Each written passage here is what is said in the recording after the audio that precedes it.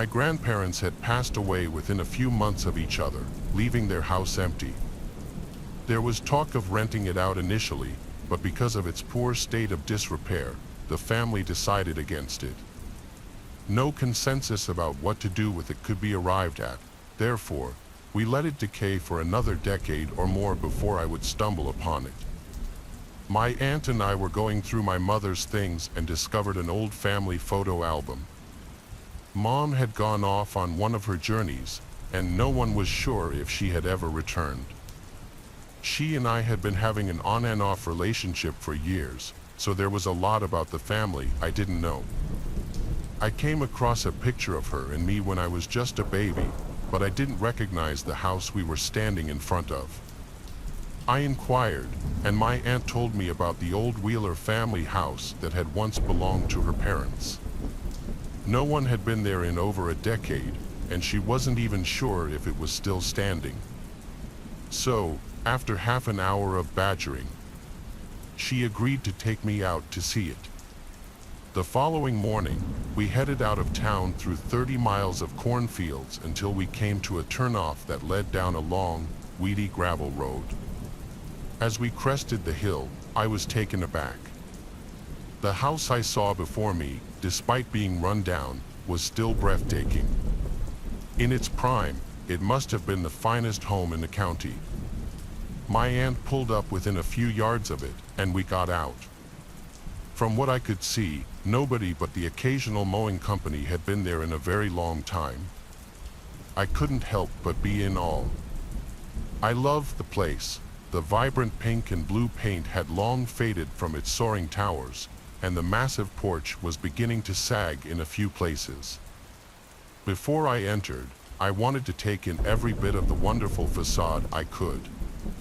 Around the back were the remnants of the old horseshoe pits and what my aunt told me was my grandfather's Ford pickup.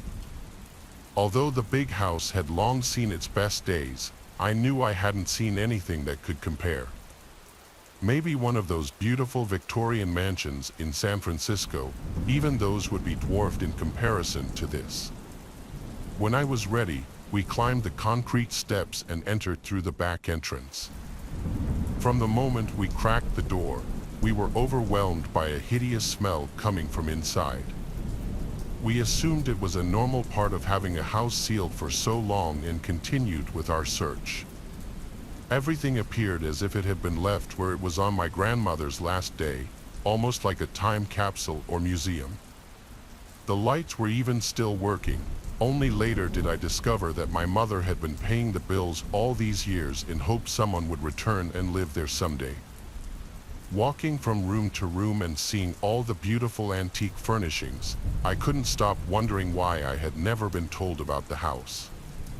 Regardless of our frequent estrangement, I would have helped my mother with the upkeep of it. It was downright insane to me to leave such a beautiful place to rot. Then again, my mother's strange ways were the main reason for our frequent falling outs. As we made our way to the second floor, the smell only got worse. I suggested we cut our visit short and just take a quick look around. Every door was closed, so I went to the closest one and stuck my head in. This must have been a guest room or spare. Upon the bed laid a beautiful and elaborate quilt, easily over 100 years old. My aunt was going through a cedar chest in a room next to me. I joined her, and we discovered another much older photo album and decided to bring it back with us to look at later. She closed the door behind us, and I made my way toward the last room. Unfortunately, the closer I got to the door, the stronger the smell became. I was reluctant to open it, but I thought if the poor critter was where I could get to it, I'd take it outside and give it a good burial.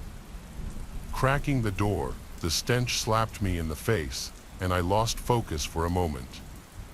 When I regained my composure, I was met with a terrible sight. Before me was not a dead forest creature, but a human being. The bloated body, now unrecognizable, lay curled up silently on the bed. I could feel my knees begin to buckle, so I turned as quickly as possible away and out of the room. My aunt was confused by my behavior and stuck her head in before yanking it out quickly again. We both ran down the stairs where the smell was less potent, and I called 911. The officers spent a few minutes in the room before coming back out with a small piece of paper and a driver's license. One of them joined us at the table where we were sitting and asked a few questions about my mother. This made me nervous, and I began demanding he explain himself. A serious look came across his face, and he told us that the body appeared to belong to my mom. I didn't want to believe it at first, but when he handed me her license, I knew it was true. My aunt and I held each other for a long time and cried. The officer gave us a few moments before interjecting himself again. Then he asked me if I knew why she would take her own life. I had naturally assumed my mom had died in her sleep. She was an older woman, but the note he handed me made everything clear. She had been depressed for a long time because of being at odds with each other, and the last time we spoke, some things were said, and she feared she couldn't take it back. The morning after our argument, she decided to return to the only place that she'd ever been happy. Although she claimed to not be sure of what she was going to do at the time, the poor state of the house just sent her over the edge. The last sentence asked that I not blame myself for her death and that I move on with my life. The ending read simply, "Goodbye, Mom."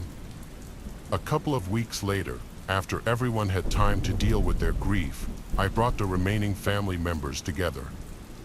After seeing the old house and realizing how the poor condition of it had hurt my mother, I proposed we try to raise the money to renovate it. In light of what had just occurred, I wanted to at least try to create something positive from our tragedy. I was given their blessings and went to work.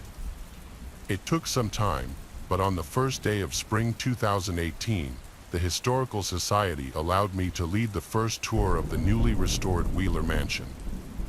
A great day could have been much better had my mother been there with me. No matter our differences, it was her who inspired me and the one who truly made it all possible.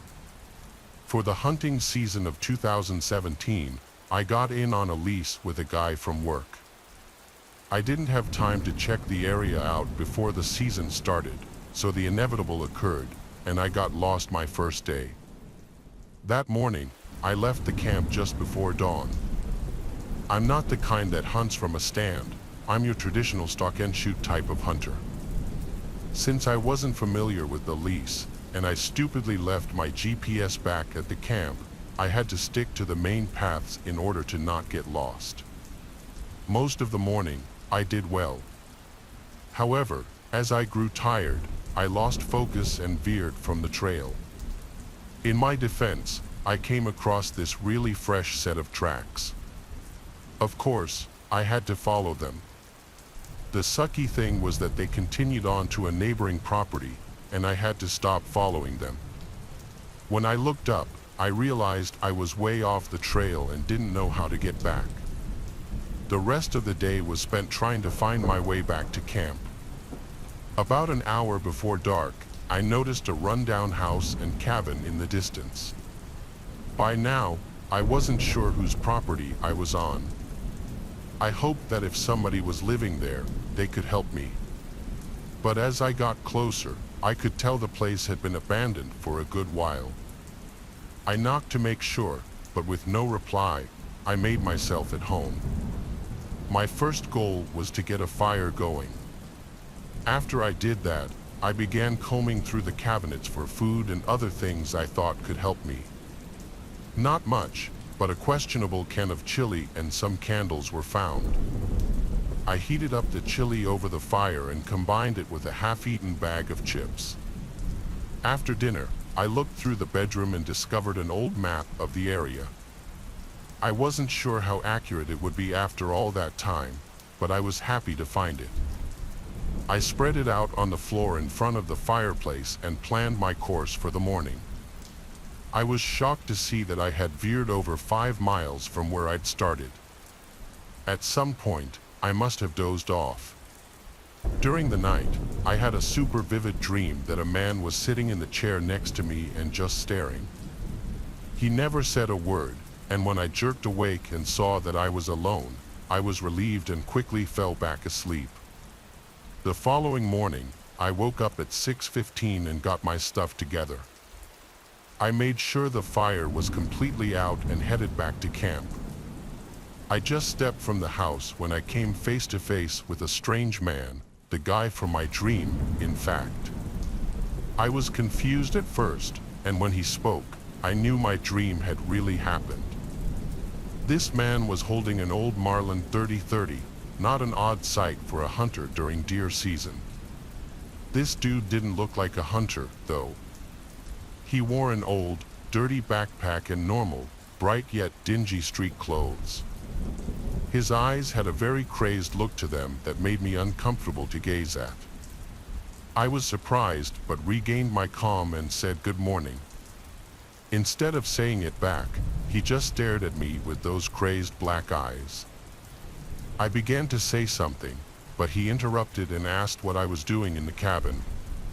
Before I could answer, he blurted out that it was his place. I continued to explain what had happened the day before.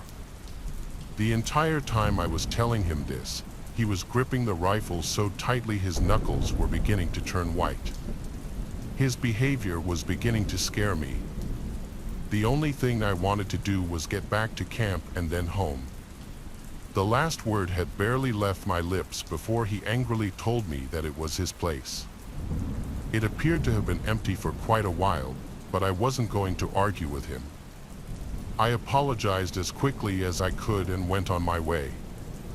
For a good 100 yards or more, I kept looking behind me. I was waiting to get shot in the back. Every time I looked back, he was staring maniacally back at me, death gripping his gun. It took a couple of hours to find my way back, but by then, I'd had plenty of time to dwell upon our encounter, and I was truly freaked out by then. It actually hit me. The guys that were still in camp were happy to see me and asked what had happened. I just said I got lost and camped out for the night, never mentioning the nutcase that I met. I doubt that they would take it seriously anyhow. The whole experience had me so scared I wanted nothing more than to get home. The other guys must have thought I was crazy. After throwing all my stuff into the back of my truck, I tore off out of there and never returned. I knew I would never be able to feel safe knowing that Kook was somewhere out in the woods, possibly watching our party. That following Monday, my friend asked what had caused me to leave so abruptly. I made up some lie about my wife being sick. I'm not sure if he even believed it. Nothing was said about it again, and maybe, just maybe, things are better that way. There was the empty house in my street that all the kids thought was haunted. I'm not sure how long it had been there, but I'm almost positive no one had lived there during my lifetime. The style in which it was made differed drastically from the other houses around it, so I think it might have been built far earlier than the others. The talk among the grown-ups was that it belonged to the guy who built the housing addition, and when he lost all of his money, he shot himself in the study. After his death, his estate got stuck in probate, so the house sat empty. I haven't found anything supporting the story, but it went a long way to reinforcing the haunted mansion idea. I spoke to an older kid who had been inside before, and he claimed there were satanic stars painted everywhere. I now know he was bluffing me, but as a 7-year-old, that scared the life out of me. There was a big field between that house and the rest where we used to play. Once or twice, a kid would hit a ball into the yard and have to go get it. It was funny to watch them try to hop over the wrought iron fence and back as fast as they could. They almost always tripped coming back over. Then one day, it was my turn, and now I wasn't laughing. A group of us kids had been playing football all afternoon. The team I was on had just scored a touchdown, and I was chosen to kick the field goal. We had this old metal structure that we used to kick through. It was stuck off in the corner of the field, and we had to drag it out to use it. My team set it up about 20 yards from the old house. It was obviously too close, but kids don't always think things through before they do them. The kid playing center hiked the ball to our QB, and I nailed it straight between the bars and on through one of the upstairs windows. I watched helplessly as it happened, knowing I couldn't stop it. The second it came into contact with the glass, all the other kids took off, all except one. The kid the ball belonged to had just gotten it a few days before for a birthday present. He knew he was going to be in serious trouble if he didn't come home with it. He didn't have to say a word. Tears were already beginning to roll down his face. I suppose I could have told him to forget it and let him face his doom, but that's not my nature. I assured him I would go get his ball back, but he had to go in with me. This made him far more scared. I'm sure inside his head he strongly considered leaving it where it was, but he knew he had no other choice. As he choked back the sobs, he nodded, and we made our way towards certain death in our minds. We entered around the back to prevent being seen by nosy neighbors. I tried the knob and was surprised to see it opened. Fortunately, the lace curtains were light enough for us to see our way around. The scary graffiti was nowhere to be seen. Actually, the inside almost looked untouched other than white sheets draped over the furnishings. Once I realized that it was nothing like I'd ever imagined, the old house lost much of its hold over me. My friend was younger, and it was obvious he was still terrified. I had begun looking around at all the old pictures, but he wanted to get out as quickly as possible. Several times, he had to pull on my shirt to get me moving. The second floor was similar to the first except for the terrible smell. All the rooms were open except for the one at the end of the hall. We looked through the others until we came to the closed door. I opened the door, and the smell got a lot worse, but I wasn't concerned about where it was coming from at the moment. Both of us pulled our shirts over our faces and rushed into search. I was rummaging through the sheets, and a shrill scream came from behind me. I spun around and saw my friend with his hand over his mouth, pointing at a man laying on the floor. We both stood still and waited for him to move. For a second, I thought we were in big trouble. However, the longer we stood there, it dawned on me he was the source of the smell, and it was because he was dead. I lost my cool after that and yelled out, "He's dead, let's get out of here." My friend was hot on my heels. We didn't stop until we reached my house, and we caught our breath. I realized we left the ball behind, and neither of us wanted to go back in. So after a long time, we gave up and went to my parents and told them what we had found. They were cool about it actually. First, they made sure we were okay, and they called 911. The two of us sat at my bedroom window and watched the police go in and out of the house. When the paramedics brought the man's body out, a police officer followed behind him with a football. He brought it over and talked to us for a while. We thanked him, and he left. A couple of days later, there was a small paragraph in the paper talking about our morbid discovery. Us kids had been coming up with all kinds of horrible causes of death for the man. In the end, it turned out to be a run-of-the-mill drug overdose. Most of us quickly fell back into our normal lives and didn't talk about it unless it was brought up. My friend said his parents had asked him once if he had anything to do with the thing in the paper. Perhaps wisely, he played dumb and just let it go. To their dying day, I don't think they knew how close he came to losing that ball forever. I was too young to remember what the house originally looked like. Mom showed me pictures taken with the old couple standing out in front of it a few times. The husband passed away in early 1995, and with no one left around to help her day to day, his wife sadly had to go off to a nursing home. By most accounts, they were a much-loved part of the neighborhood. With their loss, there seemed to come a rapid decline in its fortunes. The sell-offs were gradual at first. Before anyone caught on, almost 20% of the homeowners had moved on to greener pastures. Not all of those owners sold outright. A small group decided to hold on to their properties and rent or lease them out. This unfortunately began to attract tenants of a much lower income level. In a matter of a few short years, the neighborhood had sunk so low that only a handful of those original families from 30 years before were still around. Those that replaced them rarely stayed longer than 6 months at a time, and the damage they managed to do in that period was often things that couldn't be fixed with a little drywall and sod patches. I think I was around 13 or so when I began to notice how bad things were. It wasn't out of the ordinary to see open deals, and shootings had become commonplace. The last few remaining original families were far from happy with the way things had turned out, but there wasn't much they could do. Most of them were older couples, previously unfamiliar with any form of crime. Once the drug dealers moved into the old couple's house, the remaining law-abiding citizens feared for their futures. After the couple's deaths, the house was left to one of their children. They had rented it out for the first few years, but when the tenants destroyed it one too many times, they sold it off to a young family. The new owners took the time to renovate the house only to put it back on the market within the year. They were good people and weren't prepared for the dangers ahead of them.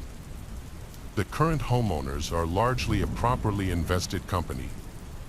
They managed to rent it out once or twice, but by the time the dealers began squatting, it had been empty for over 2 years. Although most of the old families had moved on, there were still enough left to be angered by the dealers' actions. The old couple had been loved so much that the very idea of drugs being dealt out of their home was sacrilegious. It was bad enough that the neighborhood had been turned into an open-air drug market, but turning a house, especially that one, into a crack den was a step too far. At first, a few of the men on the street asked the gang to move somewhere else. Their pleas fell on deaf ears and were answered with curse words and certain finger gestures. They tried calling the police, but by the time officers arrived, no one would be present. The strategy didn't do anything other than anger the squatters. They got their revenge one night when they caught Mr. Jerry, my friend's dad, with his guard down.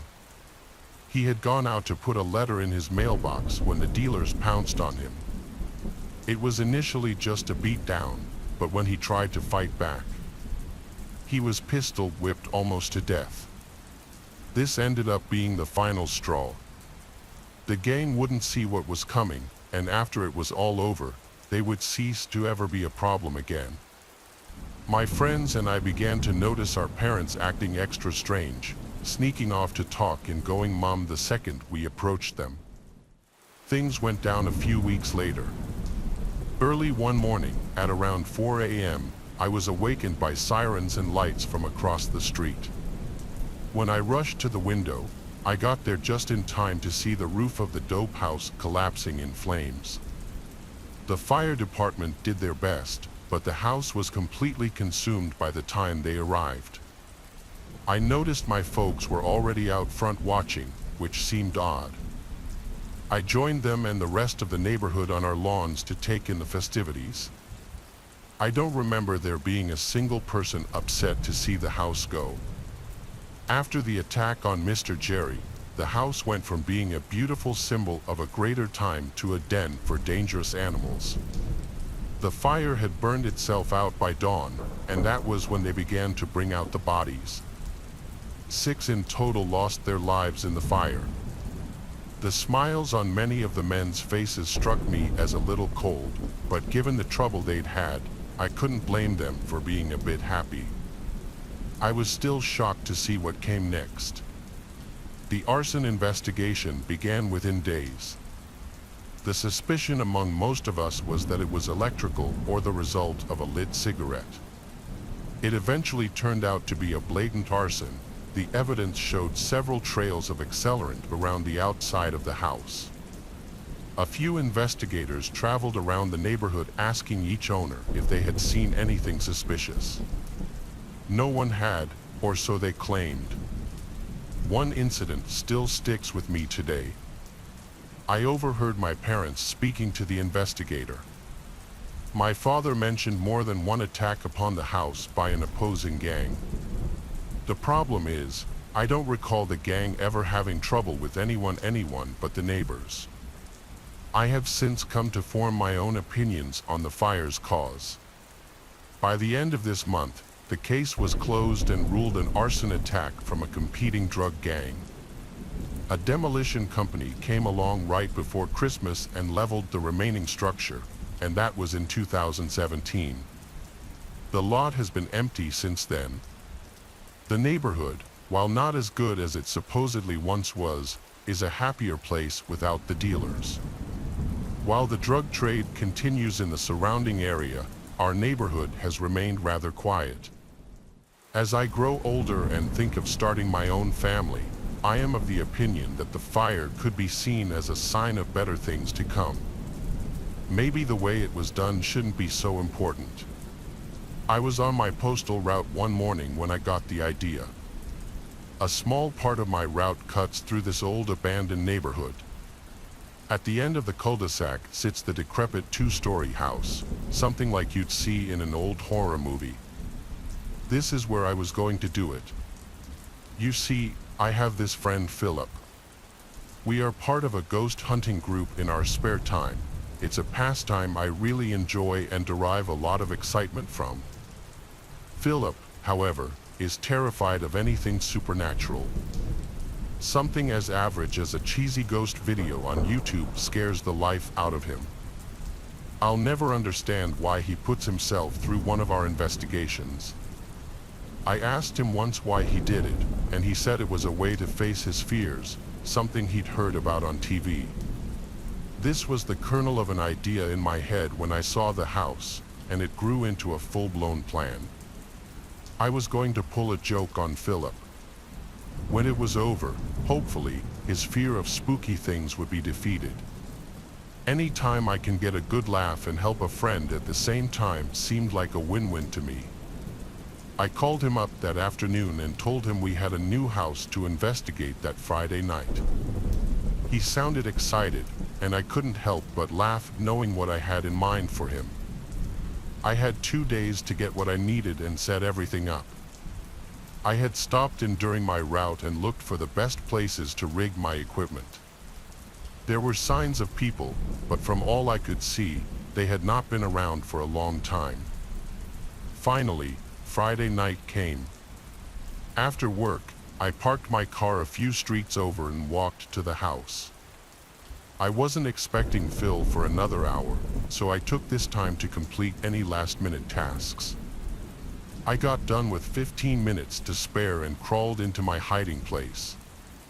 Within minutes, I heard footsteps approaching outside. I bit my lip to stifle my giggling. I had never felt so much like a child at that moment. Mere seconds after I heard the footsteps, my phone vibrated with a text message. It was Philip. He said he was held up by a train near his apartment and was running late. This was bad news. Phil lived almost 30 minutes away, and I'd have to lay crunched up in a hidey hole even longer. The steps entered the house, echoing down the massive hallway. Wait a minute, this is when it hit me. If Philip was a half hour away, who was here?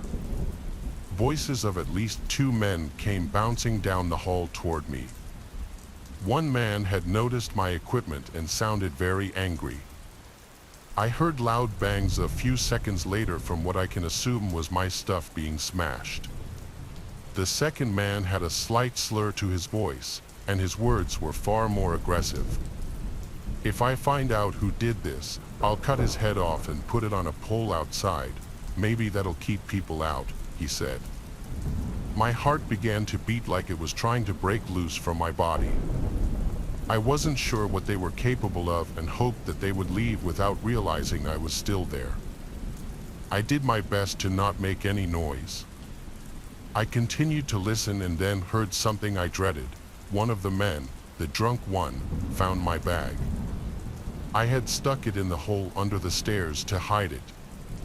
Even then, I wasn't sure that they knew I was still there, at least until the other man began calling for me to come out. He said if they made me look, they were going to make me sorry, and they found me. All doubt was removed with that statement. I could hear them going from room to room, opening closets and doors. They were a few rooms away, and I decided I needed to get out of there. That second, when I heard them enter the room next to me, I made a break for it. I didn't dare look back, and within seconds, I could hear footfalls behind me, so I pushed myself even harder, and it seemed to work. The closer I got to my car, the footfalls seemed to grow quieter. Still, even then, I didn't dare slow down. I ran around to the driver's side of the car and unlocked the door as fast as I could. This was the first look at my two pursuers. I was pleased to see them almost 100 yards behind me. They were gasping and fighting for every breath. I wasn't taking any chances, though. I started my car and tore out of there without looking back ever again. I remembered Philip was on his way. I made up some quick BS text and sent it to him. I did so just in time. I was 4 or 5 blocks from the house when we met each other across the intersection. He pulled up to me, and I began spinning some yarn about a wrong address, and he must have believed it. He shrugged his shoulders and turned around and headed for home. I followed him for about a mile just to make sure and then turned off for my own place. To my knowledge, Phil still has no idea how close he was to being assaulted by a pair of angry squatters. The same likely applies to the practical joke I was planning. After my run-in with them, things got put into perspective. I realized the joke was a childish thing to do in the first place. I've put stupid stuff like that behind me now. I'm in no position to tell folks how to live their lives. If he wants to live in fear, that's his choice. God knows there's plenty of things out there to be afraid of. The story may be too fantastic to believe, but I promise it happened. It was the last months of 1999 in my first marriage. It just ended when we began discussions. I agreed to let my ex continue to live in our house with the kids. As a result, I was thrust onto the market for a new home. For the time being, I was crashing in an extended stay hotel, living on fast food. Finally, as that spring approached, I found a place I loved. The only disappointing part of the deal was that it had been uninhabited for going on 7 years. The woman that had lived there before had died, and her heirs had let it sit empty. It was eventually agreed upon to put it on the market, and that's when I came upon it. Despite the probable long list of repairs, the price was too good to pass up. The morning of March 3rd, I picked up the keys and signed the papers. The house was officially mine, and I got to work immediately to make it livable. I replaced a broken window and a few other things before I moved in 2 weeks later. I hadn't been there 2 days before I received a visit from a pair of detectives. They sat me down and told me the craziest thing I'd ever heard in my life. According to them, the nice little old lady who had lived there, Sarah, had an abusive husband named Walter. She claimed Walter left for the store one morning and never returned, and because of his history of abuse, she didn't report his disappearance. The couple's only child, Lisa, didn't either. Her mother had told her Walter had been having an affair with a woman from his job and had likely run away to be with her. Lisa took her mother's story at face value, and the woman bid Walter good riddance and moved on with their lives. Within the year, Sarah, now a free woman, began a relationship with her neighbor John. She was granted a divorce, and the couple was married not long after. The pair lived out their lives in the house. Not everyone was so eager to believe Sarah's story, and the police were asked by Walter's sister to investigate his disappearance. Year after year, the trail always led back to Sarah, but the detectives on the case never had enough proof to arrest her. Then, about 15 years after he went missing, a new pair of detectives were put on the trail. They went back to Walter's sister, now a very old woman, and asked if she had any idea how Sarah could have disposed of her brother's body. For the first time since the case began, she recalled an incident that took place not long after Walter's disappearance. She was visiting Sarah, hoping to get information as to where her brother had moved to, and she happened to notice a large patch of the backyard where the ground had been tilled up and roses had been planted. The structure was odd because it was still in the middle of winter and at least 4 months before planting season began. The bushes would surely die in the brutal Michigan winter. She asked Sarah about this, and she simply said she wanted to get ahead of things. The sister had no reason to disbelieve her at the time and accepted the story. For the first time in a long time, the police had a direction to follow. However, they were frustrated by the judge's denial of a search warrant, and the case soon ran out of steam, as it had so many times before. Life would proceed, and over the years, the case would be forgotten. That was until a new police chief was hired, and he launched an initiative to clear the city's open cases. My visitors were assigned the case. After a little research, they discovered Sarah and her new husband had died, and the house had a new owner. The reason for their visit was to ask if I would allow them to dig up the yard to look for Walter's remains. I was naturally shocked by all I'd heard and needed time to think about it. After taking a few days to consider the request, I gave them the okay. The following morning, 20 or so cops, accompanied by a backhoe, began their search. I want to say I was surprised by what they found, but after hearing their story, Walter's skeleton being discovered was almost expected. At the end of the day, everything seemed to work out for the best. The cops managed to close a 50-year-old mystery, and Walter got to be put away alongside his loved ones. The only downside was Walter's sister didn't live to see it. She deserved to be there for the funeral after all the time she had put in the search for him. The situation had made me do a lot of thinking since it was brought to my attention. From all reports, old Walter was not good to his wife or respected their marriage. Maybe Sarah had a good reason to put an end to his nonsense.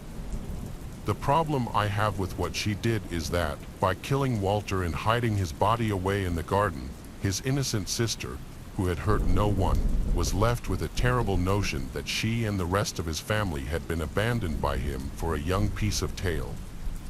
Then, as time carried on, and she had come to terms with the strong possibility her brother was dead, she had nowhere to go to mourn him. And that, to me, my friends, just doesn't feel right. No one knew where it came from. We all went to sleep the night before, and it was there the next morning. Not even the owners of the house on both sides had a clue how it got there. Neither homeowner ever heard as much as the hiss of air brakes during the whole of that night. The only real indication of how it arrived was the trailer it was sitting upon. I was still relatively young at the time, around 13, but the subject was a hot topic around the neighborhood, and every person I spoke to, whether a kid or an adult, was eager to talk about it. Our neighborhood was somewhat new and off by itself, and it wasn't out of the ordinary for folks to dump things out there. Dogs and cats were the most common, but 1 or 2 cars would turn up every year. A house, though, no one had ever seen that or expected it. The days passed, but no information could be gotten from anywhere. Soon, it began to take on a spooky and haunted reputation, along with its phantom-like arrival in the dark of the night. It did look a little similar to that house from Psycho.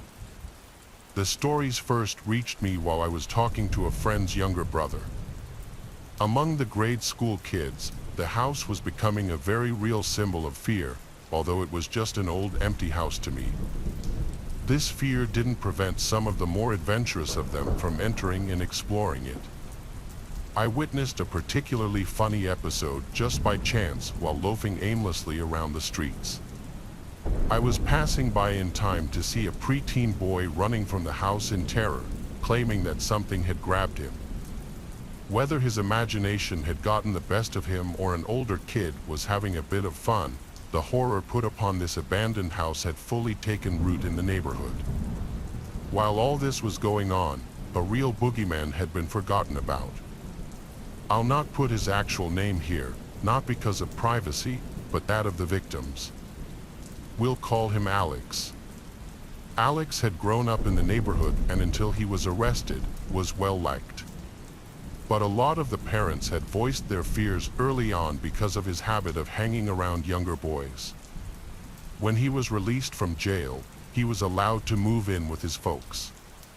Anyone who wasn't aware of his proclivities beforehand knew now. Every parent in the neighborhood watched him closely, but when the ghost house popped up, people's focus had shifted. A few of us teenagers were riding our bikes around the neighborhood. The father of a boy we'll call Billy was looking for his son. I overheard him speaking to a young kid close by, asking if he had seen him. Nonchalantly, the boy said that he had seen Billy going into that ghost house with Alex just a few minutes prior, and this got my full attention. The shock on the father's face is still crystal clear in my mind. I turned around and watched the father run full speed into the house. Most of us there stood transfixed as we saw Billy's dad disappear inside. Things were quiet for about the first 30 seconds, then all of a sudden a loud ruckus broke out, followed by Alex flying out of the doorway and onto the ground below. Billy's dad was close behind. He leapt onto Alex, throwing fists as he landed. Billy came out a few seconds later, crying for his dad to stop. His dad ignored him, standing up and kicking Alex to the ground over and over. Alex eventually got to his feet and ran for home. Billy and his dad were right behind him. I continued to watch until they disappeared from my sight. Billy and Alex would both claim later on that nothing had happened between them. Either way, Billy's dad had the support of most of the community, and Alex declined to press charges on him. Alex would eventually move away and out of the minds of most of us until he was arrested 3 years later for abducting and killing 2 boys near his new home. Only then did we realize how lucky Billy had been that night. As I'd fallen asleep, I remember wondering what was going to happen to Alex and Billy's dad. When I woke up, things were normal for a summer morning. Around 9, I was making a bowl of cereal when I got a phone call. It was a friend of mine, and he was short of breath and excited.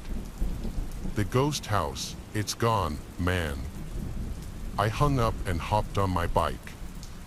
When I arrived at the end of the street, I looked down and saw the empty lot as it used to be. I rode down to it, and a small group was gathered, talking to the neighbors. It was much the same as the morning when it appeared. They hadn't heard or seen anything strange. It seemed to leave just as silently as it had arrived. To this day, I haven't met a soul who knows anything about that house. Sometimes I think I dreamt the whole thing up, but then I speak to an old friend from the neighborhood and my memories are confirmed. Of course, I don't believe it was haunted or anything like that, but I know for sure that something was wrong about it, and I pray that I never see it again. I should start off by saying my brother is not only a military man, but he's your basic hetero, never let them see you cry cliché of a military man. He's not afraid of anything, well, except for the entire country of Japan. This is his story. My brother joined the Marines when he was 18 and was stationed in Japan. He really enjoyed his time there for a while, the girls specifically. He made friends with some of the Japanese guys his age who worked around the base. On nights where he and his soldier friends had the night off, the local Japanese guys would show them around, bring them to bars, introduce them to girls, etc. One night, after a little drinking and no luck with girls, a guy invited my brother home to play video games.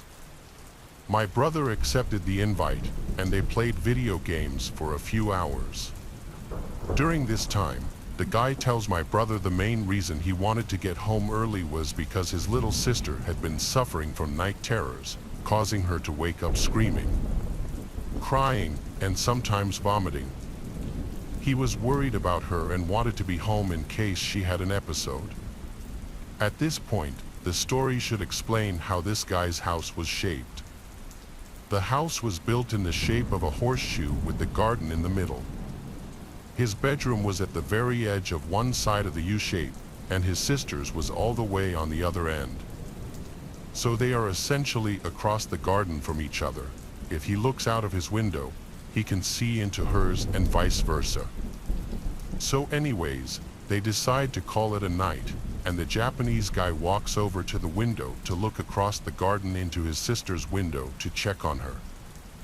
He lifts a blind and peers out for a fraction of a second before jumping back, screaming, and looking at my brother like he just saw something horrible. My brother then goes to look, and he stops him. He tells him that he saw a dark cloud with red eyes hovering over his sister's sleeping body.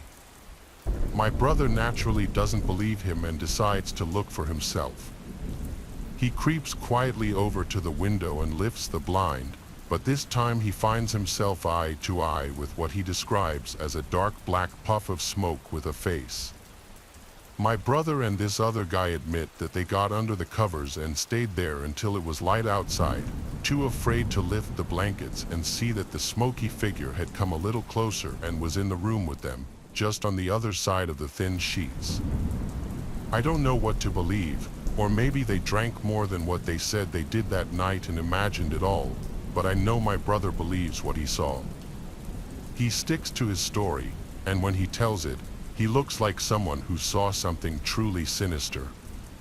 There was a thread on the main page asking cops if they have ever experienced anything creepy or odd at a crime scene. I posted the following story, and some people said I should submit it over here. I'm new here, so be gentle. This is the entire post, but the second story is the one that got the most attention. I've seen a lot of suicides, but one sticks out. This elderly female had her daughter living with her. She called us because she hadn't seen her daughter for 2 days and hadn't heard her moving around upstairs. The stairway going up was very narrow, and at the top was a direct 90-degree turn into the bedroom, and the mother was too elderly to climb the stairs, so she called us. We get there and enter the bedroom and find the daughter dead. She hung herself by tying the rope from her robe around her neck and the other end to the bedpost. Then she just laid on the floor and let her weight compress the rope. It seemed odd because she could have easily just sat up or lifted herself up to keep from being strangled. Almost would have thought her body would have done it on its own as a defense mechanism. Anyway, we untie her and check vitals, and she's gone. We need to check the body for signs of trauma, so we do that. As we're turning her over, the air escapes from her lungs, and she goes, and I feel the air blow over my arm, and it grossed me out big time. Anyway, we couldn't get her out of the room because the stairway was too narrow. Ambulance arrives, and we strap her to a backboard and lower her out the window and down the ladder of the fire truck. I felt terrible for the mother because she was in hysterics and her daughter being tossed out the upstairs window with the whole neighborhood watching. I never found out any details about her body afterward, so I don't know if she took pills and then laid down and passed out, etc., but that method of suicide struck me as very odd. Next, gun alarm called to a home where someone had committed suicide the year before. The house was still owned by the family, but it sat unused, and no one lived there. Another officer and I cleared the house and advised dispatch that everything is kosher. No forced entry anywhere, but the back door was unlocked. We contacted the owner, and he told us he leaves it unlocked. Whatever. Anyway, we're in the house just looking around, remarking how it's a shame that the house just sits there unused. The other officer goes to take a leak, and I'm standing there in the living room when I hear footsteps upstairs. Now we check the entire upstairs, each room, every closet, bathroom, etc. My partner yells from the bathroom, "Are those footsteps?" He comes out zipping up, and we rush upstairs. Nothing. Doors to the rooms are open. We check each room again, each closet, everywhere. The upstairs is flat out empty. There wasn't even furniture left in the house. He's in one room, and I'm in another when I feel this coldness enter the room. It was just a cold that felt like it encompassed my entire body. Then it was as if someone in front of me was shoving me with both hands. It was a very distinct feeling of two hands shoving me backward by pushing my chest. I'm a cop. Normally, someone shoves you, and it's game on, but this time there was no one there, just an empty room. I must have sat there with a stupid look on my face for maybe a second or two, then I left the room completely creeped out. I met my buddy in the hallway, and he tells me I look weird. I tell him what happened, and he says, "Yeah, this place is creepy. Let's bounce." It was daytime, and the house was fully lit as there were no curtains or shades on any of the windows.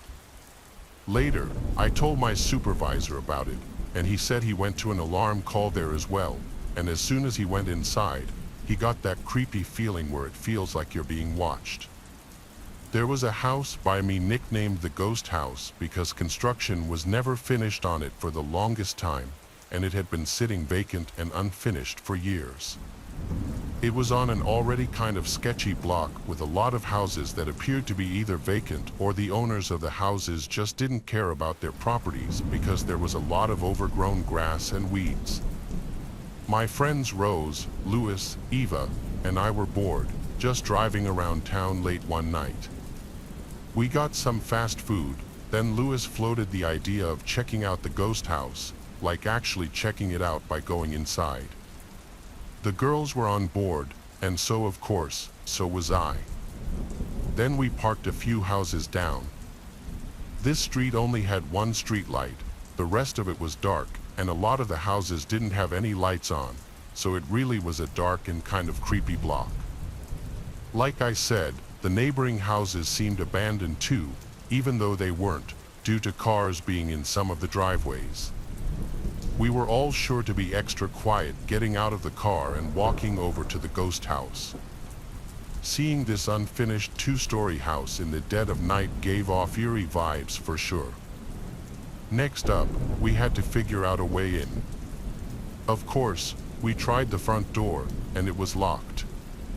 We then walked around the house, trying every window until one of them slid right open. Rose was the smallest, so she climbed in through the window and then went to unlock the back door for us, only it was already unlocked, meaning anyone could have just walked right in. We entered the house that smelled like a mix of wood and some kind of rotten cat piss kind of smell. The first floor was a lot more finished than I was expecting, and it was pretty big with lots of rooms, but there was no furniture. We kind of all split up, going different ways. I went up the stairs to the second floor, and up here was a bit more unfinished, with a lot of the wall framing exposed. I heard rustling around from downstairs, the sounds of my friends being a bit too loud, so I went really loud down the stairs. Upstairs was pretty empty. So I went back down to run into Rose, who asked what's upstairs. I said it's a bit unfinished up there. She then proceeded to go upstairs and check it out anyway. I proceeded to look for the basement, and I found it beyond a brown door right under the stairs leading upstairs. As soon as I opened it, I got a whiff of that cat piss type smell I was talking about. I started walking down the steps, and as I got to the bottom, I could see the basement looked a little more decrepit than the rest of the house. The concrete floor was stained with some brownish rusty-looking material. My first instinct was to think paint, but the color could also match blood. I looked around the mostly empty space and found in one corner a small wooden chair and a little table with a book on it. It was the Holy Bible. I heard footsteps coming down the steps. I said in a volume slightly above a whisper, "Yo, come check this out." When I heard no response, I turned around but didn't see anyone by the stairs. I said, "Who's there?" Then I noticed a girl sitting down, leaning on the wall, only it took me a second to realize it wasn't Rose or Eva. It was some random woman with extremely long and messy hair looking right at me. Then I heard one of the girls upstairs screaming, followed by Louis calling my name, saying, "Let's get out of here." The only words I could muster up were, "Holy," and I ran out of the basement and up the stairs.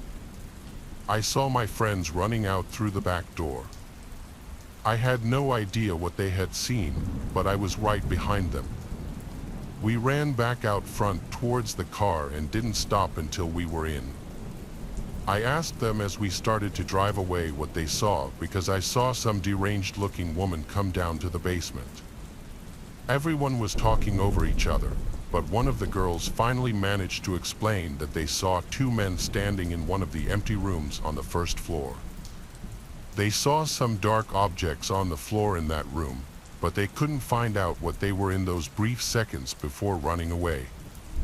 They didn't get a look at their faces, but they were men based on their statures.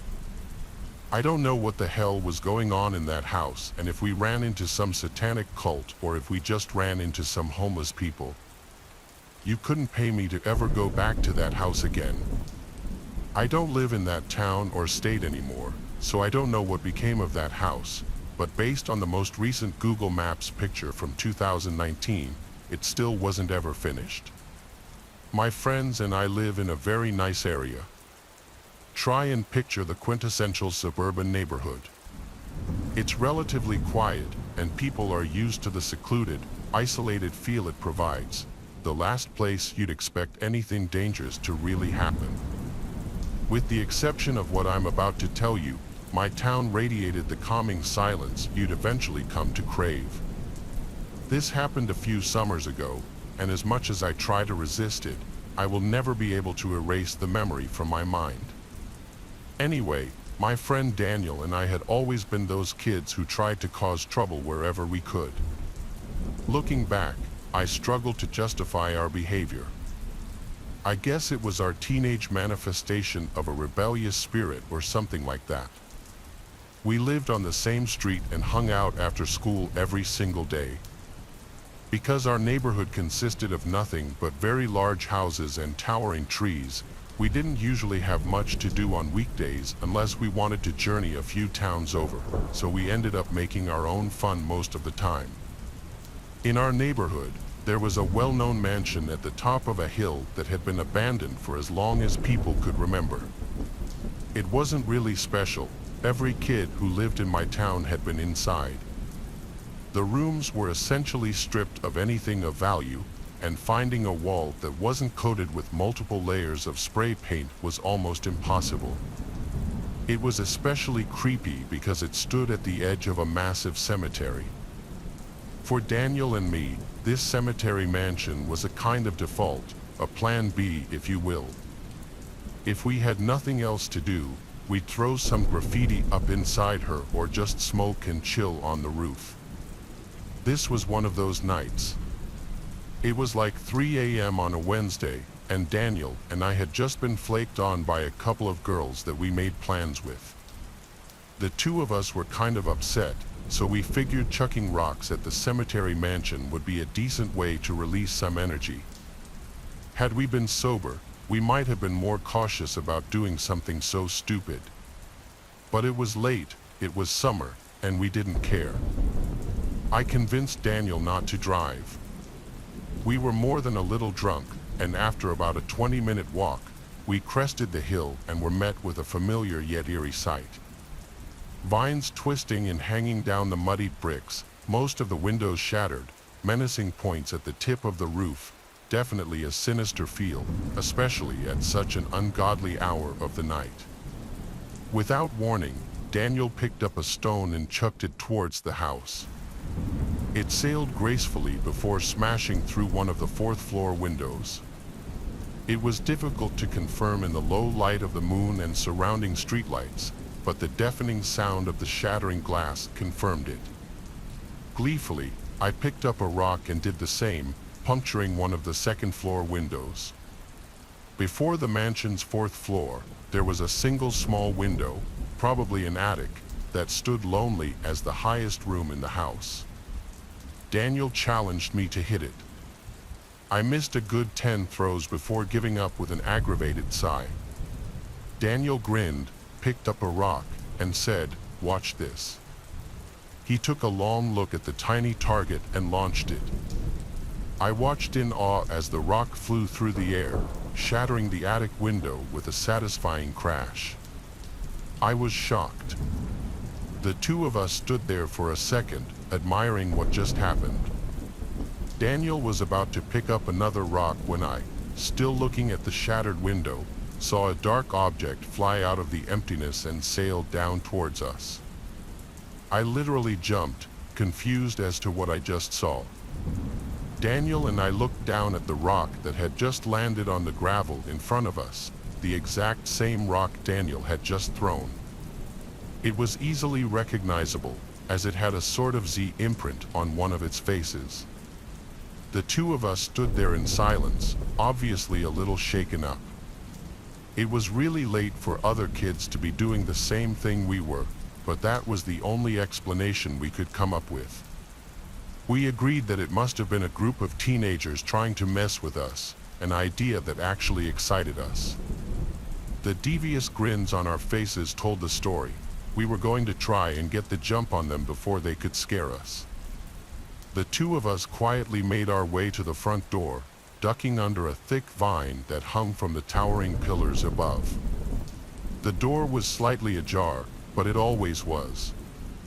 It had long since been misaligned from its hinges and didn't close properly. As quietly as we could, we stepped inside, our eyes adjusting to the minimal light and our noses to the smell of mildew and rotting wood. We slowly made our way up the creaky stairs, unable to silence the sound of shifting wood beneath our feet. We had made it to the fourth floor and were positioned at the base of the final staircase. Interestingly, we had never been up there. The entrance to the roof was on the opposite side of the house, and this room must have eluded us. Daniel took the lead, and I followed directly behind. The staircase led to a small wooden door, which we presumed was the attic door. Daniel put a hand on the doorknob and even looked back at me. I nodded, and in one fluid motion, he flung the door open. Before I could even see anything, I was struck by the smell that made me take a few reactionary steps backward. It was disgusting. It smelled like death and rot. Something was clearly decaying in that room. Daniel covered his nose and entered. I was a little more hesitant to do so, but I decided that I'd rather be by his side than alone on a pitch-black staircase. The sight was even worse than the smell. We found ourselves staring at a tiny room, the floor of which had a white pentagram painted on it. There were a few unlit candles and a closet door that we didn't open. The smell seemed to be emanating from that closet, and I was worried Daniel would want to investigate more. To our surprise, the room was void of people. I had had enough, though. This was really starting to freak me out, and I couldn't fight the urge to leave any longer. I turned towards the door, and that's when I saw it. I looked down the staircase and saw two cloaked figures looking back up at me. I cursed and ran towards Daniel. Just then, we heard stomping up the stairs from behind us, panicking as the stomping got closer to the door. I was prepared to fend off whoever it was, bracing myself for a fight. Just then, Daniel yelled at me, "Dude, come on." I whipped around to see Daniel halfway out of the shattered window, presumably stepping onto the roof. I hurriedly did the same, and the second I made it onto the roof, I heard the door forcefully open. We ran across the roof to the entrance we knew about, not wanting to wait to see if we were being followed. Had this situation not been so dire, I don't know if I would have been able to go through with our plan. The darkness made it nearly impossible to see. One wrong step, and we would have been sent tumbling to our deaths. I followed close behind Daniel, and we made it to the roof entrance. It was a little hatch that led to a ladder. Daniel failed to open the hatch up. It was locked from the inside. Just then, we heard a booming voice ring out from somewhere in the distance. "They went that way," yelled the freakishly deep voice. To this day, it was the scariest thing I've ever heard anyone say.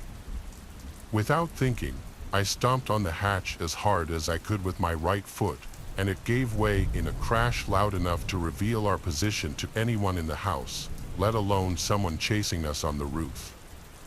The force of the impact caused me to fall into the hole, and had it not been for my hands reflexively grabbing the ladder, I wouldn't have been seriously hurt. Daniel screamed at me to go, so I climbed down as fast as I could, trying to ignore the pain in my leg. The two of us sprinted down the other staircase and burst out the back door, jumping the fence and running into the cemetery. Daniel seemed to be fine. He was literally laughing. I, on the other hand, was so scared I could barely think. I never thought squatting behind a gravestone in a cemetery could be so comforting. Daniel and I maintained a watchful eye on the mansion, half expecting someone to be following us. We waited, and just when we thought the coast was clear, we saw a group of 4 or 5 cloaked figures circling the property, frantically searching under bushes and trees. The two of us crept closer into the cemetery until we were sure there was no chance we could be spotted in the darkness. We hopped the backside fence and haven't been back to that house since.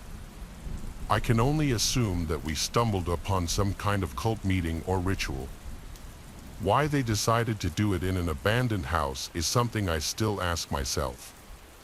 This was the year 2017. When I was rushing a frat in college towards the end of our pledge process, our entire pledge class took a trip to an abandoned hospital a few towns over. It was a sort of tradition that each pledge class would do. I carpooled with a few of my pledge brothers. There's honestly just too many names to list, so I'll just name my pledge brother that I spent most of the night with, James. James and I, and a couple of others, carpooled to the hospital, which sat next to a big park. So all of us parked in one of the parking lots in the park. We waited till everyone was there, then started walking down a pathway in the direction of the hospital until the pathway cut right, and at this point, we had to walk through the small patch of wood separating the park from the hospital. I honestly wore the wrong shoes for this. I was complaining about wearing my white Air Force Ones. After making our way through the woods, we got to the property of the hospital, surrounded by trees and a parking lot on all sides.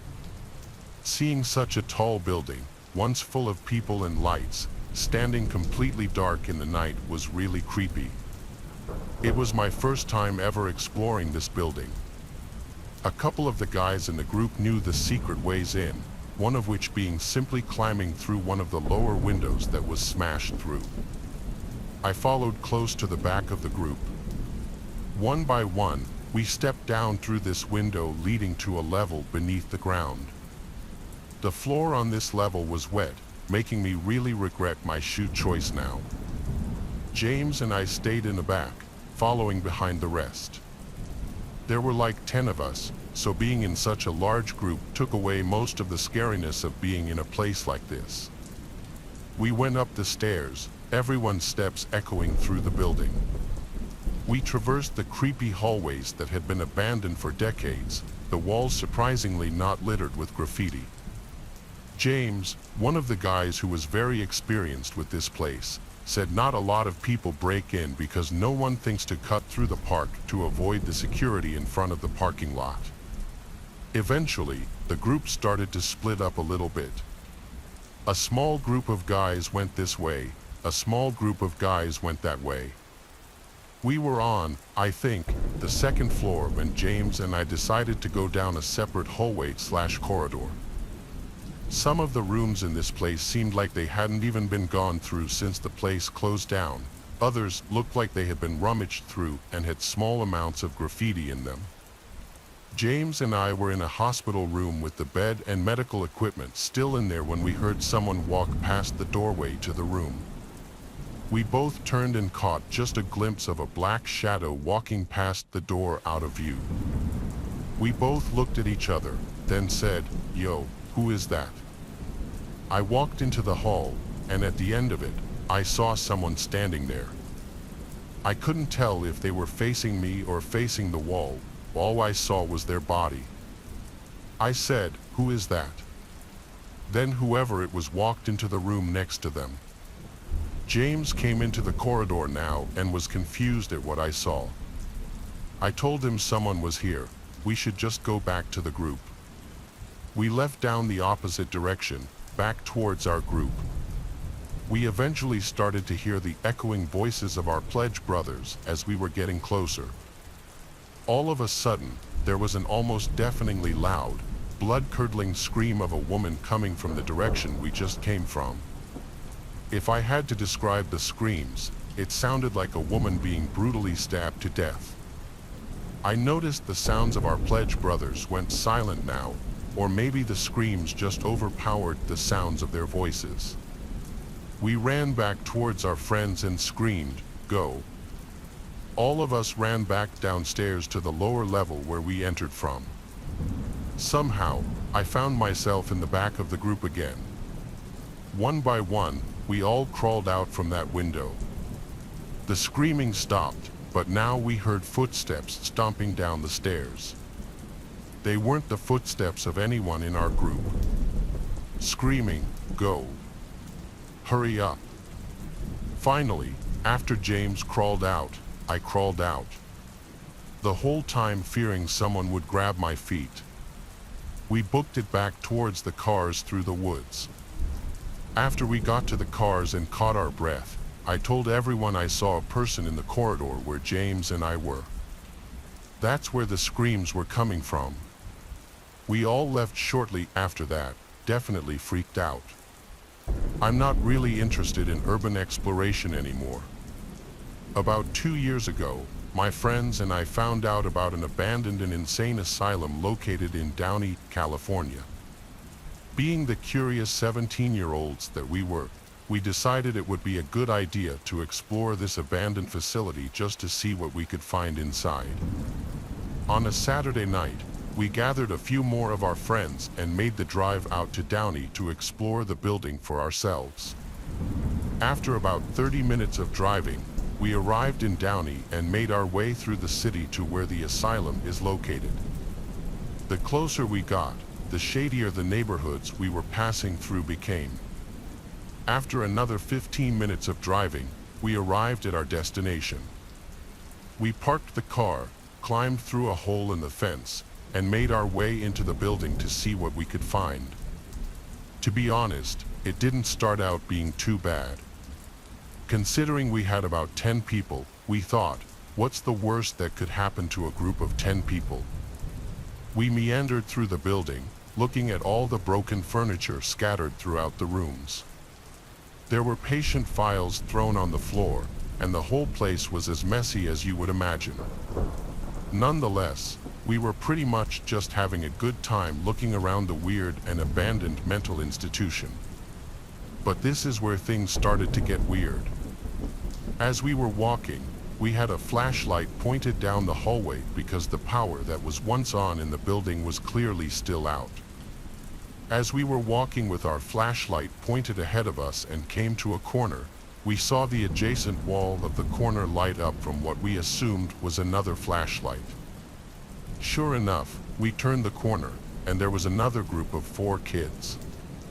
We confronted each other, and they asked us if we'd been to the slide. We politely answered no because we had no idea what they were talking about. They told us that we should follow them. Of course, we declined because we were getting weird vibes from these people. As they were talking amongst themselves, one of the kids came up to me with, I kid you not, a solid 6-inch long Bowie knife looking thing. Isn't this cool? Look what I found, he said as he moved the knife closer to my face. I politely answered, what a cool find that is, and started to back away from him, telling him that we were going to explore the roof of the building. Surprisingly, they said all right, turned the corner, and continued on their way. We made it to the roof, but I was starting to feel queasy about everything. I was seriously beginning to feel weird about being in this place and about how we were definitely not supposed to be there. At that point, I said screw it, and told everyone we should leave. Everybody agreed. Like I said, no one is supposed to be in the asylum, so most of the time, especially at night, they have a police car stationed at the main gate to make sure no one comes in. As we were leaving, we were trying to figure out the best path to get out of there without getting noticed by the police. That's when my friend saw a fire escape ladder coming down off a higher portion of the roof. We decided it was probably our best bet, so we grabbed the small ladder and positioned it in such a way that my friend Jonah could climb up it. Jonah then immediately turned around so he could help us out by pulling each of us up. As I was getting myself up there, my heart dropped to the bottom of my stomach. Jonah, did you not see this when you got up here? I whispered. What the heck are you talking about, man? He responded. I looked forward, and he slowly turned to see what was pretty much our worst nightmare. There were about 15 hooded people sitting in a circle up there, surrounding a burning cat and many other dead animals. These people were talking in tongues and making noises that seemed satanic. As we were both climbing back down the ladder, we got noticed by them, and they started talking amongst themselves in this weird language. Before we knew it, these people stood up and started sprinting towards us. I told everyone to ditch the idea of the fire escape, not to worry about the cop, and that we just needed to get the hell out of there. We started sprinting through the building with this cult, or whatever you want to call them, in close pursuit behind us. We surprisingly made it out of the building and started running across the field to the main gate. As we were doing so, a cop noticed all the commotion, turned on his sirens, and came driving towards us. Thank God he managed to cut the cult off from us and started to chase them as we ran away safely.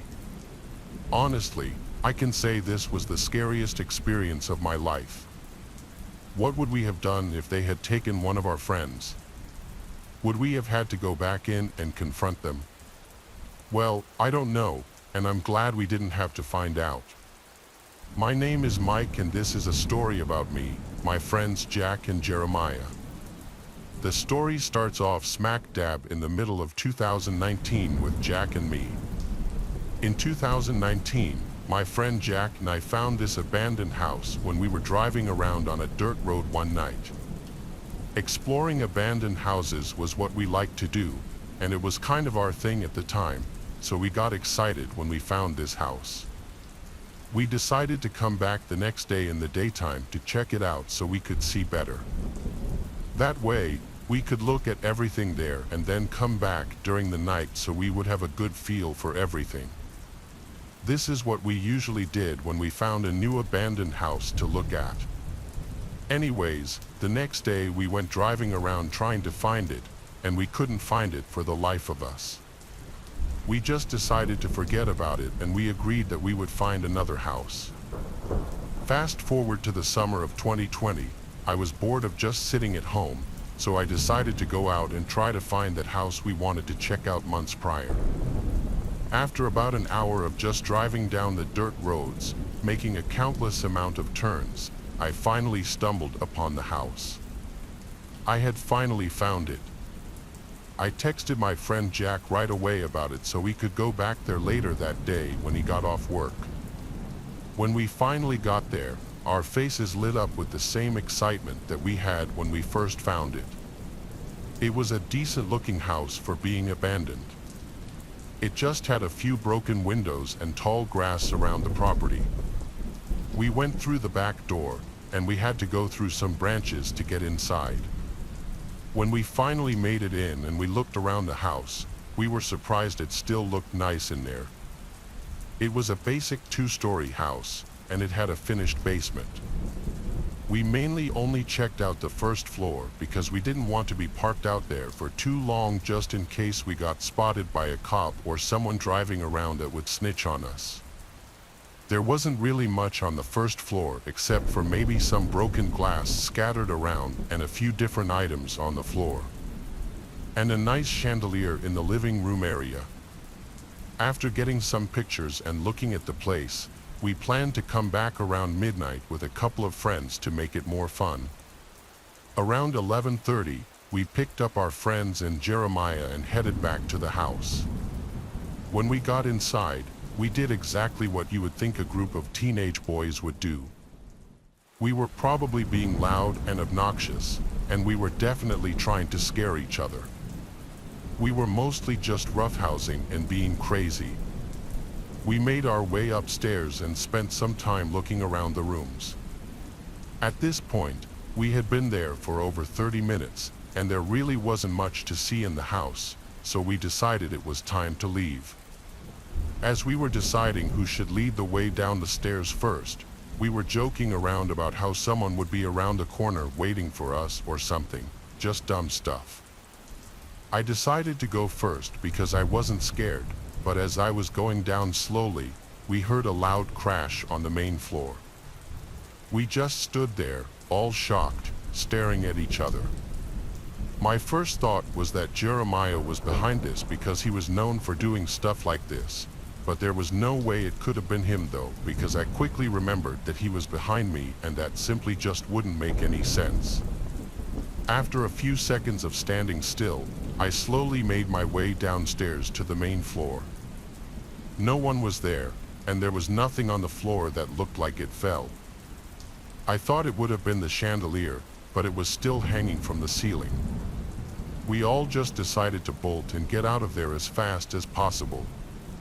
We all ran to the car, and as we were getting in the car, a big gray SUV pulled up right next to us. My heart dropped. We hurried in, and my friend Jack, who was driving, rolled down his window to try and see what was going on. "Hey!" Jack yelled at whoever was in the car. Then both the driver's window and the driver's side passenger window rolled down at the same time. "Oh no!" Jack whispered. Then, with no hesitation, Jack put the car in drive and sped out of there.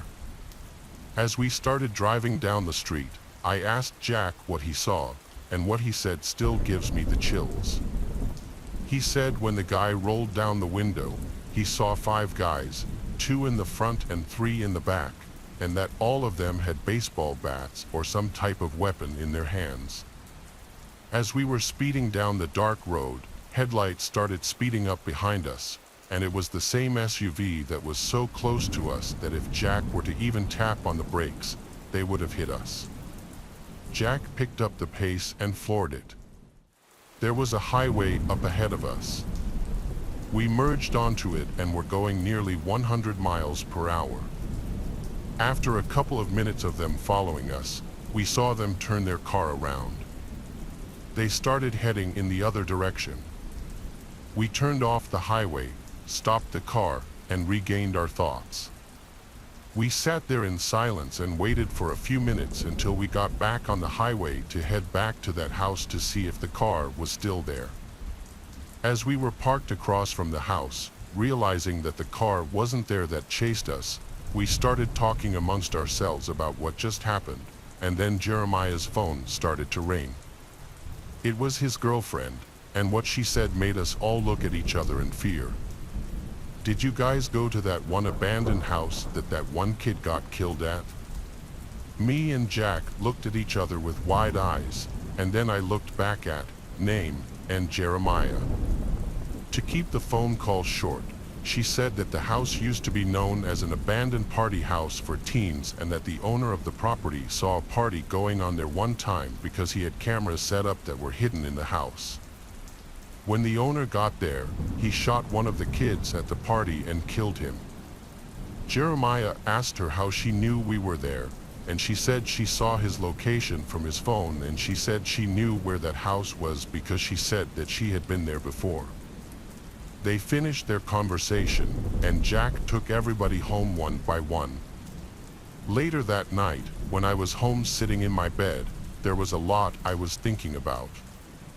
What was that noise that we all heard in the house, and who were all those guys in that car, and why did they chase us? I can't get over thinking that if we would have stayed in that house for even just a minute longer, things would have gone a lot worse for us. It's been 2 years since then, and Jack and I still think about that night from time to time. I also can't think of any solution to what that noise was that we all heard when we were in the house walking down the stairs. I don't know if it was something paranormal, but I haven't explored any abandoned homes since that night, nor do I ever plan on doing so again. I'm currently 17 years old and I live with my parents. Next door, there is an abandoned house that has been vacant since we moved into this neighborhood. We have lived here for just under 2 years now. We live in a kind of rough part of town, and abandoned homes are very common around here. I didn't really like the idea of living next to an abandoned home because it was sort of creepy, but really, I didn't care that much and I would hardly ever think about it. However, there were a few times that I can think of specifically where I could have sworn I heard something coming from that house. I thought maybe they were squatters, so I decided to mind my own business. Have you ever heard of that saying, "Curiosity killed the cat"? Well, I figured as long as they weren't bothering anybody, it was probably best to stay away from the situation altogether. One hot summer night, I couldn't sleep, so I lay awake all night tossing and turning, trying my best to get some shut-eye when all of a sudden, I heard screaming that sounded like it came from the abandoned house. It only lasted a few seconds, but I panicked. Thinking back, I can't believe that I did this, and I truly have no idea what the hell I was thinking, and I don't blame you if you think I'm stupid. But I grabbed my switchblade that my father gave me as a birthday present one year, and I quietly snuck out of my window and made my way over to the house. I had to jump a fence and get through some bushes, and I did so as quietly as possible so I wouldn't be heard or spotted by anyone. I crept my way up the back porch, and to my surprise, the sliding glass door was actually unlocked. My heart was pretty much beating out of my chest by this point, and I even almost turned around and went home. But I didn't. I should have, though, and I wish I would have just called the police instead and let them figure it out. I made my way inside, and right off the bat, I could see just how dark it was. I pulled my iPhone out and turned the flashlight on so that way I could see at least what was in front of me. That was a bad move on my part because almost as soon as I turned my flashlight on, it startled someone, and he made his way over to me. I was standing in the living room with my back up against the wall, waiting for whoever it was to walk past me, and I turned my flashlight off. I'm almost 100% sure that whoever it was noticed I was there because of my light. The person turned the corner, and I was met with a much larger man than myself. Immediately, he punched me in my face, then grabbed me by my arm and my shirt and began dragging me.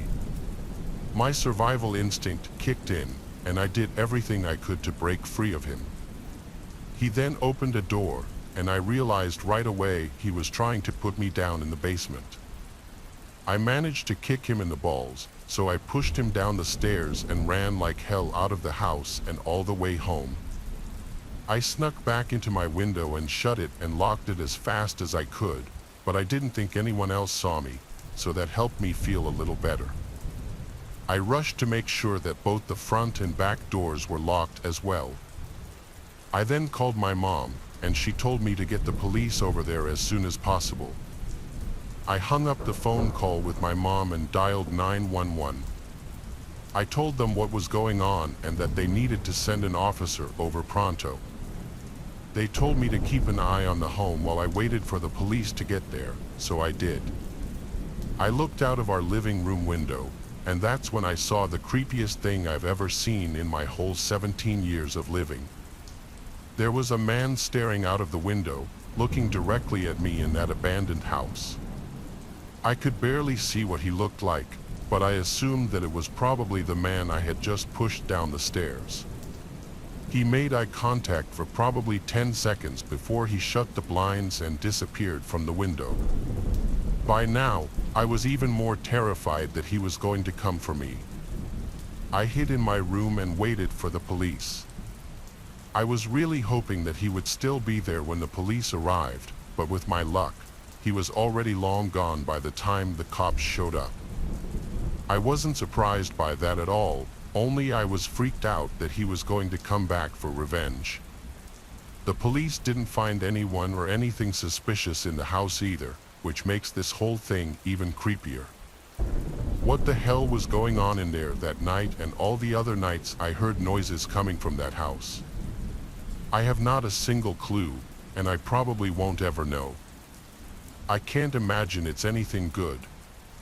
I had been living with my husband and daughter in a little apartment downtown for many years when it happened.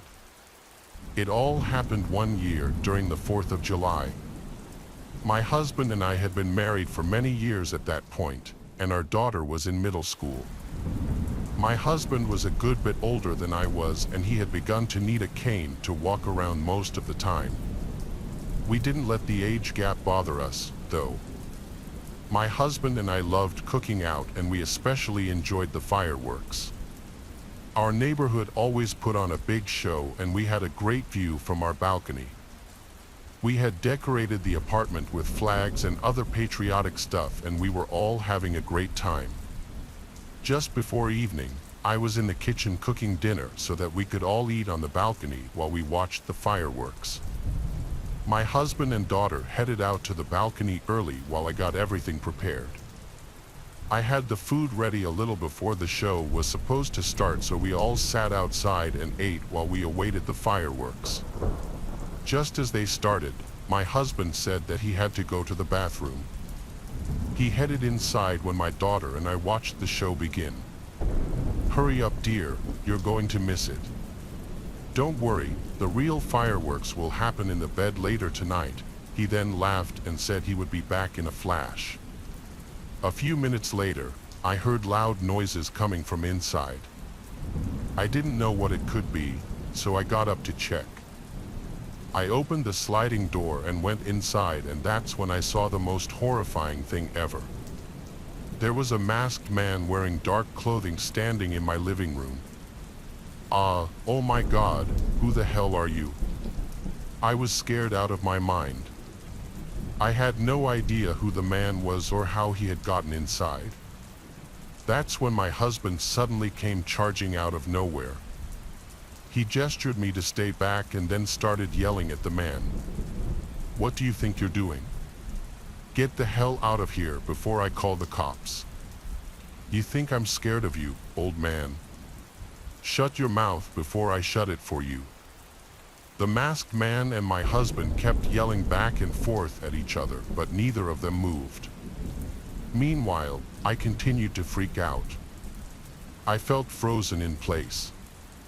I knew that I should call the cops or grab my daughter, but I couldn't make a decision. All I could do was watch my husband and the man continue to argue. Get out of here, I'm not going to tell you again. Shut your mouth, you piece of shit, or I'll blast real fireworks at you. That's when the masked man suddenly charged at my husband and grabbed him by the collar, slamming him to the ground. Oh God, somebody help us, help.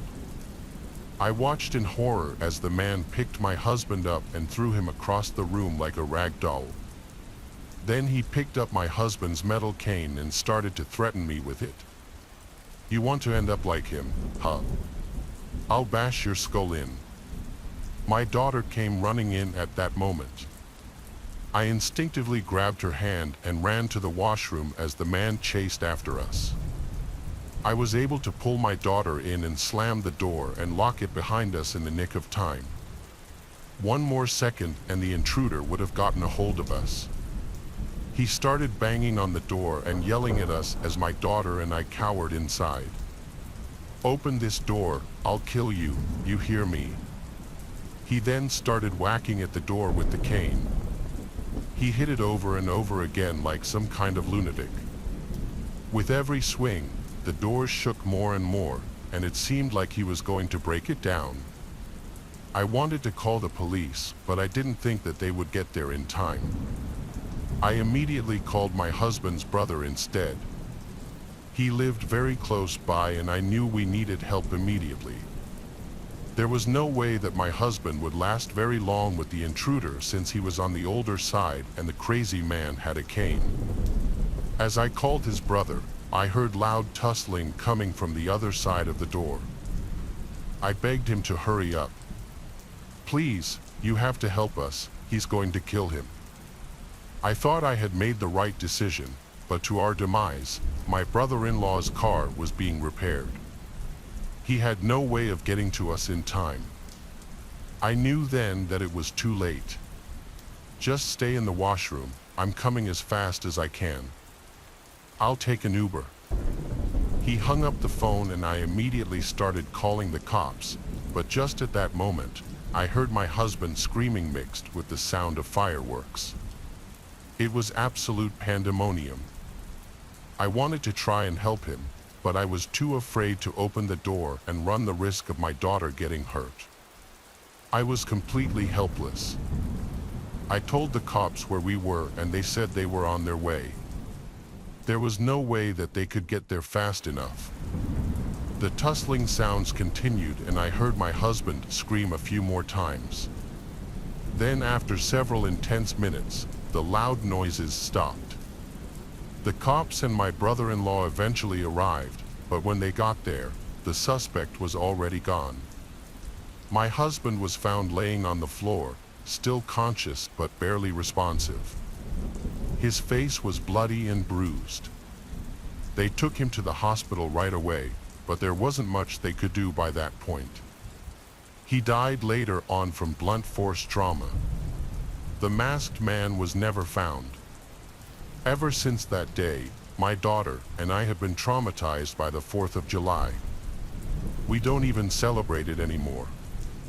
It's just too painful. All it does is remind us of that horrible night.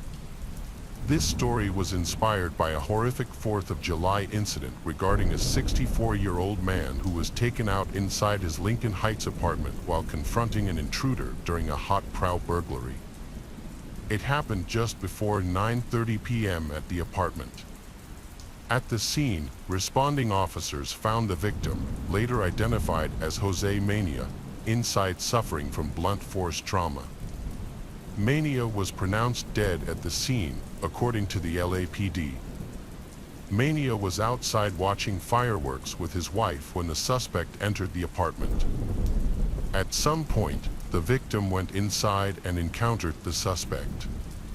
Neighbors told police they heard an argument between the two people. Mania's wife was not physically injured in Monday night's deadly incident. The victim's grief-stricken wife told reporters that the suspect entered the home while she was serving food. She went into the bathroom and locked the door and could even hear the pair fighting through the door.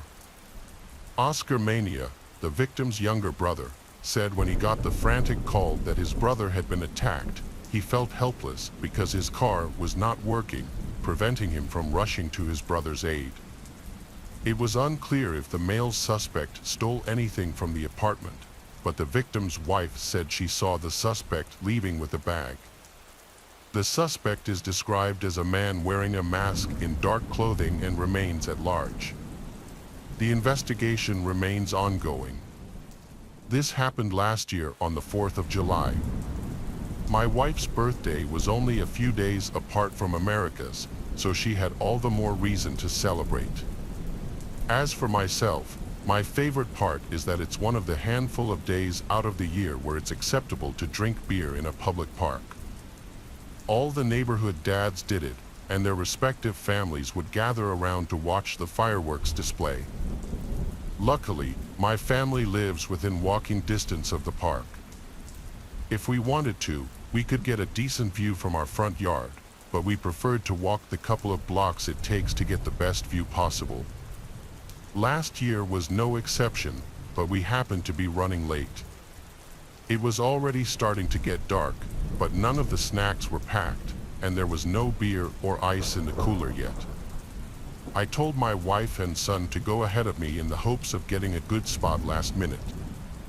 I stayed behind to pack the cooler, make a couple of quick sandwiches, and get the lawn chairs out of the garage and ready to go. By the time I was finally on my way to the park, the last of the daylight was gone. I tried to hurry, but I was weighed down by all the stuff I was carrying. Unfortunately, I wasn't quite able to make it in time. About halfway there, the first fireworks went off. They lit up the sky and sent shock waves through my chest. I knew I was missing out on some fun, but at least my son was there in time for the full experience. When I looked back to the horizon to see where I was going, something, or rather someone, had appeared from the trees. A man dressed as Uncle Tommy was pointing at me with one hand and sparklers burning in his other hand. He then picked up a sack full of fireworks over his shoulder, and before I knew it, the man was running straight for me. "What are you doing all the way out here? You're missing the fireworks." "I'm on my way now. I'm just a few minutes late." "You better give me a damn good reason why you're late to celebrating independence with your countrymen, or I'll give you a sparkling lobotomy." "Relax, I was just getting some sandwiches and a couple of beers. I used American cheese, I swear, no Swiss. Treason sandwiches. That's the reason you're missing my once-in-a-lifetime show for sandwiches?" "Hey, they were for my family, you deadbeat. Do you know how much time and effort I put into the show to make it special just for you to abandon your family and your country for a couple of crummy sandwiches and imported beer? Stay back, don't come near me. I want you dead. Somebody get this psycho off of me. I just want to watch the fireworks with my family, not get poked by an old guy on top of me. Help." I was finally able to get away from that psycho and make it through to the clearing at the park, where I saw the crowd of people enjoying the fireworks. But then, out of nowhere, all the fireworks stationed in the park started going off randomly in all directions. That day was the worst disaster in the history of my town, and it ruined the 4th of July for everyone who went through it. The psycho pretending to be Uncle Tommy didn't just attack me, he was also the perpetrator of the events in the park. He sabotaged the fireworks to go off in a dangerous and unpredictable way, and worse, he rigged some homemade explosives to detonate in the chaos. Sadly, my wife was hit with a piece of shrapnel and didn't survive, along with a few others. Fortunately, my son survived with minor injuries. The man responsible was later arrested and charged accordingly. As the 4th of July approaches, I know that my son and I will not be participating this year, and maybe never.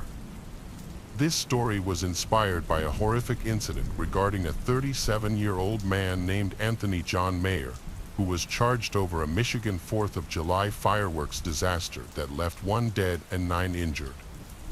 Authorities said Meyer brought and lit a salute cannon that sent shrapnel into a crowd gathered to view a public fireworks display. Following the incident, an investigation involving detectives, the Michigan State Police Bomb Squad, and the Bureau of Alcohol, Tobacco, Firearms, and Explosives revealed that a homemade salute cannon carrying gunpowder caused the explosion. Police say the device was intended to create a loud salute or boom when ignited. However, the device exploded, and metal pieces of the cannon were dispersed into the crowd. One of the victims of the explosion was a 41-year-old mother named Emily Miller, whose 42nd birthday was 17 days later. 9 other people suffered injuries varying from minor to critical, said authorities. The explosion also damaged several vehicles and homes. This happened a few years ago on the 4th of July. I had recently bought a house with my girlfriend of 7 years, whom I recently asked to marry me. We already have 2 kids together. This year was the first 4th of July we were celebrating as an engaged couple and homeowners, so I wanted to make this an extra special summer. We invited a bunch of our friends and family to our house for a backyard barbecue, and I promised everyone they would see fireworks they would never forget. I bought the biggest, baddest fireworks I could find on the internet for a great price. This was not the usual Roman candle sparklers and tiny little rockets that I usually got. If I could recall, it was a firework called something in the lines of the Armageddon. It was one of those fancy fireworks boxes that shot out a variety of fireworks and allegedly lasted a minute. On the day of the 4th of July, I spent the afternoon manning the grill and catching up with my old friends. I let the older kids play with the smoke bombs and bottle rockets. But it didn't stop them from begging me to set off the big fireworks all day. I laughed it off and told them to wait until it got dark. I didn't let it show, but I was also feeling very impatient to see the real show. Finally, in the evening, it was time. There was still a bit of light, but it was dark enough. I had all my fireworks set up on the lawn of my backyard. I started with the smallest fireworks I bought from the internet, a pack of 6 exploding mortars in all different colors, and then finally, the best for last, the Armageddon.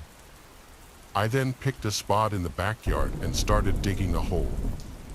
I then planted the box inside to keep it from going anywhere but up and hurting anybody in the crowd. My fiancée then handed me a grill lighter to light the fuse, then I ran back to the crowd where we were all waiting in anticipation. The fire crawled up the fuse and into the box, and then nothing. Everyone was disappointed. I was worried I might have gotten a bunch of defective fireworks from the website. I gave it about a minute, then I went over and grabbed it out of the ground. I was partly confused as to why it didn't go off and partly mad that I had apparently been ripped off. I took the box over to the fireworks table to see if I could fix it somehow. I started playing around with the fuse, nudging it back and forth to see if it would do anything, but nothing happened until that's when the damn thing went off. I felt a blinding flash of light and at the same moment felt the rocket hit my right eye and fly across my face with a trail of fire. I collapsed, screaming. After that flash of light, everything had gone black. As this realization dawned on me, I could hear everyone screaming in panic as the fireworks began shooting in every direction and at the family. A moment later, things got even worse.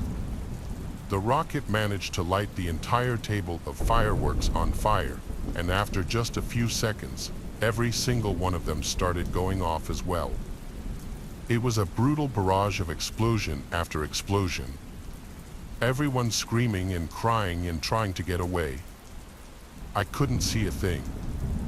I was so in shock that I couldn't even stand up.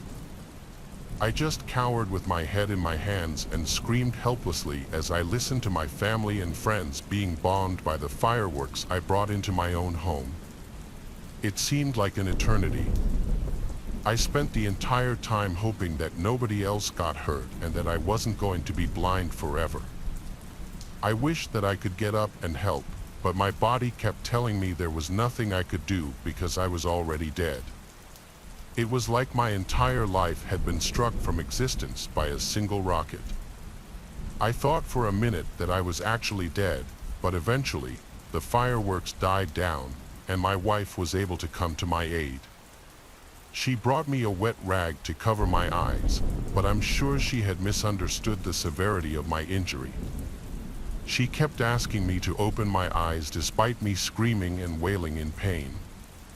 It burns like a no, I can't see anything. Somebody give me something. All I could remember was hearing my wife scream in horror and telling me that my eyes were pitch black. In that moment, I knew how badly I messed up. My wife called 911 immediately. Obviously, I don't think anybody but me and my family were still in the backyard when the ambulance arrived. Luckily, nobody else suffered much more than a minor burn or a twisted ankle while running away. I wasn't so fortunate. While the rest of my body was uninjured, my eyes were severely damaged. I am now blind in both eyes. Today, all I can see is dim, shapeless, colorless blurs. My greatest concern is that I will never be able to see my wife ever again. Even worse, I won't be able to watch my kids grow up. I'll never see my youngest son's first steps. If I ever had another child, I will never know what they look like. If anyone ever uses fireworks of any kind, I strongly warn them in every possible way to use eye protection and to never look directly down the barrel of a firework. If I had been wearing safety glasses that day, I wouldn't be blind. This story was inspired by a disturbing incident regarding a man who lost his sight after fireworks exploded in his face. His greatest concern now is if he will ever have the chance to see his children again. The victim's name was Thomas Maiden. He was lighting fireworks on July 4th and had just lit a firework with the grill lighter but wasn't sure if the fuse had lit. Maiden then bent over the firework to check the fuse when it exploded in his face. Maiden's fiancée recalls his eyes being pitch black when he opened them. Doctors have mentioned that Maiden's only hope to regain partial sight is in his left eye with a cornea transplant, and that his right eye is extensively worse and will probably need a prosthetic cornea. Maiden told reporters that he doesn't have health insurance. He and his fiancée have since set up a GoFundMe page to help cover his medical expenses. I live in a normal suburban town. It was 4th of July weekend, so I had a mini party in my backyard. My parents were away, so it would work out perfectly. I invited about 20 people. We have a pool, so I told people to bring their bathing suits. I also had some fireworks left over from last year that I told everyone we'd shoot off towards the end of the night. I tried to keep the gathering strictly in the backyard because I didn't fully trust people not to make a mess inside the house. Everything went fine. Anywhere from 20 to 30 people showed up, and everyone stayed in the yard. Some people jumped in a pool, others played drinking games, and later in the night, we shot off some fireworks in the street. The party started to die down after 12, and by 1:30, everyone was gone. There were a million red plastic cups in the yard and tons of empty cans and bottles, but that was a mess to worry about tomorrow. I was beat. I went inside, changed out of my clothes, brushed my teeth, and then crawled into bed. I was pretty buzzed, so I didn't think I'd have any trouble falling asleep. Suddenly, outside I heard firecrackers going off. It sounded like it was right outside my window in our backyard. I got up and looked out the window and, to my confusion and downright horror, I saw a line of firecrackers going off next to our pool. My initial reaction was to yell out the window, "Who did that?" I figured it had to be one of my friends who stayed behind, pranking me. I ran downstairs to the back door. I slid open the glass door but kept the bug screen door closed. I looked around the backyard and said again, "Who's out there?" By now, the firecrackers had finished going off. Someone was back there, and they just set them off. That doesn't happen by accident. I texted as many people as I could think of and then the group chat asking who was still at my house. Only a few people answered, most likely because a lot of people were asleep already. Everyone who answered said they were in bed or at home. Though, I stepped outside into the backyard and looked around for a minute, and when I saw no one, I went back in, shut the door, locked it, and went back upstairs to my room. I was barely in bed for 5 minutes before hearing something come from the upstairs living room down the hall.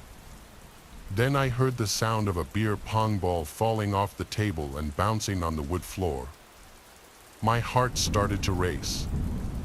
Was someone in the house? Did one of my friends pass out on one of the downstairs couches or maybe in one of the other bedrooms? While this seemed like a possibility, I wasn't about to go out there. I got out of bed and went to the door to put my ear up to it and listen. I didn't hear anything for a moment. I waited, and then clear as day, I heard footsteps approaching my door, then the doorknob jiggling. The door was locked.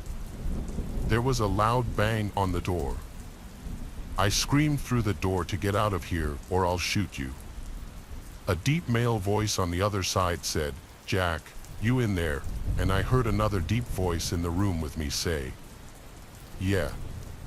I turned to the corner by my drawers and realized there was someone there. I screamed my soul out as this man came over to me holding what looked like a gun in his hand. He then put his hand over my mouth and told me to shut up or he'd kill me. He then unlocked the door and opened it, and there was another masked man. They whispered to each other as they had me at gunpoint, now sitting on the bed. One of them then said to me, "Stay right there and don't move." The other guy left the room and went straight to my parents' room. He came back and asked the combination to my parents' safe, which I said I had no idea about, which was the truth. There were a total of 3 intruders in the house. One kept me at gunpoint while the other 2 pilfered the house, stealing my mom's jewelry that was left out along with any other valuables they found. After the longest 10 minutes of my life, one of the men yelled, "Let's go," and the man who had me at gunpoint left the room, and I heard them all hurry out the back door. I tried to see what kind of car they left in through a window, but it appeared they didn't park near my house. I called right away. As soon as police arrived, they asked if we had any cameras around the house, which we didn't. They then asked if I got any of the names or saw any of their faces, and all I could give them was that one of them was referred to as Jack by the others. They asked if I saw the getaway vehicle, and I said no. The police asked a bunch of neighboring houses if they had cameras that may have picked up on the robbers, and after my neighbors all reviewed their doorbell cameras, none of them picked anything up. I think my house was targeted by a group who saw I was having a party, and they set the firecrackers off to leave me outside of the house so they could sneak in. That's the most likely explanation to me. My parents were livid with me for having the party as they believed that led to the robbery, but they also were relieved I'm okay and sympathetic that I had to experience this. Because of this experience, I'm a strong advocate for having security cameras around your house. It was 4th of July, 2015. The park by my house was having their annual fireworks show, but it always gets way too crowded and chaotic, plus parking is non-existent. Little did most people know there's a little sump next to the park that had a perfect view of the fireworks show. I found this out through one of my friends one year. This sump was accessible through one of the dead-end residential streets that ran alongside the park. Since the 4th was on a Saturday this year, it would probably be even more crowded, but it would also make a perfect date. I was talking to this girl, Alice, I met in one of my classes the previous semester, and we'd already been on a few dates over the course of a few months. I asked her if she'd want to go to the fireworks show with me, and she said she already really wanted to go, so absolutely. She came to my house first, and then we walked from my house to the park since it was so close. And we were bringing alcohol. I told her we'd have our own little private spot to watch the show that no one else really knew about. And she said she was super down. Along with some tequila and soda, I brought a big blanket for us to lay on in my backpack. There was already a lot of commotion by the park entrance. We walked right past it as the cars were piling up in the parking lot. We continued down the dead end where the sump was. The sump was rectangular and fenced off, but it was very easy to get inside. The gate wasn't even locked. Inside the sump was just a bunch of trees, and then at the bottom of it, a small grass clearing where we planned to lay out the blanket. I led us to the gate, which yet again wasn't locked, and I quietly opened and closed it. I told her to be careful as we walked downhill into the sump. It was around 8 o'clock, which was when the fireworks were supposed to start. I laid out the blanket on the smoothest part of the ground. I didn't take into account how dark it would be in there before the fireworks started, so we both turned on our phone flashlights and laid them down just as temporary lights. We started making tequila sodas right away. From down in the sump, we couldn't really hear any other people from up in the park, just the occasional car horns honking. It was right around the time we started the first drink that both of us heard something from behind us. It was like the sound of brush being stepped on. We turned around to see darkness. I pointed my flashlight over there, but it didn't really reach that far. The iPhones back then were like the 6s. I don't remember their flashlights being the best. Alice asked me how likely it was that other people would come down here. I replied that other than a couple of my friends knowing about it, I doubted anyone else would come down. I explained to her that it could have been a small animal. The first fireworks were shot into the air, which startled us. The fireworks would light up the entire sump briefly though, especially the bigger ones and when multiple were shot at once. At this point, we drank and watched the fireworks for a solid few minutes before again I heard something behind us. I don't think Alice heard it, but she looked back when I looked and asked what I was looking at. I said nothing, not wanting to scare her. This was my idea after all, but now I was getting paranoid. I decided to turn around and stare into the trees and brush, and as the sump lit up again from multiple big fireworks exploding, I saw a black figure standing in the trees and brush above us. They appeared to be hiding. I whispered, "There's someone up there." She turned and looked, but now it went dark again because there was a short few-second gap in fireworks. When the sump lit up again, the figure I saw wasn't there anymore. I surely freaked her out though because she said she wanted to leave. Since we were both definitely creeped out now, we agreed to leave while the fireworks were still going, lighting the sump up. I packed up the blanket and alcohol, and of course, the fireworks show ended right there. It was now dark and quiet again in the sump, so we turned our flashlights back on and walked up the hill. As we neared the top, I couldn't help but shine my flashlight into the trees and the general vicinity that I saw that figure before, and I felt my heart skip a beat seeing a black figure again maybe 10 feet away. It appeared to be a person in a black hoodie or a robe with the hood up, even though it was like an 82-degree night. They were standing behind a big tree, but then as if in response to the light, they started to run through the brush at us. I pushed Alice along to hurry up as they yelled to go. We got the hell out of there and basically ran down the street until we were around other people. We weren't followed. I'm not sure what that person was doing in there, but it seemed they were stalking us the entire fireworks show, and them running towards us meant they wanted to hurt us. I only saw one person, so I believe they were alone, but I could be wrong. I stayed clear from going in that sump ever again. After several friends of mine and I were done lighting off fireworks, one of my friends, Tom, took about 4 of us to this unfinished house in a relatively new neighborhood. 2 of the people became disinterested pretty quickly, so they left before we even started examining the house, leaving only 3 of us, Tom, myself, and Chris. None of the walls were completed on the house. It mainly just consisted of floorboards and 2x4s holding up the place. We could see outside in most parts of the house, and the basement had a cement floor and cement walls.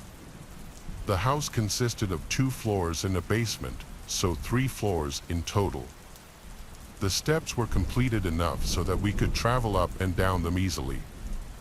As we started inspecting the house, Tom told us to keep our phone flashlights off as much as possible because the houses next to us were finished and inhabited, and the people living there might call the cops if they noticed us snooping around.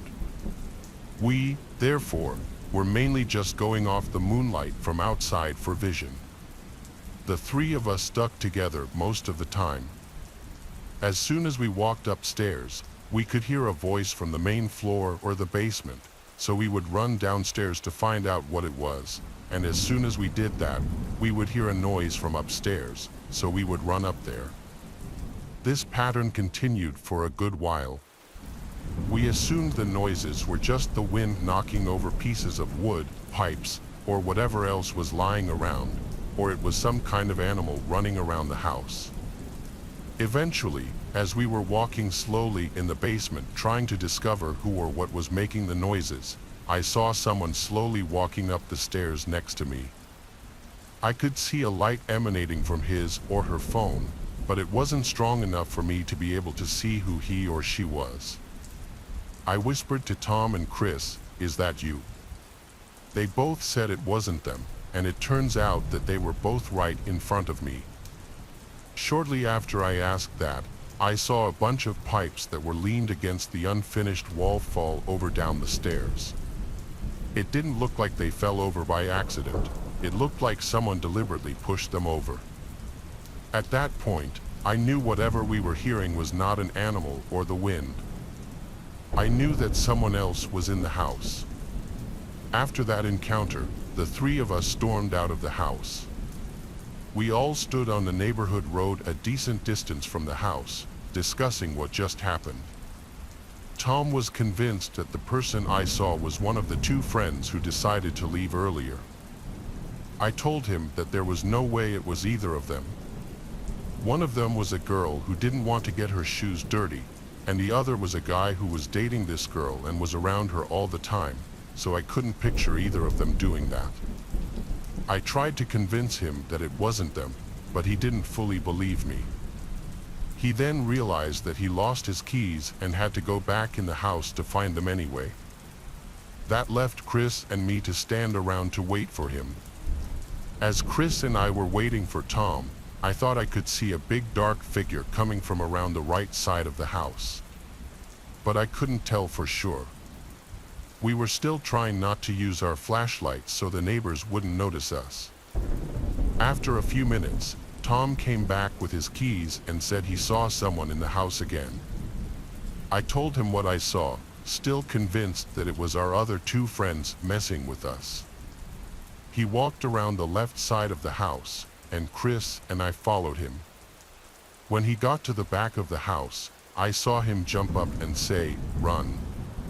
We ran away. He later said he saw a tall dark figure reaching his arms up and slowly moving towards him.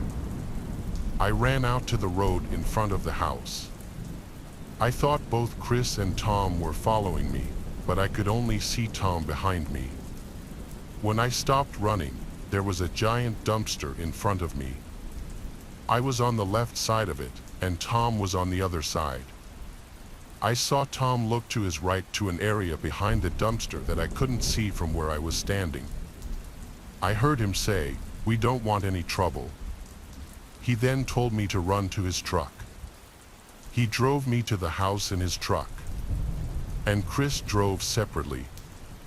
Apparently, Chris had already gone to his car. I ran towards the truck, and we took off. Tom told me that he saw a big dark figure approaching him after he said, "We don't want any trouble." He saw the figure going behind the dumpster, heading in my direction, and that's why he told me to run for the truck. Chris later mentioned that as he took off in his car, he saw 3 figures running after him in the rearview mirror.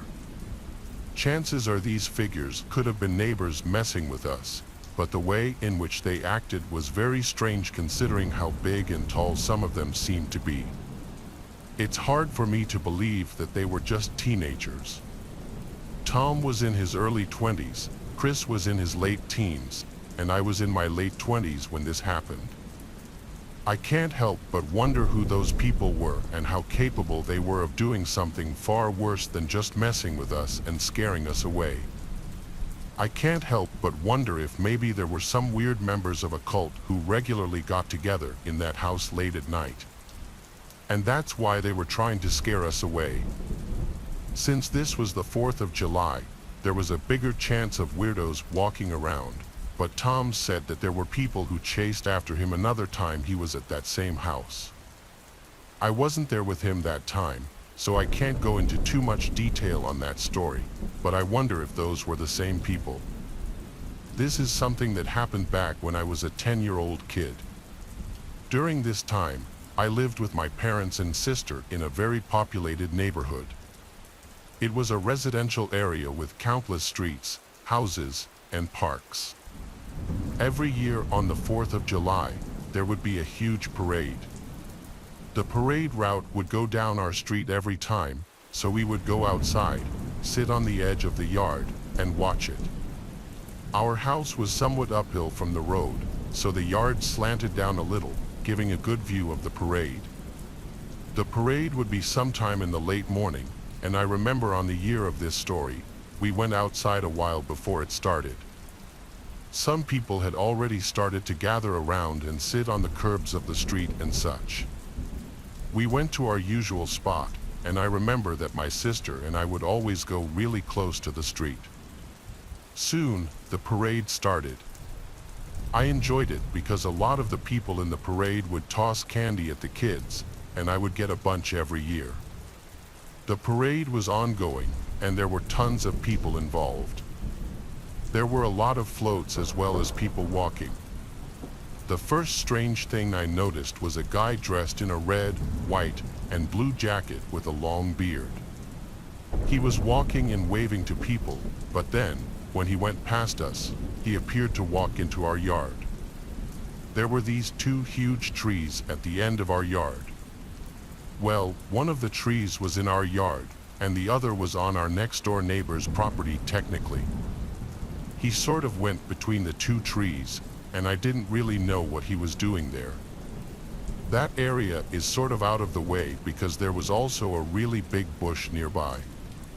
Yet, with all of these people around, I couldn't be the only one who noticed him, but it kind of seemed like I was. He went out of my sight, though, appearing to go into our next-door neighbor's property. I went right back to watching the parade and forgot all about it. As a kid, I didn't really think too much of it. The parade went on for probably another 20 or 30 minutes. And I had forgotten all about the man. When the parade ended, people slowly started to clear out. My family was going to my grandparents' house, who lived only a couple of miles away. We went back inside for maybe an hour and then left. So, we were at my grandparents' until probably around sunset. At that time, I remember we left and headed back home. After the probably 5-minute drive back to our house, we got out of the car and headed inside, but when we got to the front door, we noticed a couple of things that were strange. One was that the screen to our house was open a little. We had a screen door and then an actual door, and the screen door would never shut all the way unless you forced it shut, which we always did. So, it seemed as though somebody had been to our door. Also, there were some flowers planted below a window out front, and some of them appeared to have been trampled. We realized somebody had been in our yard while we were away, and this person had either tried entering our front door or had knocked on it. We figured that with it being the 4th of July, there were probably a lot of people out in the neighborhood. Many people on the street were having barbecues and that sort of stuff. It's possible some people were just messing around and cut through our yard or something. Perhaps some teenagers or drunk young adults did it. Either way, we went inside the house, but were a little bit nervous. However, after turning on all the lights, everything seemed to be just fine. I quickly felt much better and was no longer worried. We were going to go out into the backyard and play with some sparklers. We were also going to have a fire in the small fire pit that we had in the yard and make s'mores. I can't remember what my parents and sister were busy doing inside, but they said that they would be out in a minute.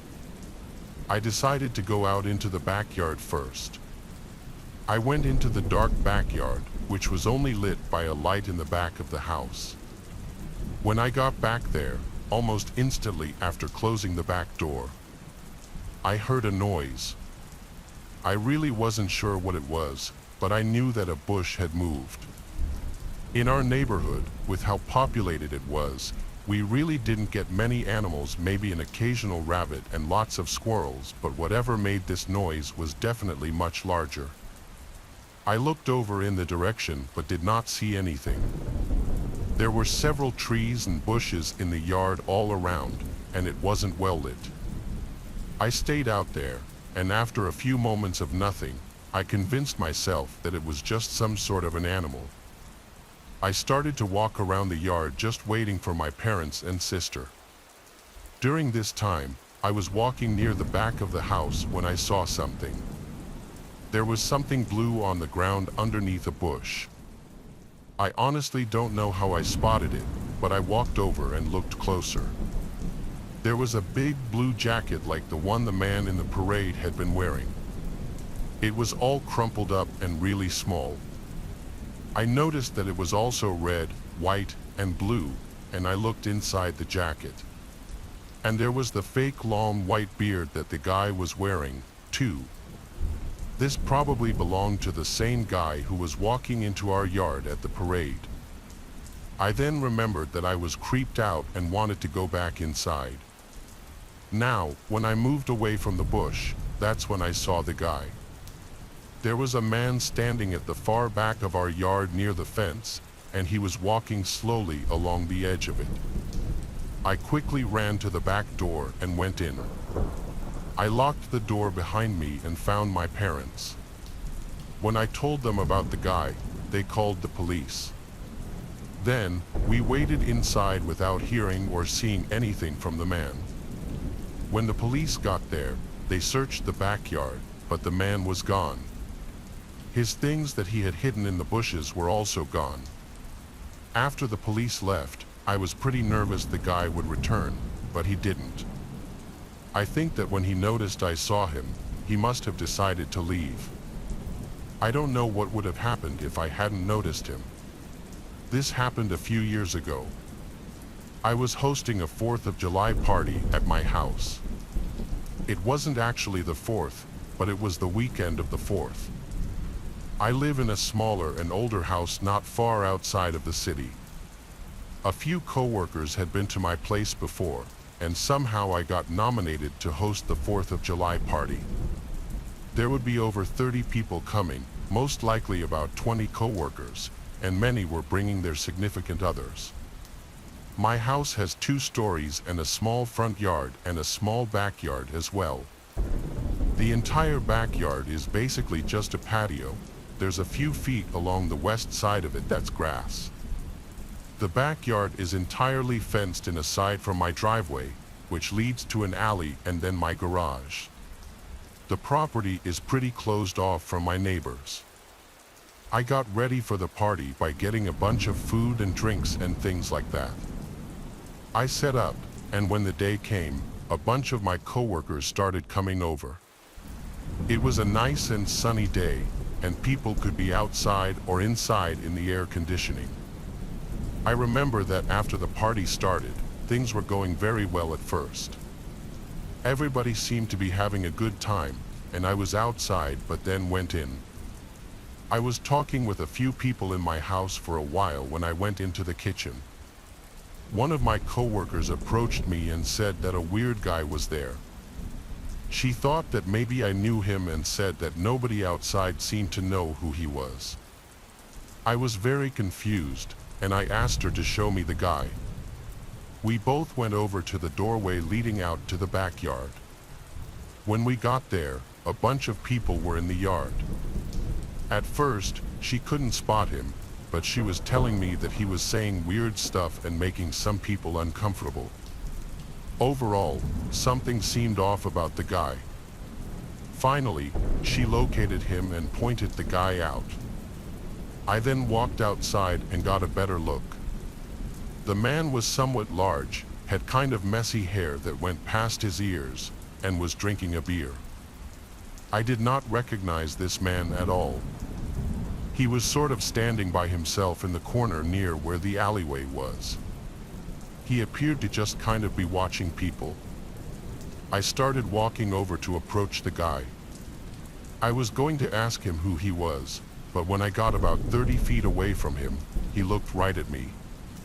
The man then turned and quickly started walking away back down my narrow driveway, which went from the backyard to past my house in the street. Before making it out of the backyard area, though, he stopped, grabbed another beer out of a cooler, and then kept going. I never got to talk to the man, and he walked at a fast pace back down the driveway and then onto the connecting sidewalk. It was really strange.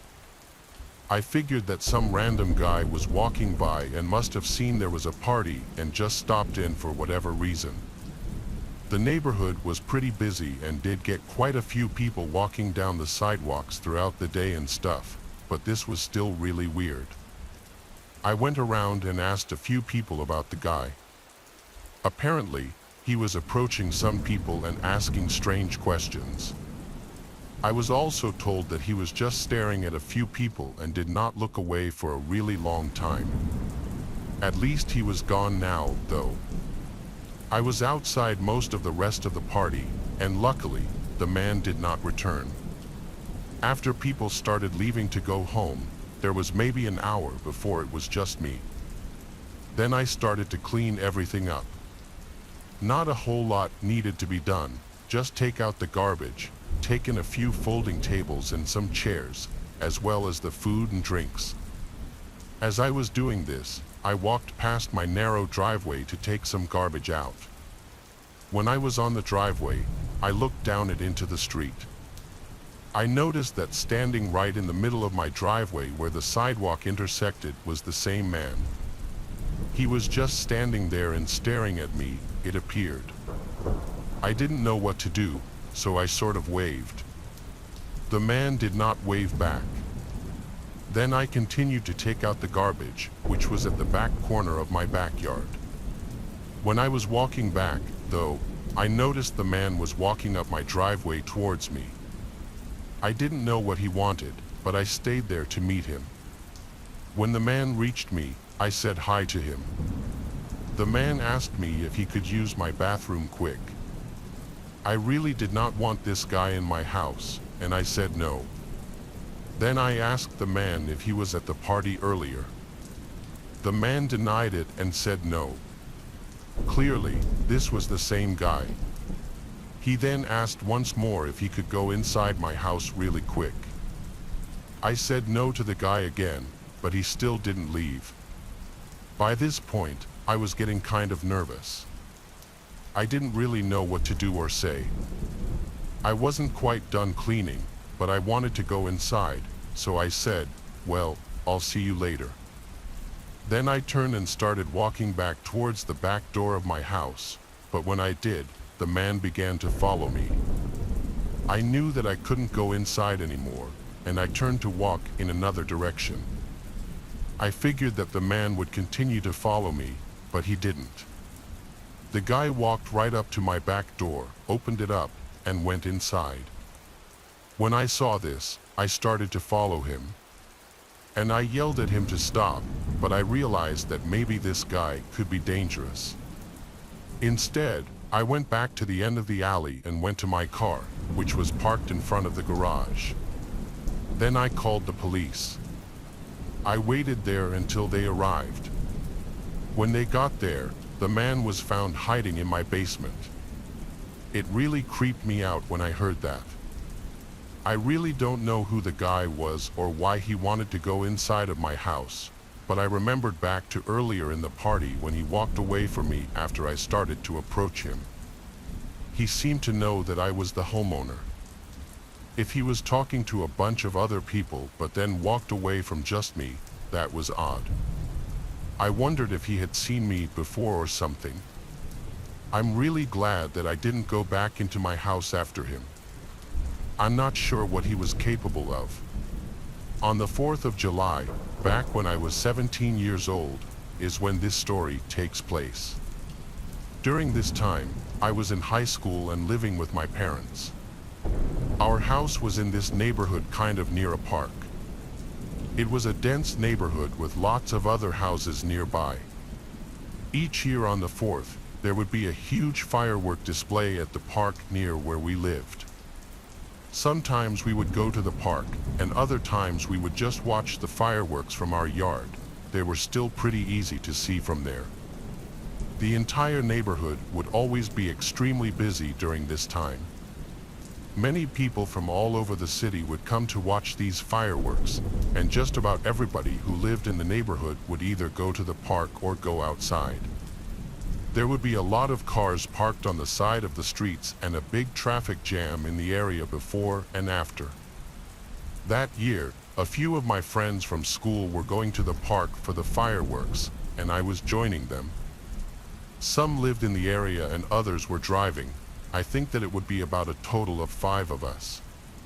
So that night at around 8 p.m., I left our house to meet with my friends at the park. The fireworks were not supposed to start until 9-something, but we were going to hang out for a while. I saw there was already a lot of cars parked and people on the sidewalks. I made my way to the park, which took me almost 10 minutes to walk there. When I arrived, it was pretty crowded. The park was big, but it also had more than just the fireworks. There were food trucks and a few places to get drinks and things like that. Many people were hanging out and enjoying the night, and I was able to find my friends, and we met up. The fireworks took place at the normal time, and we sat in the grass and watched them. When they were over, we talked for a bit and then started going our separate ways. My house was not in the direction that my other friends were going, so I left through the side of the park that connected to my neighborhood and started walking back by myself. The park was still really crowded when I left, at first going onto the sidewalks. Those were really busy as well. But once I had made it a couple of blocks away, it cleared up significantly. I still had a ways to go, though, but as I continued to walk, I did notice there was this guy who appeared to be following me. The first time I noticed him was when I crossed the street. I looked around, and somebody across the street and behind me shot off a firework in their front yard. When I looked in that direction, I noticed a man on the sidewalk about 40 feet behind me. By this time, there was not really anybody else on that sidewalk but me and him. I thought nothing of it, though, and as I kept going, I soon turned, and the man also turned. Through crossing a few more streets and even turning again, I could still hear the guy's footsteps behind me.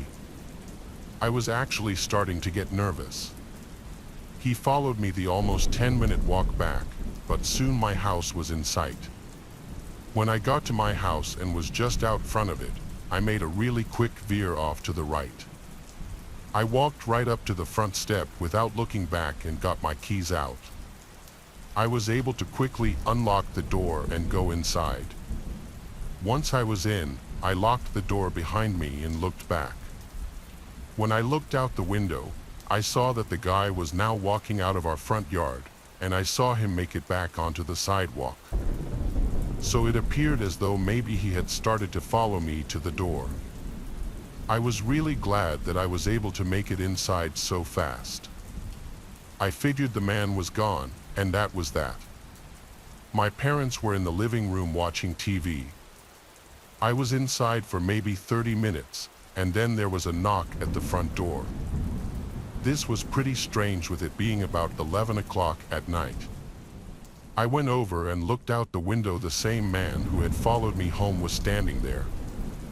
I then went into the living room and told my parents about it.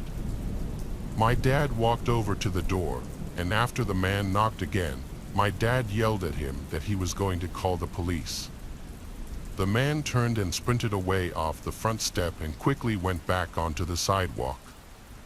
After that, he never returned. The memory of this event still gives me the creeps when I think about it. I don't know what that man's plans were that night.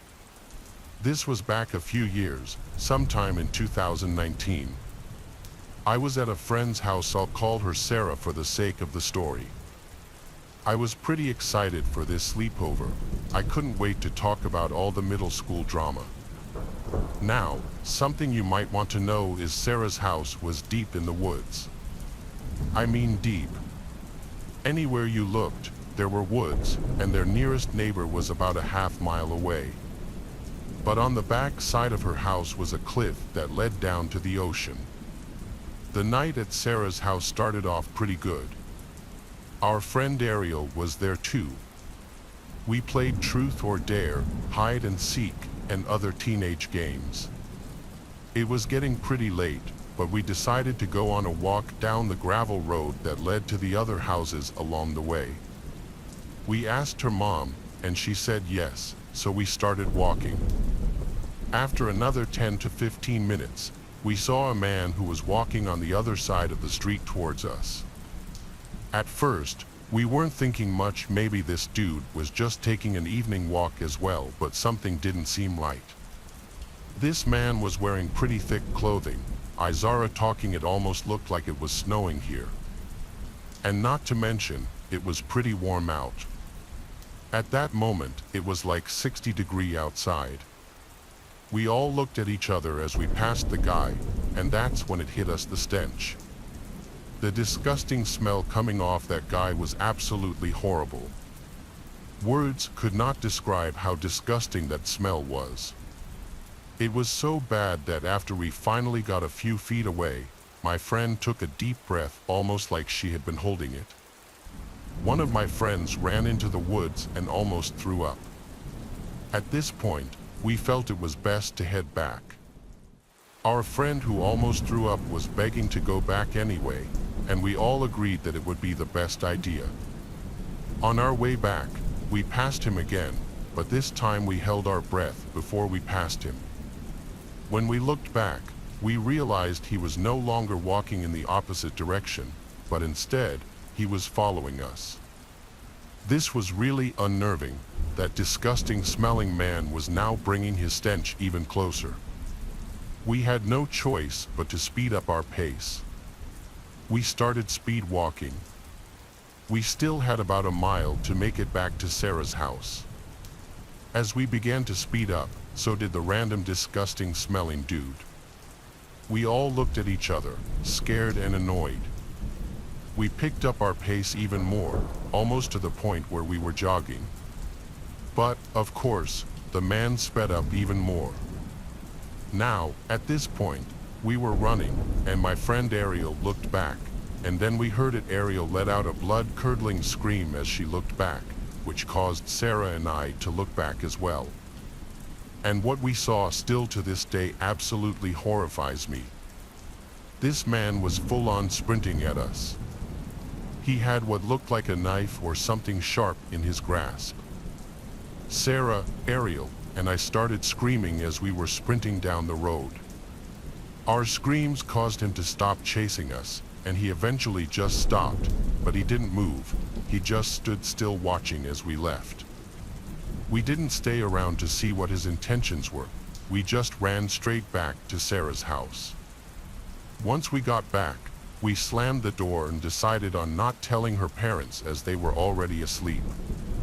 We all went to the living room to finish setting up our sleeping areas.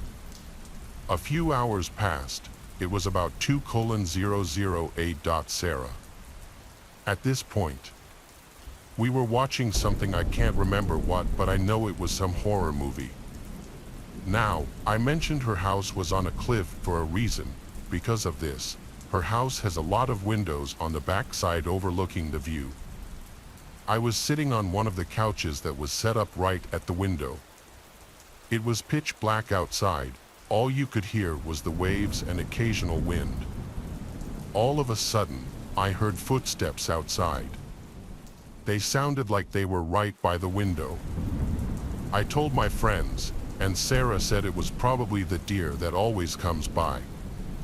For 2 years now, Sarah had been feeding this deer, which always came up to this very window.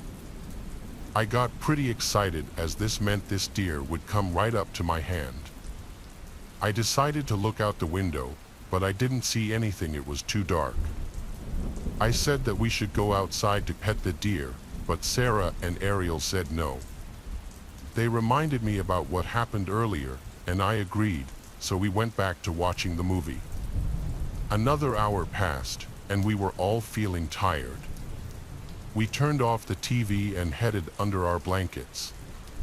It was about 45 minutes later that Sarah and Ariel were fast asleep, but I felt like I couldn't rest. Something was up. I had this gut feeling that told me not to go to sleep, so I decided to look outside. The moon was just bright enough that you could see the ocean, so I spent a few minutes just staring outside. As I was staring outside, my eye caught something moving in the woods over to the left. I turned my head that way, but I saw nothing. I knew I saw something moving, so I grabbed a flashlight that was on the bookshelf and pointed it in the direction of where I saw the movement. Now, this was probably the worst idea I could have ever had, because when I did so, I saw that man again. But this time, he didn't have any snow gear on. Instead, he was completely shirtless, and I wasn't about to find out what else he didn't have on. So, I tried to wake up Sarah and Ariel to tell them what I saw. Ariel woke up, but Sarah was a deep sleeper. I told Ariel to look outside, but when we did, he was gone. Ariel looked at me with a pretty angry expression, like I was just messing with her. I told her I wasn't, but she didn't believe me. She went back to bed, and I was left laying there. It was now about 4:30 in the morning. It was still dark outside. I didn't sleep at all, but felt myself drifting off to sleep when I heard a knock on the door. I almost jumped off the couch when I heard it. I knew I shouldn't open it, but my curiosity got the best of me. I walked over to the door and looked out of the peephole, and again I saw nothing. My head had to be playing with me. I again went back to the couch and threw my blanket over my head. I eventually fell asleep, but woke up at around 5:00 Sarah. In a cold sweat. Something wasn't right again. My body wouldn't stop shaking, and then it hit me, that familiar stench, that disgusting smell. I almost threw up right there, but as fast as I sat up, I heard footsteps coming towards me, and I screamed. I flicked on the flashlight, and as I did, I saw him, the man from earlier, standing in the corner of the room. My scream woke up Sarah and Ariel, and they screamed too, and as we did this, the man bolted out of the house. Sarah's mom and dad came running down the stairs, and after a few minutes, we told them everything that happened. Sarah's mom called the cops while Sarah's dad walked down the road with a shotgun, seeing if he could find the man. After that, once the police arrived and got all of our stories, I went home. My parents didn't tell me much when I got home. They hugged me for what felt like hours, and from that moment, I wasn't allowed at sleepovers anymore. Only now, years later, did I finally realize just how bad everything was. The police eventually found the guy, and inside that old shed we were daring each other to go into were 5 dead bodies. That stench that was on that man's body was the smell of decaying flesh, and if things didn't go the way they went in the end, my friends and I would have ended up in that shed. I work in risk management for a big bank in Manhattan. I've met a lot of cool people through this job. I go out to happy hour all the time with my coworkers. In 2019, a new guy named Anthony was transferred to our office. I met him on his first day in the office. He seemed very sociable and talkative, and he'd always be laughing and smiling. He went out to happy hour with us that Friday, and he truly was the life of the party, always talking about all his experiences, all the places he's been, and things he's done. There was not a dull moment with him. Eventually, Anthony and I became friendly, and we went out together once in a while on weekends. I came to realize that the more I got to know him, a lot of what he said may have been fabrications. His stories about all these beautiful women he allegedly got with, all these stories of hanging with celebrities, I started to just take everything that he said with a grain of salt. But I kept hanging with him because he was just easy to hang out with and kind of funny.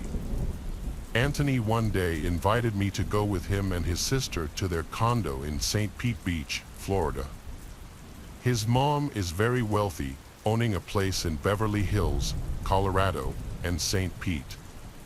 She would be at the condo this particular weekend, so Anthony said it would be fun. I invited my little brother to come along too. We all took the same flight. I met Anthony's sister at the airport. She seemed pretty interesting, hard to explain, but she was a bit quirky. The condo was actually decently nice. It had 3 bedrooms. I'd never been in a condo with 3 bedrooms before. Anthony and his sister took a room each, so my brother Tyler and I shared a room. I told him if we meet any girls, he's sleeping on the couch, though. Since we landed late, it was past beach hour, so we went out to some beach bars, which were pretty cool. It was a bit of an older crowd. Anthony was getting really drunk really fast, though, for some reason. It was a chill vibe. I wasn't sure why he was downing shots. I had to tell him to slow down when he started getting aggressive with people. This was the first time I'd seen him like this. He was also going up to every last girl he saw and drunkenly hitting on them, and 9 times out of 10, the girls seemed uncomfortable. Tyler and I laughed until it wasn't funny anymore, and it was more so embarrassing being seen with him. At one point, a bigger guy got in his face for talking to his girl, and I had to pull Anthony away and apologize to the guy to de-escalate things. As we walked away, Anthony pushed me and called me a piece of shit for not having his back. Tyler and I told him to just calm down. Even his sister was telling him to relax. Anthony stormed off, I'm assuming back to the condo. His sister didn't say anything and just followed. This was an extremely bizarre start to the weekend. Tyler and I stayed and finished our drinks. These girls even came up to us and asked how we knew him, making a joke of it. We actually got their numbers. They were visiting too. They said they're going downtown later if we wanted to meet up, and we said we were down. After that, I texted Anthony asking where they went, and he texted back immediately that they went back to the condo. Tyler and I walked back to the condo and let ourselves in. We expected Anthony to be angry, but instead, the second we walked in, He jumped off the couch all excited like with a big smile on his face, saying, "Are we going out tonight or what?" He was still definitely really drunk. I told him, yeah, we should chill out here for a bit first, though. Then I told him about the girls' numbers we got. Anthony asked how many girls, and I said 2. His smile disappeared. Then Tyler, for some reason, told him that the girls came up to us after he left, asking how we knew you. I think he was saying it as a joke, kind of trying to playfully rip on him a bit, which was a mistake. Anthony stormed away into his room and literally slammed the door shut. I was realizing he must be extremely bipolar or something. I was getting off vibes now from both of them. I whispered to his sister, "Is he always like this?" And she replied, "Like what?" in a very standoffish way. "Never mind," I said. This was extremely uncomfortable. I was hoping maybe Anthony would sober up and tomorrow would be better. Tyler and I chilled in our room for a little while. Anthony never came out. I went over and knocked on the door and asked if he wanted to come out with us. He didn't answer, so we eventually Ubered without them to meet those 2 girls at some big clubby bar. As I was getting drunker, Anthony started blowing up my phone with things like, "Where are you? How could you just leave me here? Your stuff is going in the street. Don't come back. I don't know why I invited you here." I showed Tyler and the girls, and everyone was concerned something was wrong with Anthony, and he was showing it now. As much fun as we were having with the girls, we had to Uber back to the condo before Anthony really did something stupid. When we got back, Anthony was just sitting on the couch alone, looking at the wall. I asked if he was okay. He looked at me, then looked away and said, "Yeah, hope you had fun." Then he got up and went to his room and shut the door. Whatever. We went to bed. Tyler and I just stayed up talking to each other for like half an hour about Anthony and about life in general. Then suddenly we heard footsteps on the wood floor outside. We stopped talking. The footsteps came over to the door then stopped. We both heard it. I spoke up to Tyler on the top bunk, whispering that Anthony is right outside the door. He whispered back, "I know." He must have had his ear up to the door or something, listening to us. We didn't say a word. A literal 5 minutes go by before we heard his footsteps walk away from the door. Then we heard him talking outside. He was laughing and saying stuff, but we didn't hear his sister saying anything. I wanted to see who he was talking to, so I crept over to the door and opened it. I looked into the living room, which was dark, but I saw Anthony in the corner, leaning on the wall with one hand and his head down. He was laughing and talking to himself. I heard him say, "Joe is always such a stupid shit," and then he laughed again. "My name is Joe." I closed the door quietly and went back to the bottom bunk. I whispered to Tyler what I just saw, and his response was simply, "What the hell?" I told him we should leave tomorrow morning and get a hotel, and he agreed. We tried to go to sleep, but the talking and laughing outside went on for another 10 to 15 minutes. When it finally stopped, we heard the footsteps come outside the door again, stop for a minute, then go to his room, and then we heard his door shut. Finally, we felt comfortable going to sleep. By now, I was shot. I fell asleep pretty quickly, but I woke up probably only 20 minutes later. I sat up knowing something woke me up. I looked at the door, and in front of it was Anthony standing there. I jumped and said, "Yo, what are you doing?" He then lunged at the bed, screaming, trying to apparently strangle me, yelling, "You're a piece of shit." Tyler had to grab him off of me and throw him into the corner of the room.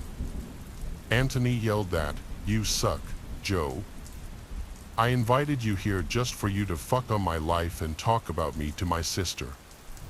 I, of course, tried to calm him down and rationalize, but there was no rationalizing with crazy. We packed and called an Uber to a hotel where we stayed until Sunday, then flew home.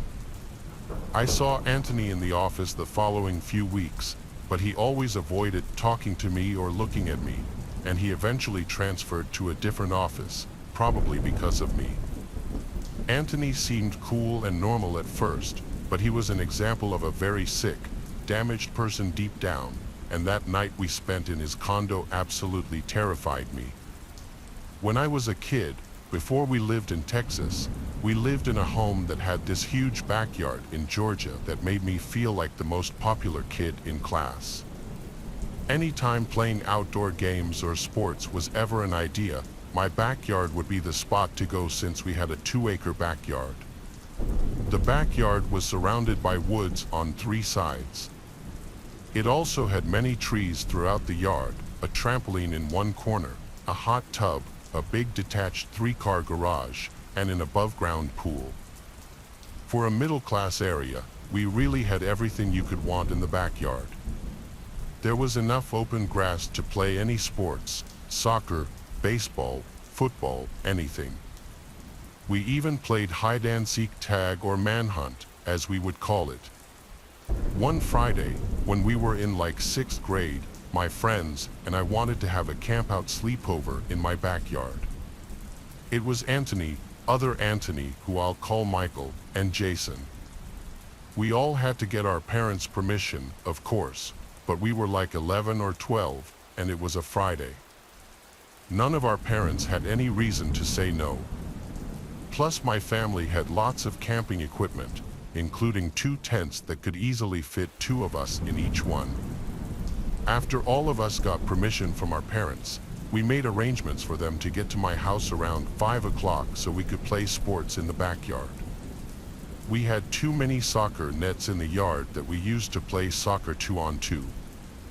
We did that for like half an hour, then we played baseball for another maybe half hour, and after just sitting around for a few minutes regaining our energy, my parents ordered pizza for us, so we ate around 6:30 or 7, if I had to guess. The sun was starting to go down a little bit now, so now came the time to set up the tents before it was too dark. I was pretty good with setting up tents because I was a Boy Scout, and we had just recently learned how to set up tents. My friends kind of helped, but I did most of the work. By the time they were done, it was decently dark out, and the backyard lights were on, giving a nice glow. It was now dark enough for us to play our favorite game, manhunt. There were a million spots to hide in the backyard. We played in pairs. It was Anthony and I hiding first, and Michael and Jason would be hunting. Anthony and I split up. Our goal was to get back to the home base point, which was the back door to the house. No camping by the door was allowed. The trampoline was in a far corner of the yard before the woods. I crawled under that to hide. When the hunters would start looking, they had to blow a whistle to let the hiders know they were starting. Once I heard the whistle, I stayed under the trampoline, waiting it out, watching the 2 of them in the distance looking around. I was waiting for a good moment to creep closer to the back door. I had my sights on the hot tub, which was right next to the house. If I could make it over to hide behind the hot tub, I could straight line beeline it to the back door. So when both Michael and Jason had their backs to me looking in different areas of the backyard, I sprinted towards the hot tub, and just as I got right behind it and ducked down, I heard one of the trash bins on the side of the house almost tip over, and then I noticed the motion detecting light on the side turn on. The hot tub was by that corner of the house, but it wouldn't have triggered that light.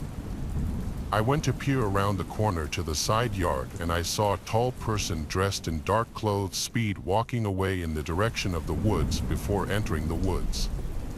It wasn't my dad. I ran to my friends and called the game off, then went to tell my dad about it.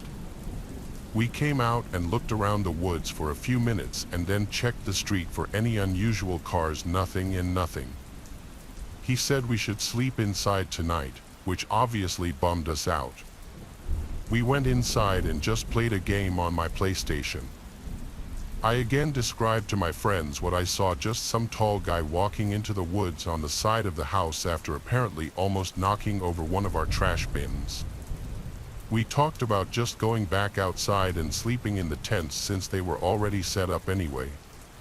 And plus, what were the odds whoever that was still out there hours later? After we finished playing our game, we went back outside quietly to not wake my dad up. It's not like we were hiding the fact that we were going back out there, but we didn't want to advertise it either. We each had a sleeping bag. Anthony and I shared a tent while Michael and Jason shared the other. After a while of joking around and yelling things between tents, we started to quiet down and try to go to sleep. I wasn't asleep yet, but it seemed like Anthony was. I started hearing walking sounds in the grass nearby, approaching the tent, and then the zipper to the tent was unzipped and I looked up and saw my dad looking inside the tent. He said, "What are you guys doing out here?" I replied to him with something like, "They wanted to sleep out here, so we came back out." Then I took a closer look at the face peering into the tent. I realized it wasn't my dad, but some complete stranger who looked to be my dad's age. It looked like he was about to come in when I screamed bloody murder like a little girl. Everyone woke up and Anthony started to scream as well. The man grabbed our ankles and said to be quiet, but he gave up when he realized he was about to be exposed. He left the tent and disappeared. I told my friends to run inside the house, and as we were running to the house, my dad was already coming out the back door in response to our screams. I told him I didn't know which way he went, but that the man from before was back. My dad ran around the yard screaming and taunting the creep to come back if he had any balls. We heard it from inside the living room. My mom called the police, of course, and all that really happened when the police officer showed up was he took my recount of what happened, and I'm sure he made a police report then left. It was good to have a police report at least so that the cops would be aware of a creep going around. I'm not sure if that man ever came back to our property or not, or if he ever got in trouble for something similar. Either way, it was pretty traumatizing, and it could have gone much worse. When I was a kid, my best friend's name was Sarah. We lived only a few miles away from each other and would hang out all the time. I remember that many times I would go sleep over at his house, and he would also stay over at mine sometimes. Both of our houses were pretty average for the most part, although Sarah's was a little bit nicer in my opinion, and it was also a little larger. This event I'm going to talk about took place when we were both 10 years old. Sarah and I went to the same school, and one day late in the school year, I went over to his house after classes. The plan was to sleep over, and I was excited about it. I brought my sleeping bag and would sleep on the floor of his bedroom. After school, I went over to Sarah's house, and we hung out for the rest of the day. I don't remember much, but I'm pretty sure we just played video games and stuff. We had to go to bed at probably like 10 or 11 p.m. So I set up my sleeping bag, and then Sarah turned out all the lights and got into his bed. At his house, every single light was off, and I didn't really like that. In my bedroom at home, I always kept a small lamp on in the corner that gave a little bit of light, and before that, I would have a nightlight in the corner of my bedroom. I just didn't like things to be completely pitch black. I really could barely see anything, but I remember that Sarah's bedroom door was open, and there was a small light from something. I think it was maybe the thermostat. Anyways, I remember trying to fall asleep. Sarah seemed to fall asleep pretty quickly, but I didn't. I really wasn't that tired for some reason. I was lying there awake and eventually tried falling asleep, but after a while, I just couldn't. Sarah's bedroom was towards the end of the hallway where the other bedrooms were. Everybody else in his family had long gone to sleep, and the house was completely silent. But then I thought that I heard the sound of somebody walking. I thought maybe it was Sarah's parents or something. It was very quiet because basically, the entire house was carpet, so it wasn't easy to hear the footsteps, but you still could, especially when it was this quiet. I looked over and then thought that I saw somebody coming into view. I could only see a small part of the hallway through the open bedroom door, but then it seemed like somebody walked towards the doorway. It was so dark that I couldn't see very well, but I kept watching. Then I saw much more clearly a man walking into the doorway of Sarah's room. When I saw this, I realized that even though it was really dark, I could tell that it wasn't Sarah's dad. I had no idea who it could be. I closed my eyes and didn't move a muscle. I was pretending to be asleep even though I wasn't. The man kept standing there for a little while. After probably like 30 seconds, I opened my eyes again, and he was still there. He was just standing in the doorway and facing us. I couldn't completely tell if he was looking at me. I didn't move my head at all and just opened my eyes very carefully. I closed my eyes again and pretended to be asleep.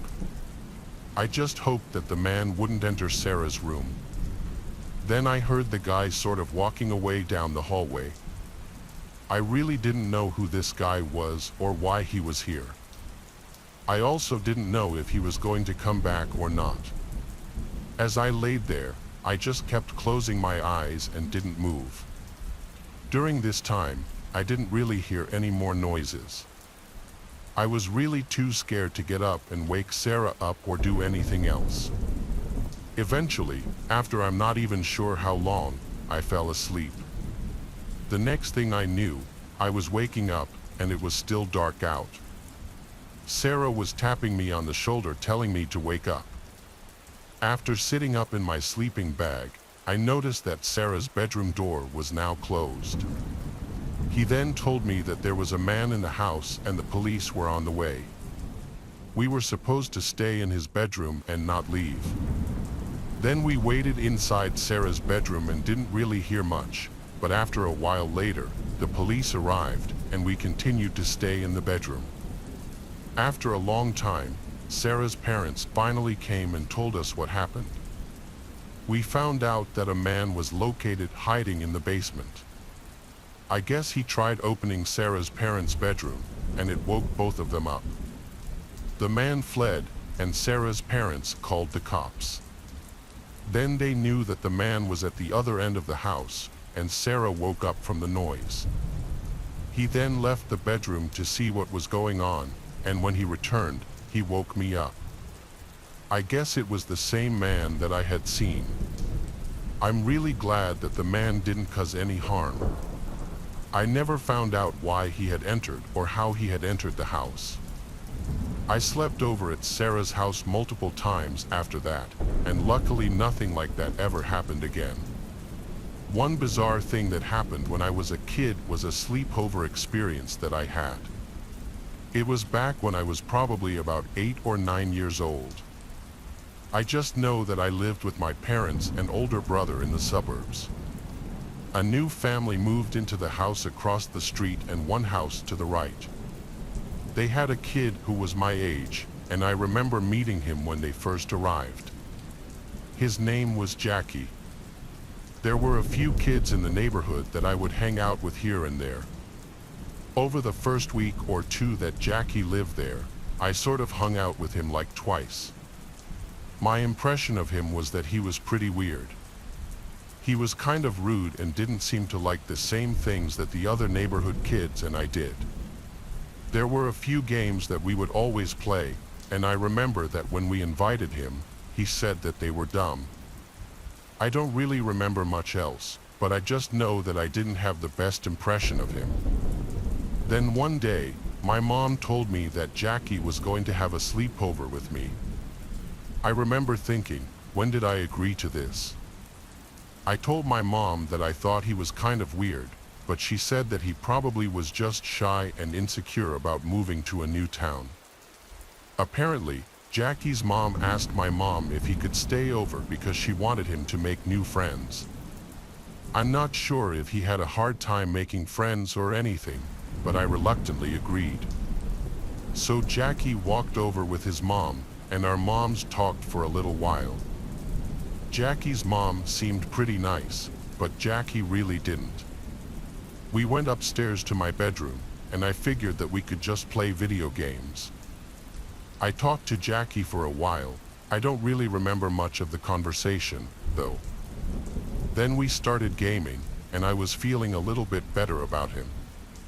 He was decent at whatever games we played, and we didn't really have to talk much.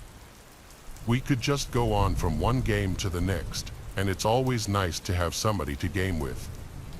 This was before online gaming was super popular, so multiplayer often meant having to actually have another person there in the room. At whatever time I usually went to bed, we stopped gaming, and Jackie had a sleeping bag that he brought with him. Then I got into my bed, and the lights went out. The next thing I remember was waking up when it was still dark out. I was like half awake and didn't know what was going on. After opening my eyes, though, I noticed Jackie standing in my bedroom. He was holding one of the little Nerf footballs that I had. He then walked over to my bedroom window and opened it up. Now I was just laying there, still squinting my eyes from having just woken up. I didn't say anything or even move.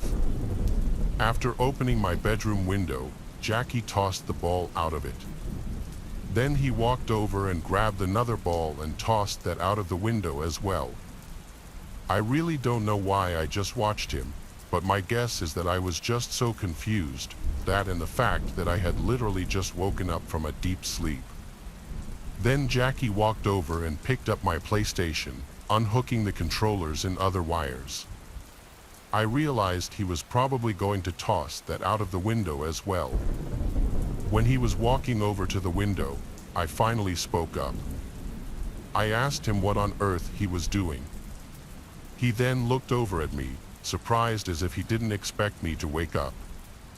Then he dropped my PlayStation on the ground right there, turned, and then he ran out of my bedroom. I was shocked. I got up and walked out of the room and then heard our front door to the house opening. He had left the house entirely. I walked down and then I left the house to see where Jackie had gone. When I got out into the front yard, I saw Jackie sprinting into his yard and then entering his house. I was really weirded out by this. I went and got my Nerf balls that he dropped out the window, then I went back inside and went back to bed. The next morning, I told my parents about it, who seemed to be just as confused as I was. We thought that maybe he was sleepwalking or something, but his parents never said anything about it before or after. For about 2 weeks, I didn't see Jackie at all. I don't recall seeing his parents outside either. Then the next time that I saw him was almost just as strange. One night, I was sitting in my bedroom playing video games like I often did. It was warm, so I went to open up my window to get a cool breeze. My window faced out the front yard, and as soon as I looked outside, I saw somebody standing in the front yard. I looked closer and realized that it was Jackie. He was just standing there at the end of the front yard by the street, right next to the pine tree, and he appeared to be staring right at me. I kept looking at him for probably 10 seconds, then Jackie turned and walked away. I didn't know what this kid's problem with me was. I checked out of my window several more times that night but never saw him again. So these events took place during the summertime. I was expecting that once the school year came around, he would probably be in my class, but his family ended up moving towards the end of the summer. I never did see him again after that. I still wonder why he acted that way and did those strange things. This is something that happened back in 2003. For some background details, I'm a female and was 12 years old at the time. I had a group of friends that I went to school with, and we would hang out together all the time. So, one time I remember I was at my friend Jenny's house with a couple of other friends. There were maybe 4 or 5 of us. We were all going to be staying over for the night at Jenny's. I remember that her parents' house was really nice, and they had this big living room. That's where we were going to sleep, and we all had sleeping bags other than whoever would sleep on the couch. I remember that we were hanging out, and as it got late, we were just watching TV and movies. Everyone else had gone to bed besides us by probably 11 o'clock. Now, I remember that a little while after that, another friend, Alyssa, who was with us, went to the kitchen. The kitchen was next to the dining room, which was directly next to the living room. Alyssa suddenly came back into the living room really fast. And she said that she saw a man in the window in the kitchen. At first, we thought that she had to be joking with us. I mean, it just seemed really unlikely, but Alyssa insisted that she was not joking, and I thought that either she was serious or a really good actor. She was telling us that she saw a guy walking past the window and then kind of look in at her. One of the lights in the kitchen was on, but it was dim outside. It was completely dark, so it would have been difficult to see any details about the man. After a small discussion in the living room, basically all of us went into the kitchen and looked. By now, there was nothing, no one was there. We then gathered back in the living room and talked about it some more. We were trying to figure out why somebody would be in the backyard. Jenny said that she wasn't aware of anything like that happening before. Eventually, we just continued on what we were doing. I think we all figured it was maybe a neighbor cutting through the backyard or something. And probably a couple of hours went by. By about 1 o'clock in the morning, we were starting to get tired and were going to go to sleep soon. I remember that I was thirsty, so I went into the kitchen to get some water. Right when I walked in, I noticed through the back window there was a guy right there. I really couldn't believe it at first. He appeared to be looking in and was maybe a foot or 2 away from the window, but I really couldn't tell any details about what he looked like or anything. I immediately ran back into the living room and told everyone at once. Once I did that, I think everybody got up and started running through the dining room to the kitchen, but again when we got there, the man was gone. We looked out of the windows of the dining room, kitchen, and even the window in the living room, but did not see anybody. We stayed up for at least another hour talking about it. Finally, though, we were convinced that the man was gone for good this time. Everybody went to bed, including myself. We all woke up the next morning, and Jenny's parents were making breakfast in the kitchen. I remember that we went in there to get something to eat. As a few of us were sitting around talking and eating, Jenny's dad went outside to the patio from the kitchen. I'm not sure where he was going, but when he came back inside, he said that there were a bunch of marks at the back door. It was as if somebody was trying to get inside. So, for the next few minutes after that, we were all talking about the man that we had seen. It seems as though he tried breaking in, but luckily he didn't.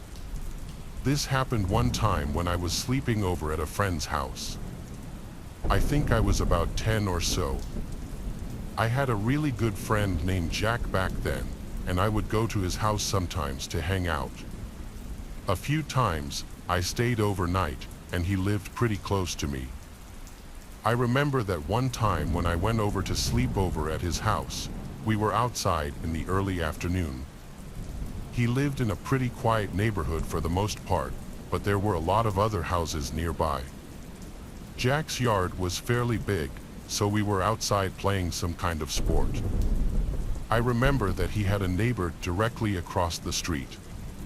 The neighbor was a man who was somewhat thin and had kind of blonde, messy hair. I remember that when we were outside, the guy was just kind of standing around in his front yard and looking in our direction. Jack told me that the guy always seemed odd to him. I didn't really ask why or anything, at least I don't remember. So I remember that the guy almost appeared to be watching us, which was strange. We moved into the backyard after that because he was kind of creeping us out, but it seemed like that sort of behavior was kind of normal for the guy. So eventually, we went back inside and were probably playing video games for the rest of the time. I just remember that when we went to bed, I was sleeping on the floor in my sleeping bag. I fell asleep rather quickly but was awoken sometime in the night. I remember being wide awake when I woke up, so I just started looking around. Everything was dark and completely silent. The only noise was the sound of a highway getting an occasional vehicle off in the distance. I'm really not sure what time it was, but probably like 1 o'clock in the morning if I had to guess. Then I suddenly heard the sound of somebody walking inside of the house. It was like there were footsteps somewhere on the first floor. This immediately seemed odd to me. Things had been so quiet, and I knew Jack's parents and sister had long gone to bed. I was hoping that maybe it was one of them. Then I heard the footsteps coming up the stairs and headed for the hallway that Jack's bedroom was in. Jack's room was at the very end of the hallway, so I could see the top of the stairs from where I was. As I was looking over, I soon saw a man walking up. He was moving pretty slowly, but I soon recognized that it was Jack's neighbor from across the street. As soon as I saw this, I knew that I had to do something. Jack's door had been opened for some reason, and I quickly left my sleeping bag, ran over to the door, and closed it.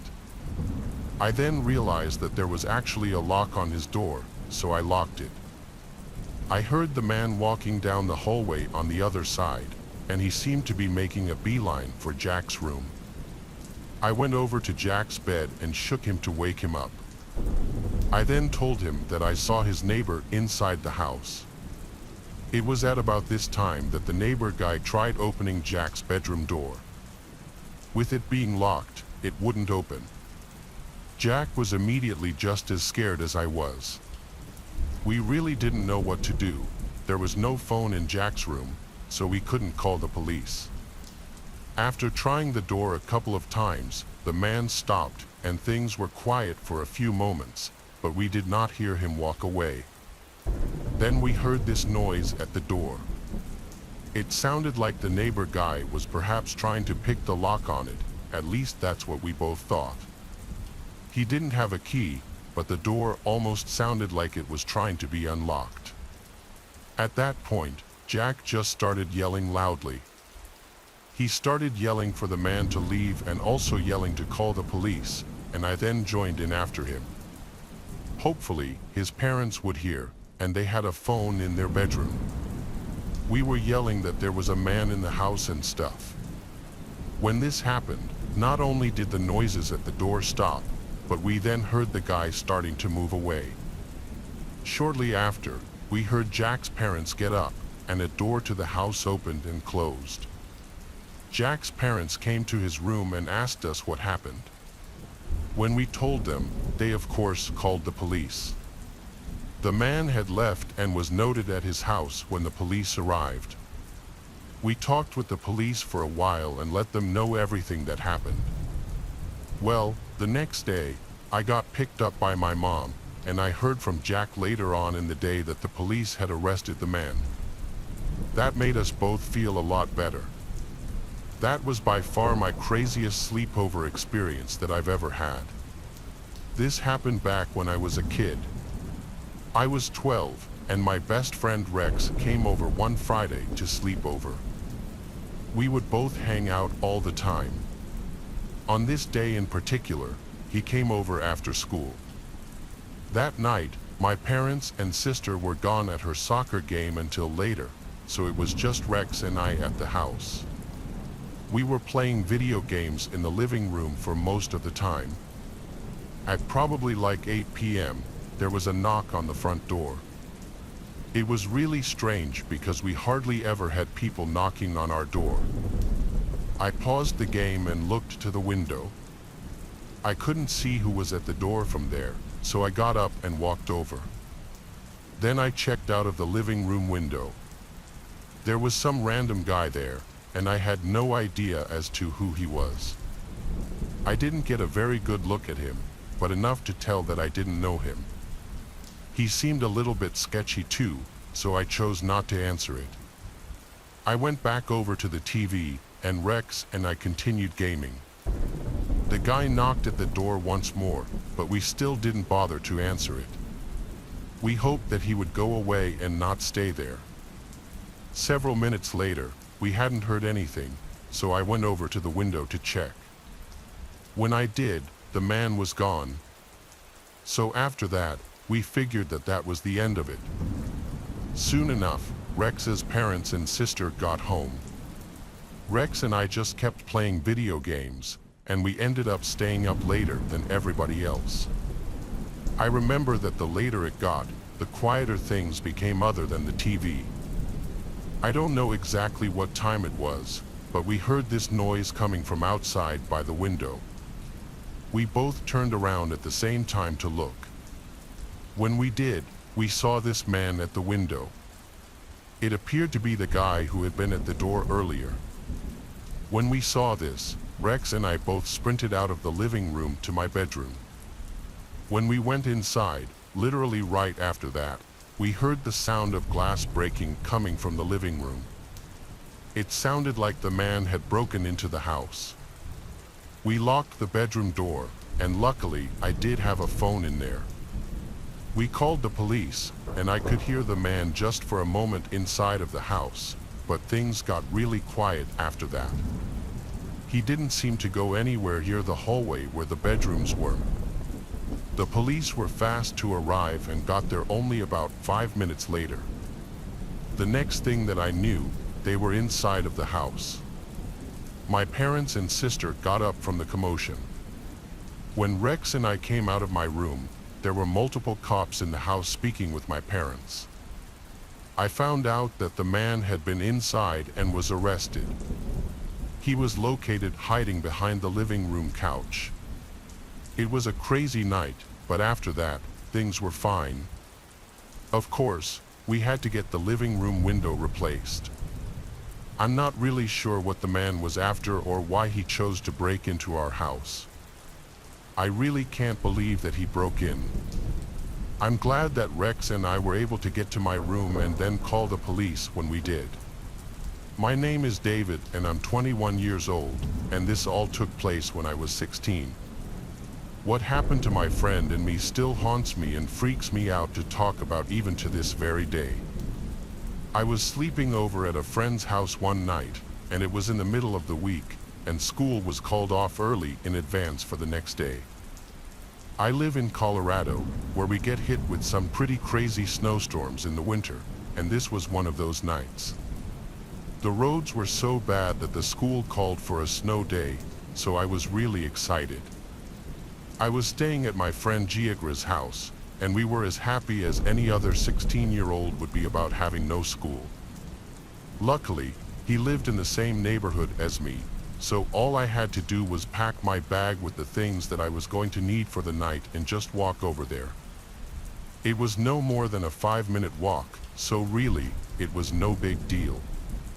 Of course, our parents had to work the next morning, so we were going to have the house to ourselves all day the next day. We stayed up late and played video games and goofed around all night, talking about the most random stuff you could imagine that teenage boys would talk about. Nothing weird happened that night. It was a normal night. However, the next day was when things went crooked. I would say it was around 11 o'clock in the morning. Giagra was making a sandwich in the kitchen, and I was using the bathroom when suddenly the doorbell rang. We both heard it clear as day. Even though it spooked us initially, we weren't that worried about it. We live in a relatively safe area, and bad things like home invasions and stuff like that are almost completely unheard of here. Giagra even made a joke about how it was probably a Jehovah's Witness or something. I ran out of the bathroom, and both Giagra and I walked over to the front door. "Yo, help me if anyone's in there, please help me. I'm in serious trouble right now. Our neighborhood is really quiet, and it really isn't very likely for someone to knock on our door. Period. It just wasn't something that happened often." Giagra looked outside to try and see who it was, and it most definitely wasn't a Jehovah's Witness. It was some guy dressed in shorts and a t-shirt. He had short black hair and was probably around 5'10". "What the hell is going on? Who are you?" I asked. Giagra didn't hit me in the shoulders. He was clearly upset with me for letting ourselves be known. Thinking back, I really wish I wouldn't have said anything, because just maybe the man would have walked away and none of this would have happened at all. Definitely wasn't the smartest move on my part, I can admit that. The man outside then started banging on the door and begging us to let him in. We knew that something was terribly wrong, so obviously, we didn't let him in. We ran downstairs and hid in a secret spot in the basement that Giagra showed me. He called his mom to let her know, and she said that she was on her way home. Luckily, Macy, Giagra's mom, only worked about 5 minutes away from the house, so she would be there soon. Right after Giagra hung up the phone, though, we heard footsteps coming from upstairs. He knew there was no way it was his mom. "Dude, what the hell are we going to do?" Giagra said. I told him that we needed to stay calm and just wait it out. "Dude, are you kidding me?" "Screw that," Giagra said. "Well, what do you suggest we do then?" I asked. "Literally anything but sit down here." "We need to run," he said. I didn't know how good of an idea that was, but I wasn't going to sit there and hide alone, so I followed. We opened the door ever so slowly and made our way across the basement to this window that we were going to attempt to fit through. I didn't see how that was going to work, but I knew it was the best option in all reality. I cupped my hands together so I could give him a boost, and Giagra managed to open the window. He struggled for a minute, but eventually, he was able to make it outside. What about me? I thought silently. That was right when Giagra told me to grab the wooden coffee table across from me and use it as a stepping stool to boost me up. And then he was going to pull me out. So that's exactly what I did. I jumped up, and Giagra grabbed my arm and pulled with all of his might, and somehow I was able to make it through the window, and I made it outside as well. I had to catch my breath from panicking so hard that we didn't even realize the man was standing directly behind us. He looked at us with the most disturbing look you could possibly imagine. He was a freaking creep. We both ran towards the front of the house, and ironically, Giagra's mom was pulling in the driveway right as we made it to the end of the driveway. The man followed us, but very quickly ran the opposite way when he saw that we were with an adult. Giagra's mom called the police, and we were able to find out that the guy was a wanted fugitive who had just escaped prison less than 24 hours prior. The police showed us a picture of the guy, and Giagra and I both confirmed to the officers that it was the same person. They caught him later that night, and now he's in prison and probably will be for a long time. He was a convicted sex offender and liked to assault young boys, more specifically boys our age. He had definitely been spying on us and knew we were alone. It makes me sick to my stomach how messed up some people are. On this particular evening when I was 14, I was at my friend Brian's house. He was my best friend, and I went over there quite often. My parents knew I was over there, but Brian's parents didn't. I didn't know this until later. Anyways, his parents were gone for the night, so we were able to do whatever we wanted to. So, of course, us being kids, we stayed up all night playing Call of Duty in the living room. Brian had his own TV and gaming setup in his bedroom, but his dad had recently just bought a new TV which was easily twice the size of Brian's, so we were excited to move the Xbox out there and just play in the living room instead. Brian asked me if I wanted to stay the night. I kind of already thought that that's what I was doing already anyways, and so I was confused. I asked him if I was even supposed to be there, and he just kind of shrugged his shoulders, which told me no. I sighed, and I just decided to go with it. A few hours passed by, and we started to get tired, so Brian grabbed some blankets and 2 pillows for the both of us. We decided we were going to go to sleep upstairs in his room. So we goofed off for a little while before ultimately falling asleep. I'm a light sleeper, so it wasn't a surprise when I woke up to the sound of some music being played outside. I looked outside and I saw that there was a car parked in the driveway. I figured it was Brian's mom and dad, but when I woke Brian up, he told me that it definitely wasn't and that there was no chance that it was either of their cars. The car was still running, but it didn't look like anyone was inside of it. We ran to the living room and we found that the front door was wide open. It was at this point that the hairs on the back of my neck were standing up, and I knew we were really in for some trouble. Brian's room is all the way to the left side of the house and was the last door on the left in the hall. We turned around to go back to his room and grab our phones so we could call for help, but as we were passing by the bathroom, someone snatched Brian and began running away. I swear I've never felt like that in my life, like the amount of fear. I turned back around instead of grabbing my phone and I began chasing the man down. We were running through the living room and Brian was fighting, trying to get away from him, and the man was starting to gain some distance on me. Then, as I was running outside down the steps, I saw a creepy green and tan colored van parked on the side of the road in front of the house, and that's when I knew I had to do something extremely quick before something life-changing happened.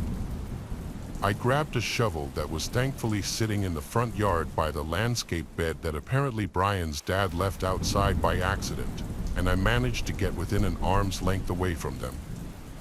I struck the guy right in the side of the leg with it as hard as I possibly could. They both fell straight to the ground, and I helped Brian up and we ran back inside. The man took off in his van. A neighbor saw some of the commotion, was already on the phone with the police, and they arrived not too long after. As for the other car that was in the driveway, we're still not sure what that was all about. Something tells me it was an accomplice, and maybe he got cold feet or something and ditched early, or maybe he had nothing to do with it at all and it was purely coincidental. But I doubt it. Police were never able to find either of the 2 suspects, and ever since that day, going over to Brian's has been weird to say the least. I've always been good friends with one of my cousins, Johnson, who was the same age as I am. The 2 of us were not quite inseparable, but we always did get along very well together, and we were often found together both in school and outside of school. When we were 12 and in the 6th grade, I was hanging out with Johnson on a Friday afternoon around the later part of May, and we were psyched at the start of the weekend. We'd wound up at his house since he didn't live too far from me, and at one point, my mom called to say that our grandpa was in the hospital.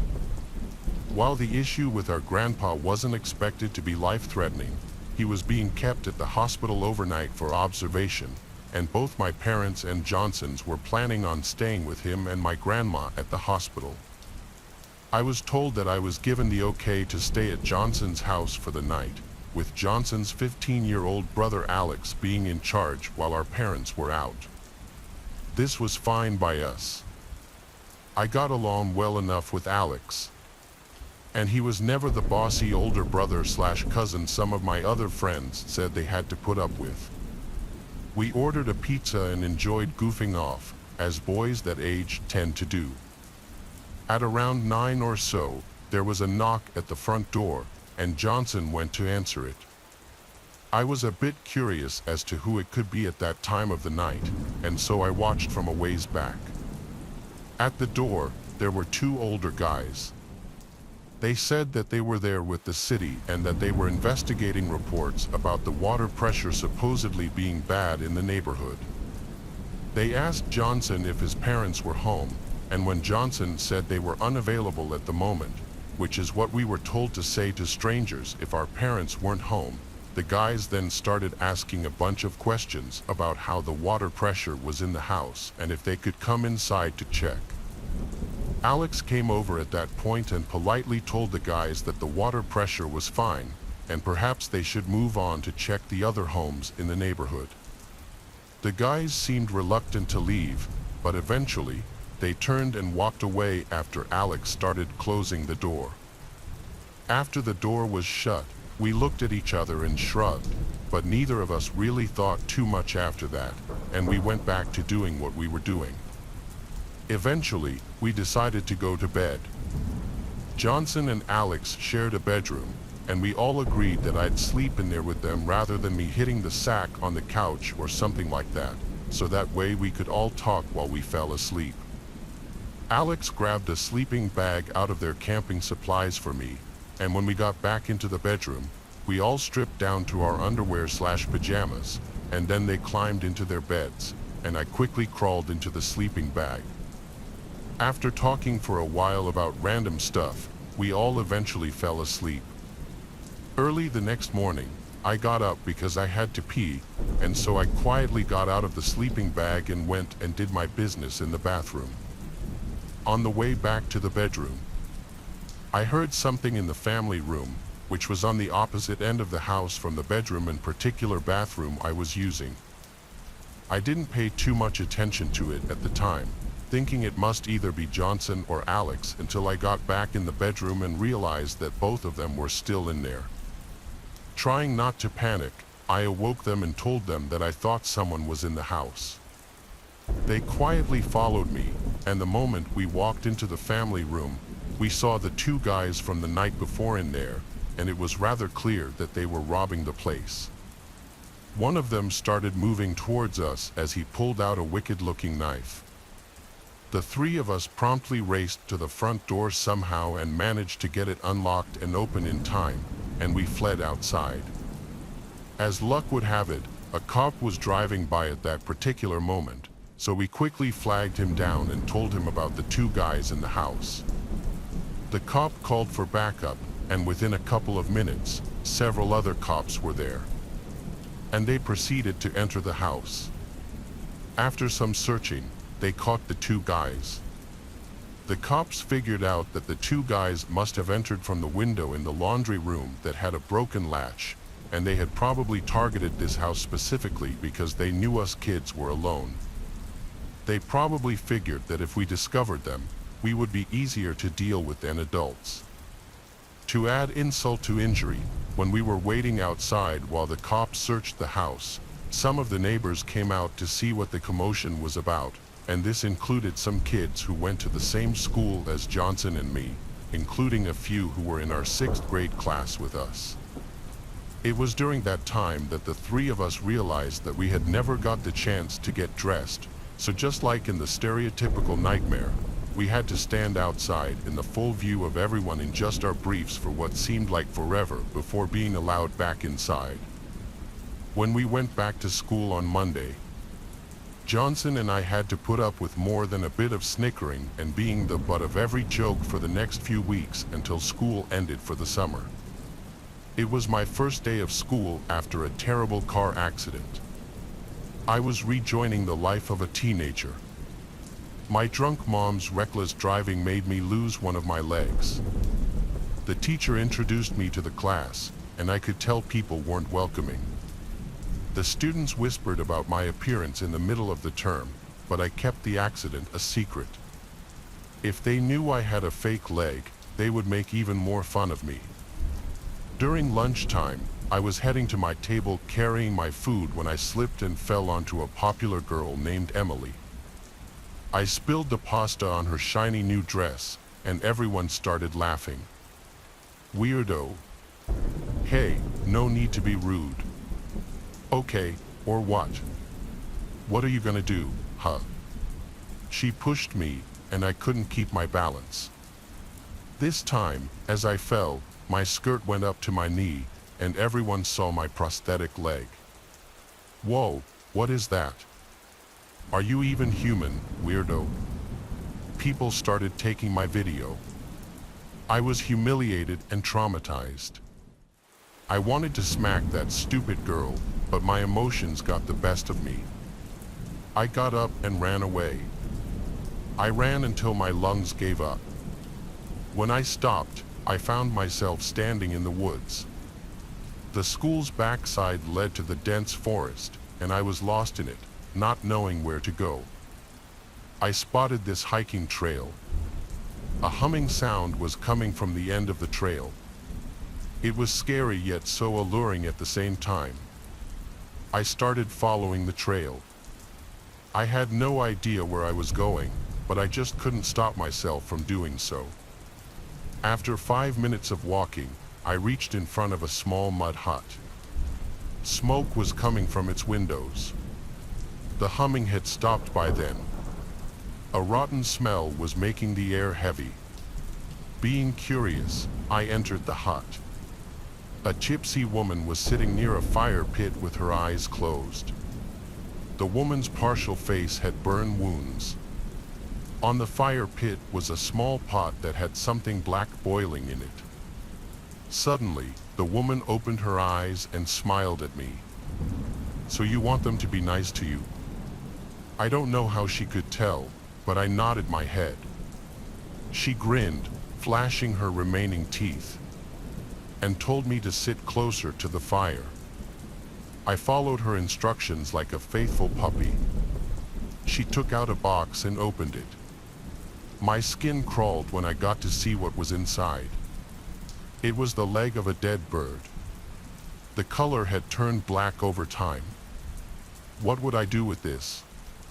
You can solve your problems. It would grant you 3 wishes, but only with hellish consequences as punishment for tampering with fate. You can't change what has happened. Your wishes need to revolve around the present, but you must decide if you want this or not. I looked at the box and could feel my heart beating faster.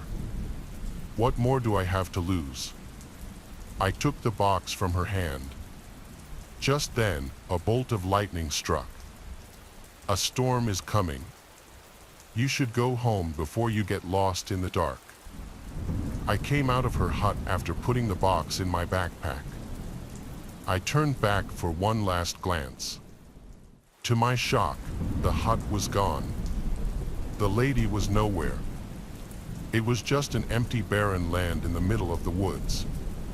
I couldn't sleep the entire night. All I could think was, what should I ask for my first wish?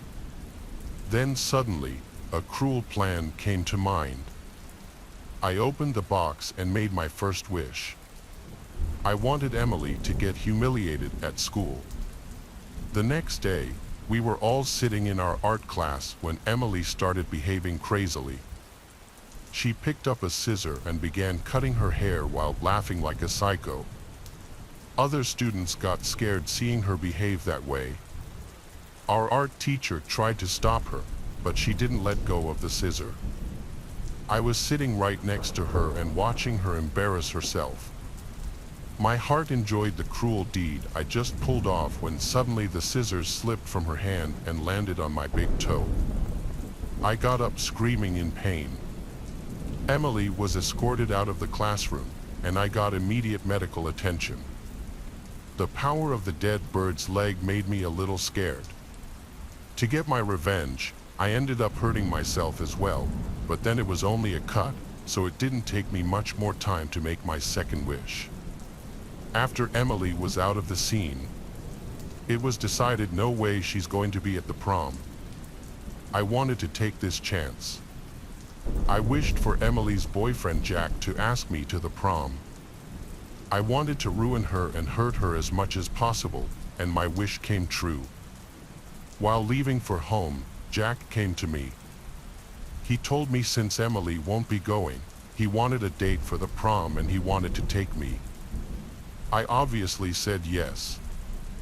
I appeared at the prom in a bluish-pink gown with Jack, but before we could walk onto the dance floor, I went to the washroom.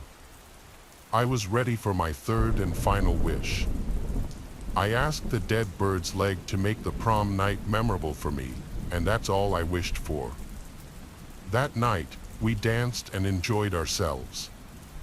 It was looking up for me, which is why I forgot about the malevolent consequence of the wishes. At the end of the prom, Jack and I got crowned as the prom king and queen. My wish came true.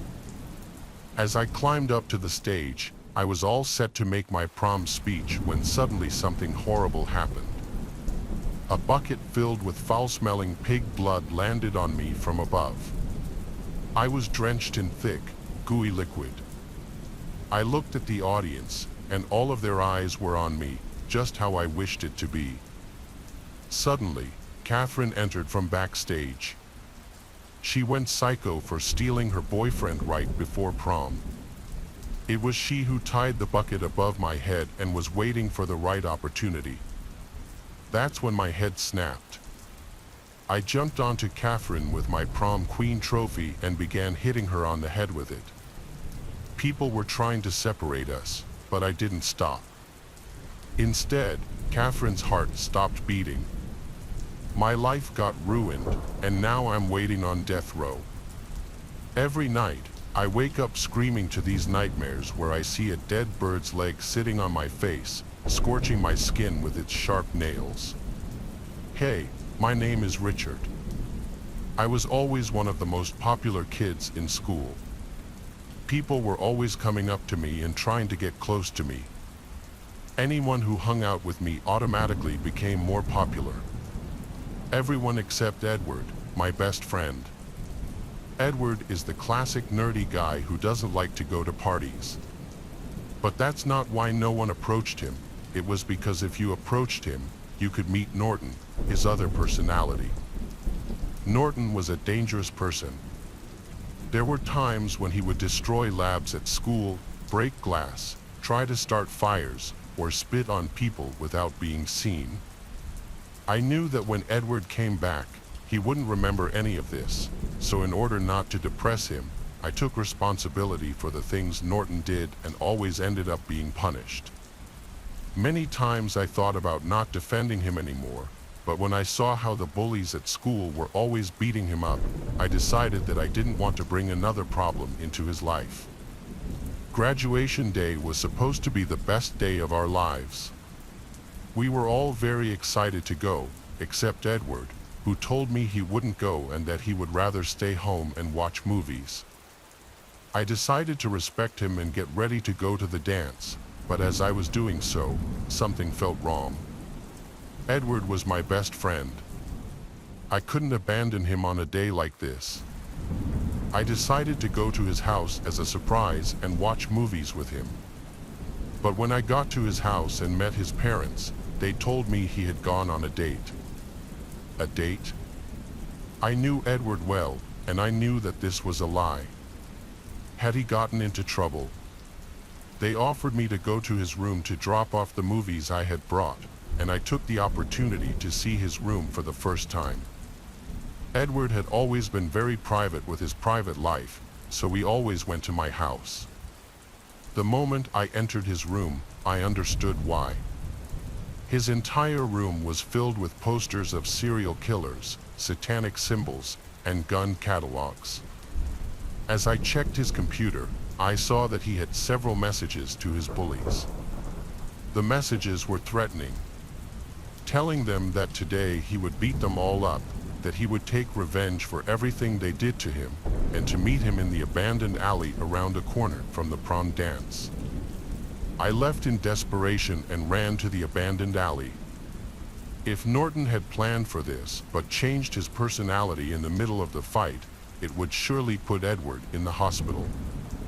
I got to the alley quickly, but the fight had already started. Two of the three bullies that usually attacked Edward were injured, shirt on the ground. One of them was fighting with Norton. I ran to separate them, and in the middle of the bully's distraction when he saw me coming, Norton stabbed him in the head with a knife. At that moment, I looked around and realized that the other two guys were not injured from fighting but had also been attacked by a knife. The boy fell, and Norton stared at me with a maniacal, unhinged, obsessive smile. He immediately picked up the knife and ran towards me, but suddenly he stopped, and his gaze changed. What happened? I did this. Edward, you came back. No, I couldn't have done this.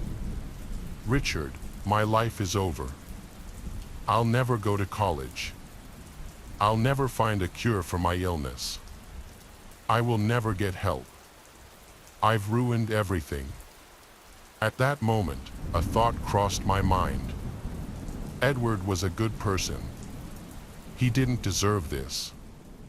These guys tortured him all the way through high school. Now that they're dead, Norton probably wouldn't come back, and nobody would bully him at the university. Edward, I'll take the blame. What? I can't let you do that. Listen to me. I'm useless.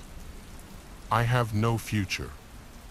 I'm not going to college, and I'm not as smart as you. I'm taking a bullet for you. Just study hard and medicate yourself for your problem, okay? No, we have to figure out how to make the police believe that I caused this. Maybe I have a good alibi. I told my parents I was going on a date. You're right, that will work. I can tell them that you met these men and I defended you. Yeah, good idea. At that moment, something went through my head very quickly. Something was wrong. Hey Edward, this was all planned by Norton, didn't he? Yeah, I suddenly appeared here. I don't remember anything. So how do you know you told your parents you were going on a date? I didn't say it was Norton. But you don't remember when Norton takes over you. Edward's face was in a state of pure shock. I had never seen him choke so hard on his own words. There was something he wasn't telling me. Edward, I don't know if it's a good idea for me to cover you. If you have a disease, you should take responsibility for it. Suddenly, Edward lunged at me with the knife. I managed to dodge him, but he cut off a part of my arm. You know, you were a great help all through high school, but now you're even more useful to me dead. Norton, you were pretending to be Edward. Oh, innocent. What do you mean, kid? I never had multiple personality disorder. You mean there was never a Norton? No, silly. The one who never existed was Edward. With all of his strength, he attacked me with a knife, but I managed to get my hand through at the right moment. I pushed him and tried to get away, but in one leap, he struck the knife in my calf, and I fell. I was at the mercy of Norton, sticking a knife in my back and killing me. Suddenly, one of the bullies who had been wounded rammed him, threw himself on top of him, and choked him to death while yelling at me to call the police. Terrified and in pain, I called as fast as I could, and within minutes, 2 police cars and an ambulance arrived. The boy who saved me almost bled to death, but survived. His testimony was the only thing that saved me from going to jail. After that, I decided that I would trust myself more, and in only 4 years, I became a lawyer. When I remember Edward, I get goosebumps. Who knows what that psycho would have done if he stayed alive? My name is John. I don't have much time left, but I want to get this story out there so anyone can read it online. Just don't ignore the rotting smell. I'm not sure how many of them are out there. It was only yesterday that I was preparing for prom, my date soon to be by my side. I drove along the empty road, excitement filling my veins until I pulled up in front of Laura's house. She was the girl I had been crushing on since freshman year, and I was eager to take her to the prom. "Laura, you look amazing." "Thanks, John." We hugged and chatted as we drove off towards the prom venue, but there was something that I couldn't shake, a foul odor lingering in the air. "What's that strange smell?" "I don't know. Let's just roll the windows down."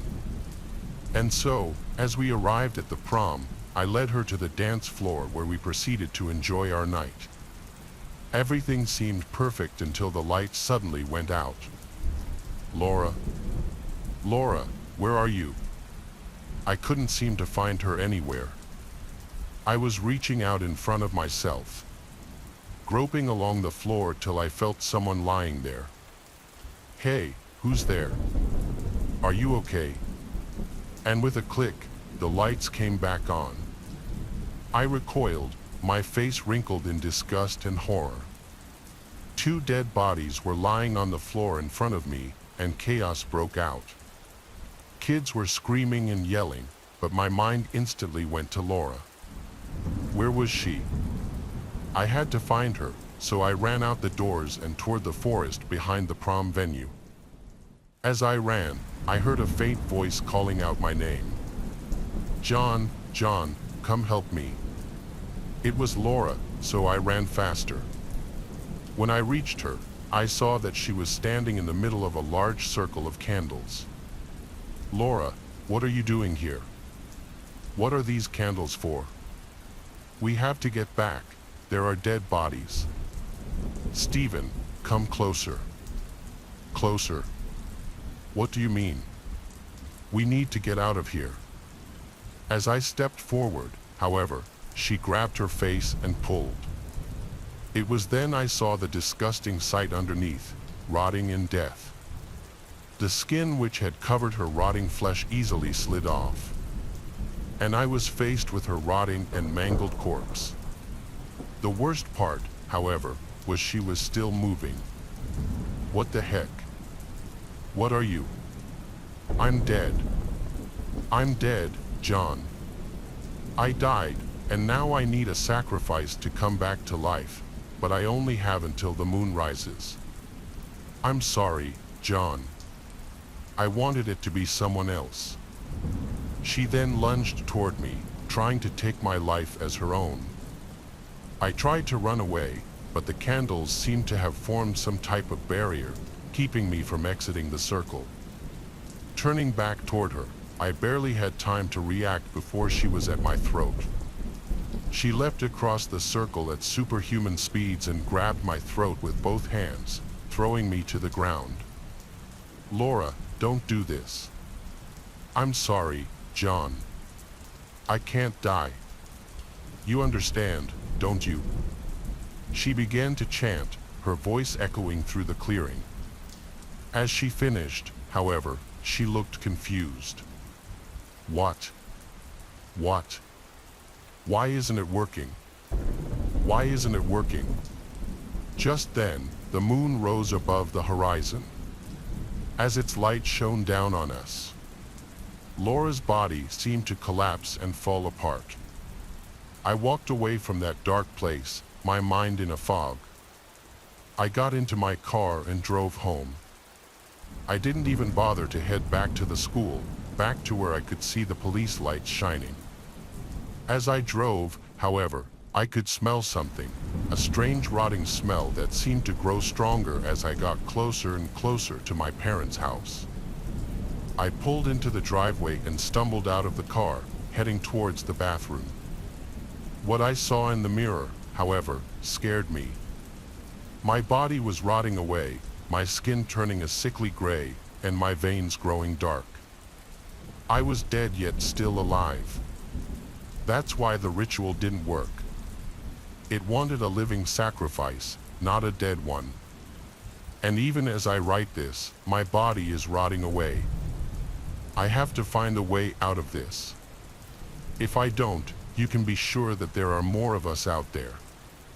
Please, if you find yourself in a similar situation, don't ignore the rotting. Oh, goodbye. This is a story my uncle told me that happened during his high school prom. I can't vouch for how accurate all the details are, but I can vouch for my uncle. He's an honest guy, and I can't see him just making something like this up. Anyway, here's his story. This was back in the 60s in Spokane, Washington, and my uncle was at his prom with his date, hanging out with all his friends and generally having a great time. There was another student there that my uncle wasn't close with, just an acquaintance. His name was Jin.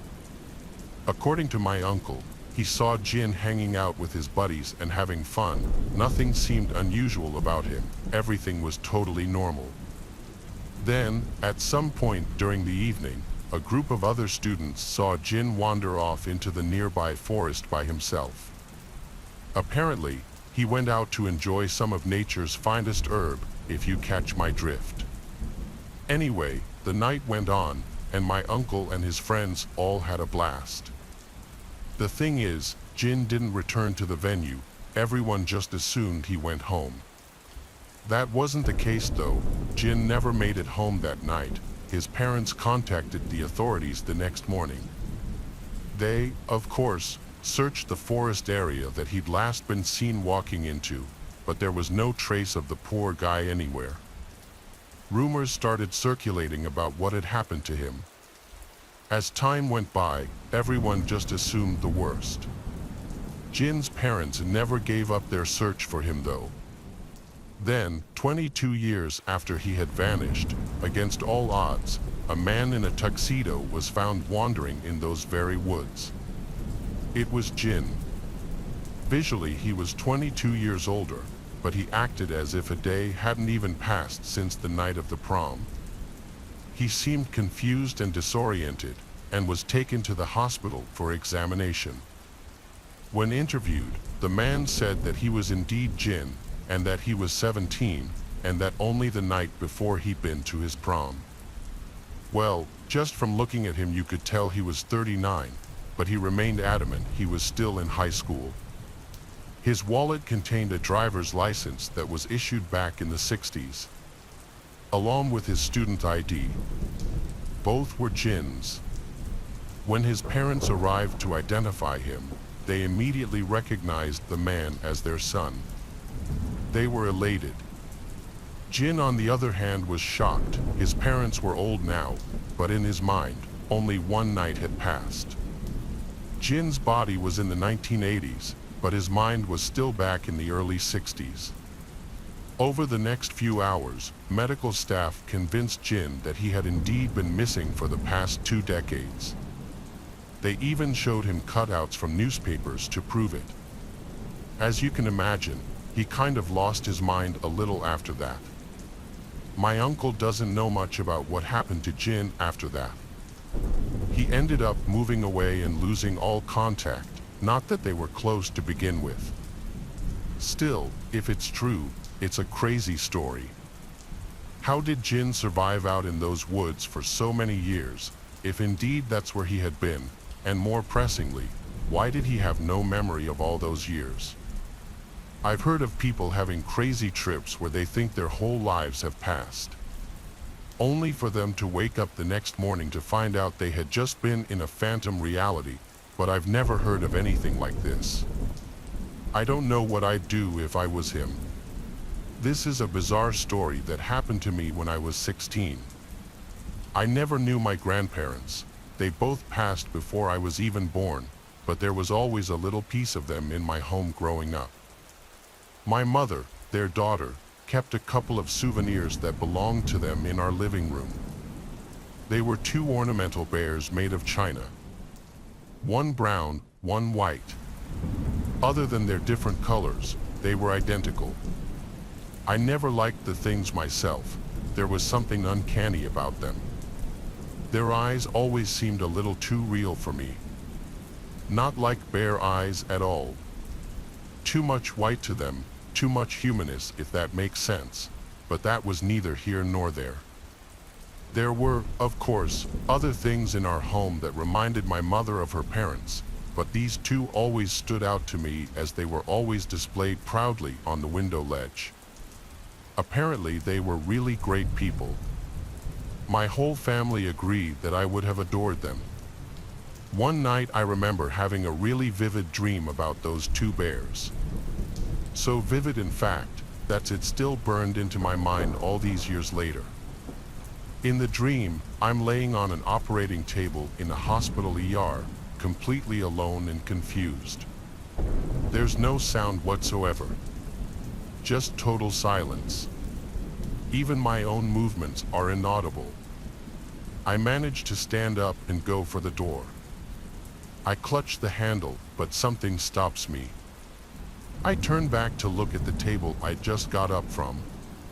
It's red, and there are tools scattered on the floor around it.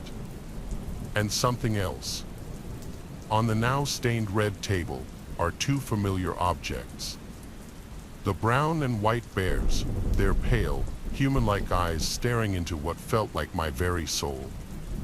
It was horrible, like one of those dreams where you can feel the pain and terror. I felt a burning in my chest that wouldn't go away. The true definition of a nightmare. Inexplicably, one of them moves to the edge of the table and falls, breaks into 1,000 pieces without a sound. That's where the dream ended. I woke up a few days later at the hospital. I hadn't been dreaming in my bed at home at all. I'd actually been in an operating theater. The setting for the dream itself had been real. The surgeons only barely managed to save me, and apparently they lost me for a minute before bringing me back to life. Apparently I'd been in a car wreck. My girlfriend Rebecca had been in the vehicle with me. Her father was driving. The crash was real bad. Neither of them made it. Unbeknownst to me, this had all happened on prom night. I don't remember anything about my prom, not how I got there, what I did, who I saw, only the stories that were told to me after the fact. The crash wiped that night clean out of my mind. A few people said they saw me get into the car with Rebecca's father at the end of the evening. A toxicology report revealed that her old man had been drinking when he came to pick us up. He always seemed like such a level-headed and responsible guy, so I'll never understand that. While driving me back to my place, he swerved over into the wrong lane and hit another vehicle head-on. Luckily, the driver in that car was okay, though he too came close to losing his life. Thankfully, there were some amazing surgeons on call that night. The strangest part of this story, however, came after I was well enough to go home. I got myself discharged from the hospital, and my mother drove me back to our house. Of course, was a little nervous about getting back into a car after hearing what had happened, but I managed to set those fears aside. We go inside, and I make my way into the living room. There's only one of the ornamental bears on the window ledge. The brown one. The white one's nowhere to be seen. I asked my mom why she'd moved it. Oh, she told me, it's the strangest thing. The white one just fell from the ledge and shattered. Obviously, she'd had no reason to tell me about that while I was in the hospital. Her mind was on other matters, like my recovery, and I hadn't told her about the dream I'd had while in the operating theater. I put two and two together, and finally confided in her about my bear dream. This all happened 10 years ago now. I've mostly got over the trauma, though I still get the occasional flashback and feelings of survivor's guilt. I can't help but feel I was somehow being protected that night by two relatives I'd never had the pleasure of meeting. My grandparents. Even now, my mother and I sometimes catch ourselves looking at that lonely, brown ornamental bear on the living room window ledge, and, half-jokingly, say that I've still got one spare life if I ever need to use it. Every class has their resident oddball. Back when I was in high school, ours was Thomas. He stood around 6'3" and had the body of a jock, but was never part of the cool clique. That's because of his social skills. See, Thomas was really, truly weird. For example, he once got caught going around collecting roadkill and then mailing the remains through people's doors. He used to get his kicks from tormenting the younger students at our school, but not in the usual way some people do. He'd go overboard, hitting them really hard with sticks and forcing them to get on all fours on the ground, then sitting on them like they were his chair for long periods of time until their limbs and backs gave out. His antics had earned him a suspension in the past. So like I say, he was weird, but because he was huge and muscular nobody ever bothered him, especially not me, seeing how small I was for my age. Anyway, within our year group he mostly kept to himself. That all changed on the night of the prom. It was sometime in the middle of the evening, and while I was hanging around a punch bowl, two of my buddies came up to me. They told me that they'd seen Thomas outside the venue. He was apparently hanging around out by the surrounding forest all alone. Somehow he'd gotten hold of a hatchet. They didn't know if he'd found it somewhere, or if he'd brought it with him and stashed it. Either way, they said he was brandishing it at them, and saying some messed up stuff about how someone was gonna meet the Reaper on prom night, and how he just hadn't decided who yet. What a nut, I said, and proceeded to forget all about it. Just some empty, meaningless nonsense from Thomas the Loon, I figured. The night continued, and while dancing with my date I got a sudden urge for a cig. I'd nabbed a few from my brother earlier without him noticing. Be right back, I told her. I walked out into the hallway and snuck out one of the side doors to the venue. I lit my smoke and relaxed, contemplating the evening. Damn, proms weren't as fun as the movies made them out to be, I thought. As I stood out there all by myself, puffing away, I looked out to the nearby woods. It was dark that night, but thanks to the moonlight, I could just about make something out in the tree line. It looked like a person. You know when you can just sense that someone is watching you. Well, I couldn't see their face, but I could feel their eyes all over me. Suddenly, the figure began full-on sprinting in my direction. My heart skipped a little. It was a tall guy in a tuxedo. They stopped abruptly, about 6 feet away from me. It was Thomas. Edward. Old buddy. Boy, am I glad to see you, he said, the same way an alien new to our planet might think a human communicates with other humans. Say, why don't you come down to the woods real quick? I've got something I want to show you. I think you're really gonna like it. I remembered what my friends had told me earlier, how Thomas had been waving a hatchet around. Luckily, he didn't seem to have it on him in that moment. Then again, maybe that's what he wanted to show me in the woods. No thanks, man. I just want to get back to dancing. No offense. I tried to push on the door to go back inside. Problem. It was one of those fire escape doors. The ones that only open from the inside. I was trapped out there with him. Come with me now, Edward. I insist. No thanks, Thomas, I'm really not in the mood. Thomas was much bigger than me, and his size and demeanor were quite intimidating. I was only 5 feet 6 inches. It was like David and Brian. Still, I stood my ground, refusing to go with him every time he insisted. I'd never felt more alone than in that moment. I eyed Brian over. I know what you're thinking, Edward, he said. You're thinking where you should hit me if you have to take me down. If I try do something to you. What you should do. Where you should run. What you should shout. He stepped closer to me. But you can't do nothing, Edward. If I want to hurt you, there's not a goddamn thing you can do about it. There was an eerie silence as he stared at me for what must have been half a minute. Then, deeply, and I wanna hurt ya. I wanna hurt you real bad. I was paralyzed with fear. Come on, man, I said. Don't be like this. His eyes stared at me with a fiery intensity, wide and soulless. His expression was disturbingly neutral. Not a moment too soon, my buddies from before came walking around the corner of the building. They'd asked my date where I'd gone, and she told them I went outside. Remembering Thomas from earlier, they both began to worry about me and came to check I was okay. You can't put a price on good friends, let me tell you. They saw Thomas trapping me against the wall and came running. Thomas sprinted away, disappearing into the trees.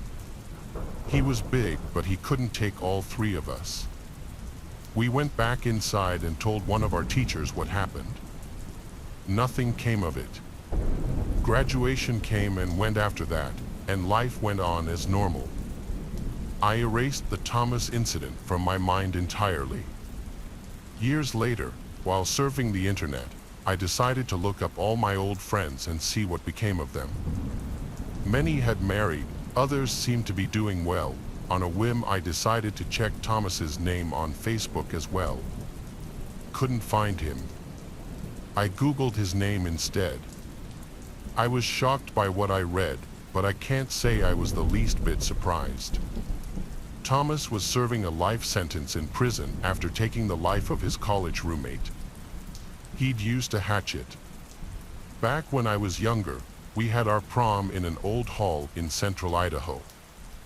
It was a rural area, not much in the surrounding area. You could probably say the middle of nowhere if that wasn't extremely cliché. There was, however, an old, abandoned house about a 5-minute walk away from the venue where the prom was being held. The night progressed as intended. There was awkward dancing, secret drinking, people embarrassing themselves, and some getting lucky. Some winners, some losers. I was one of the losers who none of the girls wanted to dance with. At one point near the end of the night, a few buddies and I decided to go check out the old abandoned house we heard was nearby. It seemed more fun than sitting around in the hall feeling sorry for ourselves. As we approached the abandoned house, we noticed something strange. A flickering light in one of the ground floor rooms was on. It looked like candlelight. We guessed this place wasn't so abandoned after all, we figured. Still, we got closer just to check the place out. We'd come this far. Right? We got close enough to get a relatively decent view of the inside of the living room where the light was coming from. Strange. There was no furniture inside at all, and the place looked like it hadn't been cleaned in years. We shrugged it off and started to head back to the prom hall. We didn't want to trespass or anything. As we turned to leave, we heard a noise coming from the back of the property. It was a truck's engine, roaring. In no time at all, it came screaming around from the back of the house, its headlights lighting us up, and sped off past us over the fields. There wasn't even a road or anything. Soon, it disappeared into the darkness. What the heck was that about? We walked back to the prom hall and didn't bother mentioning the story to anybody.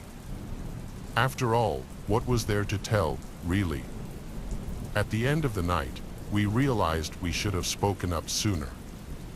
4 of our fellow students, 3 females and 1 male, had gone missing. It was a group of friends who always hung out together. One of their other friends said that they'd gone to explore the abandoned house earlier in the evening. When they hadn't returned, she assumed it was just because they were having fun out there. The authorities were notified, and they went to explore the abandoned house we'd checked out earlier. Inside, they found the male student, bound, gagged, and unconscious on the living room floor. If we'd gotten closer to the window, we would have spotted him lying there. The females were nowhere to be seen. When he finally came to, the male said he had no memory of what had happened. The the last thing he remembered was approaching the old house. My friends and I spoke up about the truck we'd seen speeding off across the fields. Now the main theory is that someone or someone's took those female students and that they were in the truck we saw speed past us. Perhaps they'd seen us approaching the house and we spooked them. Who knows? Either way, those students were never seen or heard from again. We still don't know where they were taken, or what happened to them. This story just happened last year.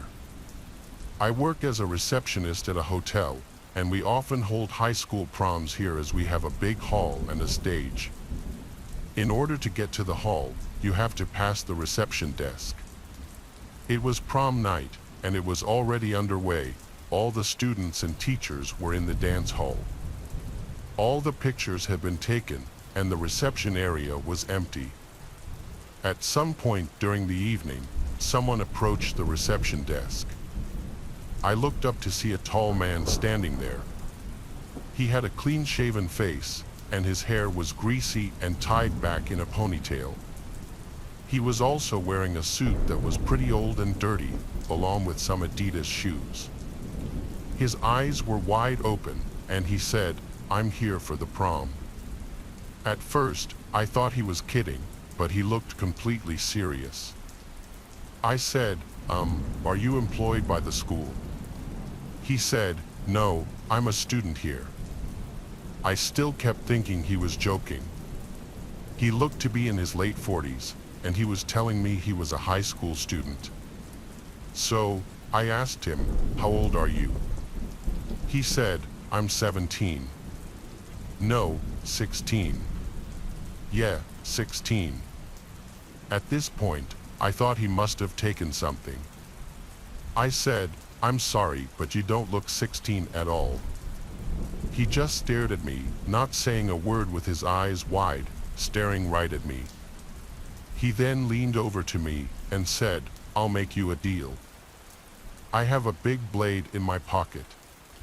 If I'm not 16, you can cut my finger off. If I am 16, I can cut your finger off." I didn't get the chance to say anything cause he walked out right after he said that. I told my boss about what happened. He said if the guy came back, he'd deal with it. I finished my shift around midnight and then went to get in my car. There was an envelope under my windshield wiper. Written on it was, "The deal is a deal." I opened the envelope to see a human finger, and I had a feeling this wasn't his own finger due to it being a different color. I never saw that man again, and I've always wondered why he was trying to get into that prom. It was senior year, and I had just recently started dating my fiancé, Leon. We were approaching the end of the school year, and so prom was coming up. I didn't really know if I wanted to go because I had just finally changed all of my contact info, and my family moved to a new house because of my old stalker ex, Kathy, who's 4 years older than me. I was 18 and he was 22. We met when I was going through a rough time in my life, long story, but he turned out to be a psychotic individual. He got kicked out of the army and started doing hard drugs like heroin. I distanced myself from him as much as I could, but he was relentless. He attempted to break into my family's home at least 3 times, and I had to get a restraining order against him. My family was worried for me and for all of us, so we had to move to another house. The reason I was hesitant about going to prom was because I knew my ex Kathy knew about it. We used to talk about going to prom together. Ever since our move, my friends would drive me home and make sure we weren't followed. I really lived in fear. I was scared Kathy would show up at the prom venue and try to find me. Leon has always been very understanding and supportive, and he assured me he wouldn't tell me to go to prom if he didn't think it would be safe. He made me feel comfortable with it. We and our friends went in a limousine together to the venue, which was a fancy catering hall about 30 minutes away. We all sat at our table, had food, and just hung out for a while. Some people went to dance, Leon and I included for a while. I couldn't help but be paranoid that Kathy was in the building somehow. One of Leon's friends handed me a little shot bottle of vodka and told me it would calm my nerves. I drank it in the bathroom and almost threw up, but within half an hour, it really did take the edge off. A few hours later, our group wanted to leave for what's called the after prom, where you basically start drinking and continuing the party elsewhere with your friends. As we walked outside of the venue to our respective rides, I saw one car parked in front of the venue that didn't have its lights on. I didn't know what Kathy drove at that point or if he drove, but I saw someone sitting in it. They had a baseball hat on and were looking down, so I couldn't see their face. I pointed it out to Leon. He told me to relax, there's no way it's him. We got in our friend's car, who was picking us up, and we drove to our friend Melissa's house, who was having a little after party. The whole ride, I kept looking behind us to see if we were being followed, but I couldn't tell because there were so many cars on the road. I remember Leon whispering to me, "Relax, everything's fine," and he held my hand, which helped calm me down so much. We arrived at Melissa's house, and there were already people there. At the peak of the night, I'd say there were 20 people there, and everyone was drinking. Eventually, Leon and I wanted to go home, so Leon called his sister to come pick us up, and when she got there, we went straight out to her car. I looked around the street for any sketchy-looking cars, but didn't see anything, and at this point, I officially convinced myself I was just being paranoid. Leon's sister drove us back to their house, where I would be sleeping over. It was just his mom and his sister home. His dad is a retired cop, but he was still working at the time and was working a late shift that night. His mom was already asleep. It was very late, and Leon and I just went downstairs to his room to crawl into bed. The whole den floor of the house was his floor. It had a mini kitchen, bedroom, and living room. His floor was level with the backyard, and so it had a back door. It was a warm night, so some of the windows were cracked open. We were watching a funny movie, and that was when we heard a bang on the glass door that led to the backyard.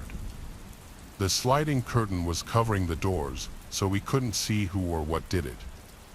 I shrieked, and Leon jumped up to open the curtain. No one was on the other side, but there was a post-it note slapped on the door with the word on it, "You found me." He had followed me from the prom to Melissa's house to here. And he probably heard me laughing and knew I was down here. My paranoia was right all along. We went upstairs to Leon's mom's room and woke her up and called Leon's dad and the police. Waiting for Leon's dad and the rest of the police to arrive felt like an actual eternity.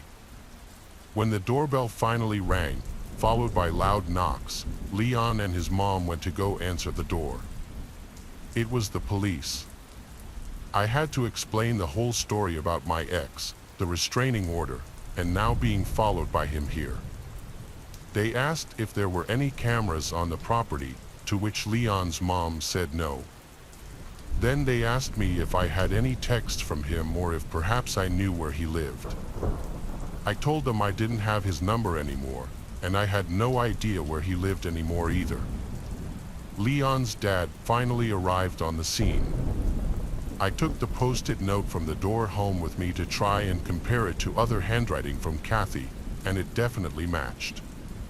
Leon's dad gave me a ride to my house in his police car so we could be sure I wouldn't be followed. During the ride home, I called our home phone, and my dad picked up. I cried to him into the phone hysterically. After arriving home, my parents were waiting in the front for me. Leon's dad assured my parents we weren't followed. During this period, Leon and I couldn't go to each other's houses. Leon's parents had security cameras installed the same week, and this next part is truly unbelievable. One of the side cameras on their property picked up motion, which alerted Leon's dad's phone. He grabbed his gun and ran outside to the smell of gasoline. He followed the smell until he heard the sound of liquid being poured out of a can, and there he saw Kathy pouring out gasoline on the sides of their house. With his gun drawn, Leon's dad yelled at him to drop the can and put his hands up. That was the moment Kathy was no longer going to be a threat to my or my loved ones' lives. I call it the sweetest justice that my future fiancé's cop dad was the one to arrest my psychotic ex-boyfriend, who ruined so many years of my life and had me living in worry. He was sentenced to over 30 years for his crimes, the worst of which, of course, was attempted arson on a police officer's house. It was 2017. I was 17, getting ready for prom, and of course, girls have it harder because instead of the guys who just rent the same tuxedos, girls have to find a nice dress that they're going to keep. And of course, prom dresses aren't cheap if you want a nice one, at least. My parents didn't want to spend over $200 for a prom dress, so my mom suggested I look online for a used one. She'd even help me. We scrolled on Craigslist and Facebook Marketplace, which had just become a thing back then and wasn't as popular as it is today. There wasn't really any luck on Facebook Marketplace, so we mainly searched Craigslist. We found a listing for a dress that we both liked. It was a navy blue evening gown, $50. It said it was worn once for prom. The seller lived pretty close too, so I contacted the number listed on the listing, and in under 10 minutes, I got a text back. After expressing my interest and asking a couple of sizing questions, the person offered to come to our house to drop it off to us. But my mom said no to having someone from Craigslist come to our house, so I said we'd come to them. That day, I asked for their name, and they said Jerry. Honestly, I assumed that Jerry was short for Alexandra. My mom offered to come with me. I felt more comfortable if she'd drive me. When we got to the address, it was a townhouse in a congested area of town. The townhouse was on a dead end. My mom asked if I wanted her to come in with me, and honestly, I don't know why, but I thought it would be embarrassing to go in with my mom. I asked her to just wait in the car unless I text her. I texted Jerry and then went to ring the doorbell.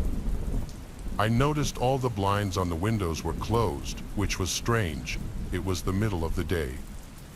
The door opened, and instead of some young girl around my age opening the door, it was an actual grown man, like 50 years old. He smiled and asked if I was here for the dress. I said, "Yeah, are you Jerry?" And he said, "Yeah." He said I looked just like his daughter and then said, "Come inside."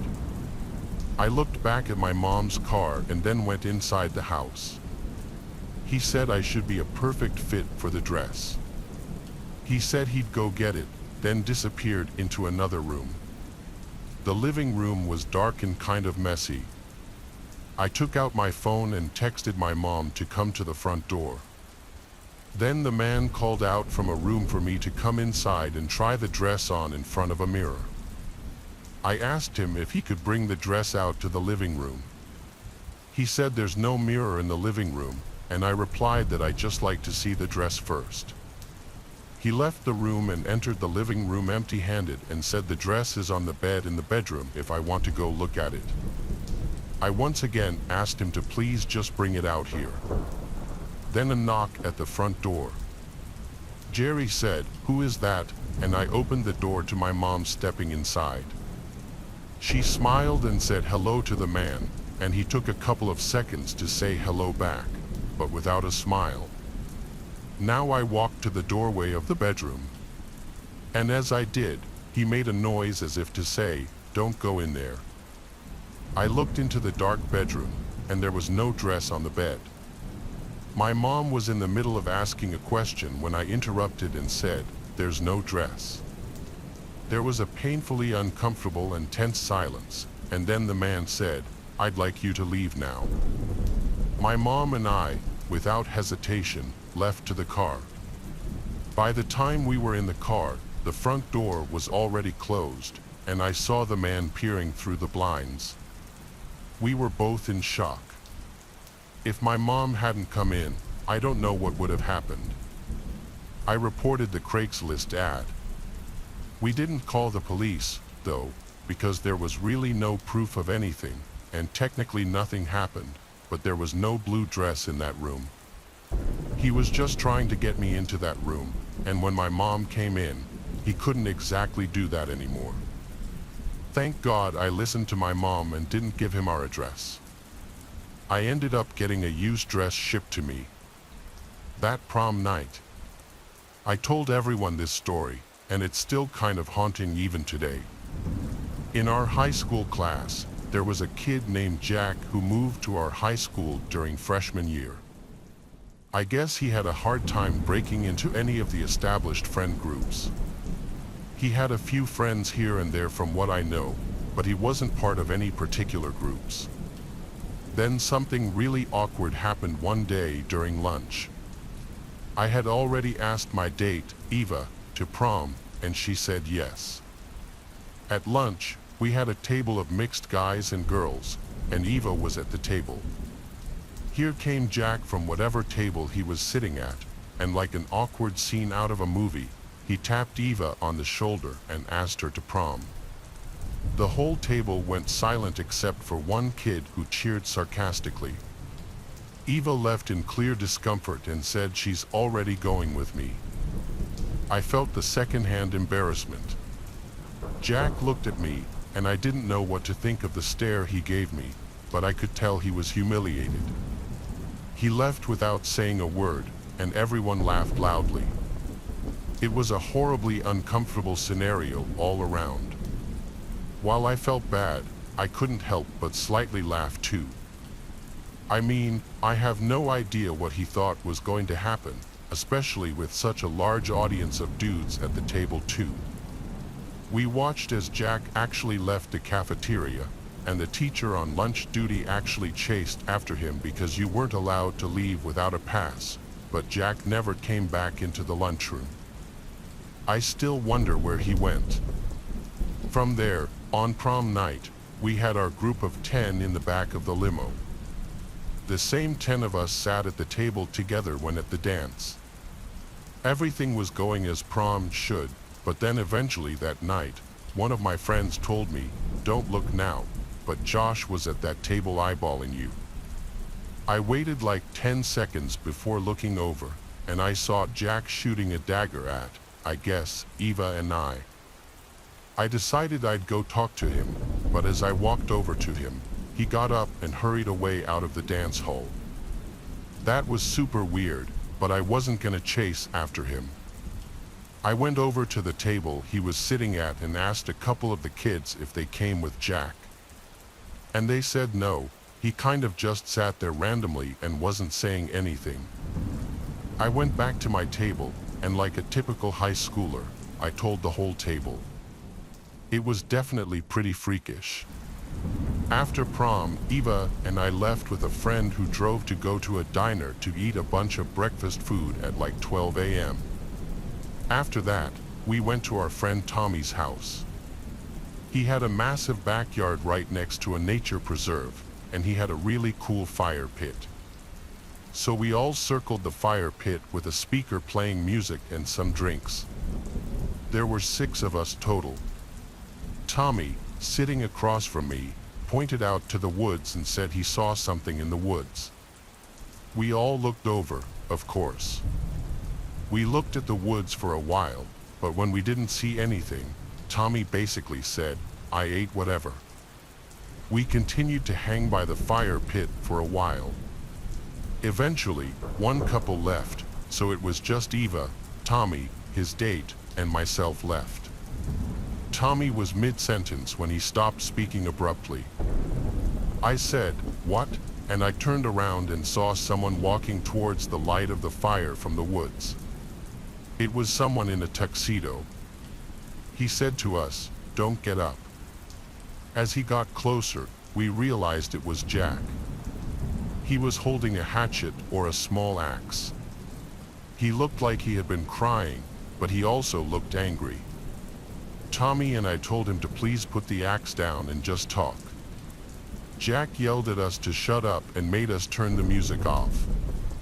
He began a rant about how soul-crushingly embarrassing what happened during lunch that day was, and how he had been too embarrassed to come back to school after that because he thought it had been spread all over the school, but it really hadn't, and we tried to tell him that. Anytime we tried to speak, he'd scream, "Shut the fuck up," louder and louder, and he'd begin to raise the axe kind of. He then directed his attention to Eva and started going on about how he thought she was gorgeous and that she would only make fun of him with her friends, which again, that never happened. All these things only happened in his head. During this time that he was talking to Eva, Tommy was low-key and texted his dad something like, "Bring the gun to the backyard," making it clear we were in danger. Tommy's dad came out to the back door and yelled, "What's going on?" with his gun in his hand. Jack stopped talking, and I could see he was deciding in his head whether to run or not. He dropped the axe and ran back to the woods. Tommy's dad came running over with his gun, and all four of us couldn't tell him what happened quick enough. His dad said not to touch the axe, leave the fingerprints on it for the police. That hatchet, axe, whatever, was eventually the key to prosecuting Jack. After a few days, Jack had already been arrested, and so his fingerprints were in the system, and they matched the fingerprints on the axe. But when all four of us decided we didn't want to press charges on Jack, it was too late by that point. He got charged criminally. Tommy's friend said it was for menacing in the second degree. He didn't serve any jail time. I found Jack on Facebook shortly after this and reached out to him with a sincere message, not attacking him at all, and he read it. He never replied to it. I saw Jack one other time in the halls that year. He didn't look at me. None of us ever saw him again after graduation. My name is Rose, and like a huge number of people in the United States, I am a very Catholic person. I've been going to church since I was very young, and I can't remember the last Sunday I didn't go. There were many moments in my life where my belief was tested, even moments where I told myself that nothing was real. But none of these moments tested my faith. They just taught me that just as there is something up there watching over us, there are also cruel and merciless beings who want to drag us down to hell with them. It all started one tragic day when I lost my husband and children in a train accident. Depression took hold of me, my heart was filled with doubts, and none of my friends could lift me. The only thing that remained sacred to me was church, and over time, Father Robert became the only person I listened to. Father Robert was a man of faith, a good and generous man who always wanted the best for all those who attended the church. He was also a person of wisdom. It was as if his advice brought my soul back to life. I had no interest in him as a woman, and he had no interest in me not in that way. To me, he was a guide. I quickly became obsessed with that church. My friends would tell me that I spent too much time there and that I did nothing but talk about the church or Father Robert. Part of me thought they were jealous, but I lied to myself. They knew they were right, I just didn't care. I only cared about spending time at the church. As time went on, I realized that Father Robert was behaving much more strangely than I thought. Every time I went to pick him up, he would come to me. At first, I thought it was a gesture of kindness. But as time went on, I realized that he didn't want me to come into his office. At the time, I thought it was probably for something good, something beyond my comprehension that Robert didn't want me to get involved with. I thought I didn't have to distrust him, no matter what. But after what happened a few days later, I realized that there was a big difference between being devoted and being innocent. Rose, my daughter, yesterday I noticed that you were spying on me coming into my office. Is there something bothering you? As always, Father Robert was very attentive but at the same time imposing. Oh, I'm sorry. I must admit that I'm very curious. I always wanted to see your office. It won't happen again. You must be careful with curiosity, child, since that's the way the devil operates. Yes, I'm sorry, Father. Don't worry, Rose. You know what? I can show you my office if you come tonight. You've proven you're a child of God several times, and I'm sure you're ready to know a little bit more about this church and what its walls hide. Oh, you think so? I don't want to be invasive. No one is invasive in God's house, Rose. See you tonight. Excited, I continued with the Mass that Sunday, and in the evening after lunch, I went into the church. I was afraid it might be a little late, but Father Robert was there waiting for me, as always, with a huge smile on his face. He pointed me in the direction of his office as if I didn't know it all the way. We walked in silence. Robert was still with a huge smile, but I felt very uncomfortable. I felt something was wrong, but I refused to follow my instincts. I was in God's house, after all.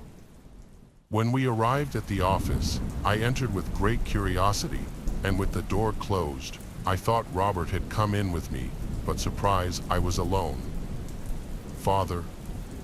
With no answer, I began to examine the office. It seemed totally normal. There was nothing about it that caught my attention except for one thing. On one side, there was a huge, terrifying painting. I never liked horror movies, but even so, I knew where it was from. This painting was from that movie, was it The Nun? What is it doing here? The picture was terrifying. It seemed that the pale and terrifying nun was looking back at me. I stopped looking at it and headed for the exit, but from 1 second to the next, the lights went out and then came back on. Terrified, my eyes darted around the office until I came across something I would not have liked to see. No, no, no, no, no, no, no, this can't be possible, this can't be possible. The nun's painting was still in front of me. It's empty. The lights went out once more, but the light didn't come back on.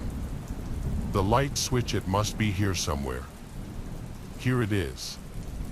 Did my eyes see what I saw? No, this has to be a mistake. I had to be hallucinating. I ran towards the exit door. I had to get out of there as soon as possible. My body, it hurts. As I looked up in the direction of the attacker, I saw not the nun, but Father Robert with his characteristic smile. Father, what is happening? Curiosity. Are you the devil? No, Rose, I'm just a man of faith, just like you. It's just that my faith is placed elsewhere. What do you mean? You see, Rose, I'm not Father Robert. Father Robert suffered a small accident several years ago, and it was very easy to take his place. No one ever met him. Very convenient that the people who knew him also had some accidents, wasn't it? Why? Why are you doing this?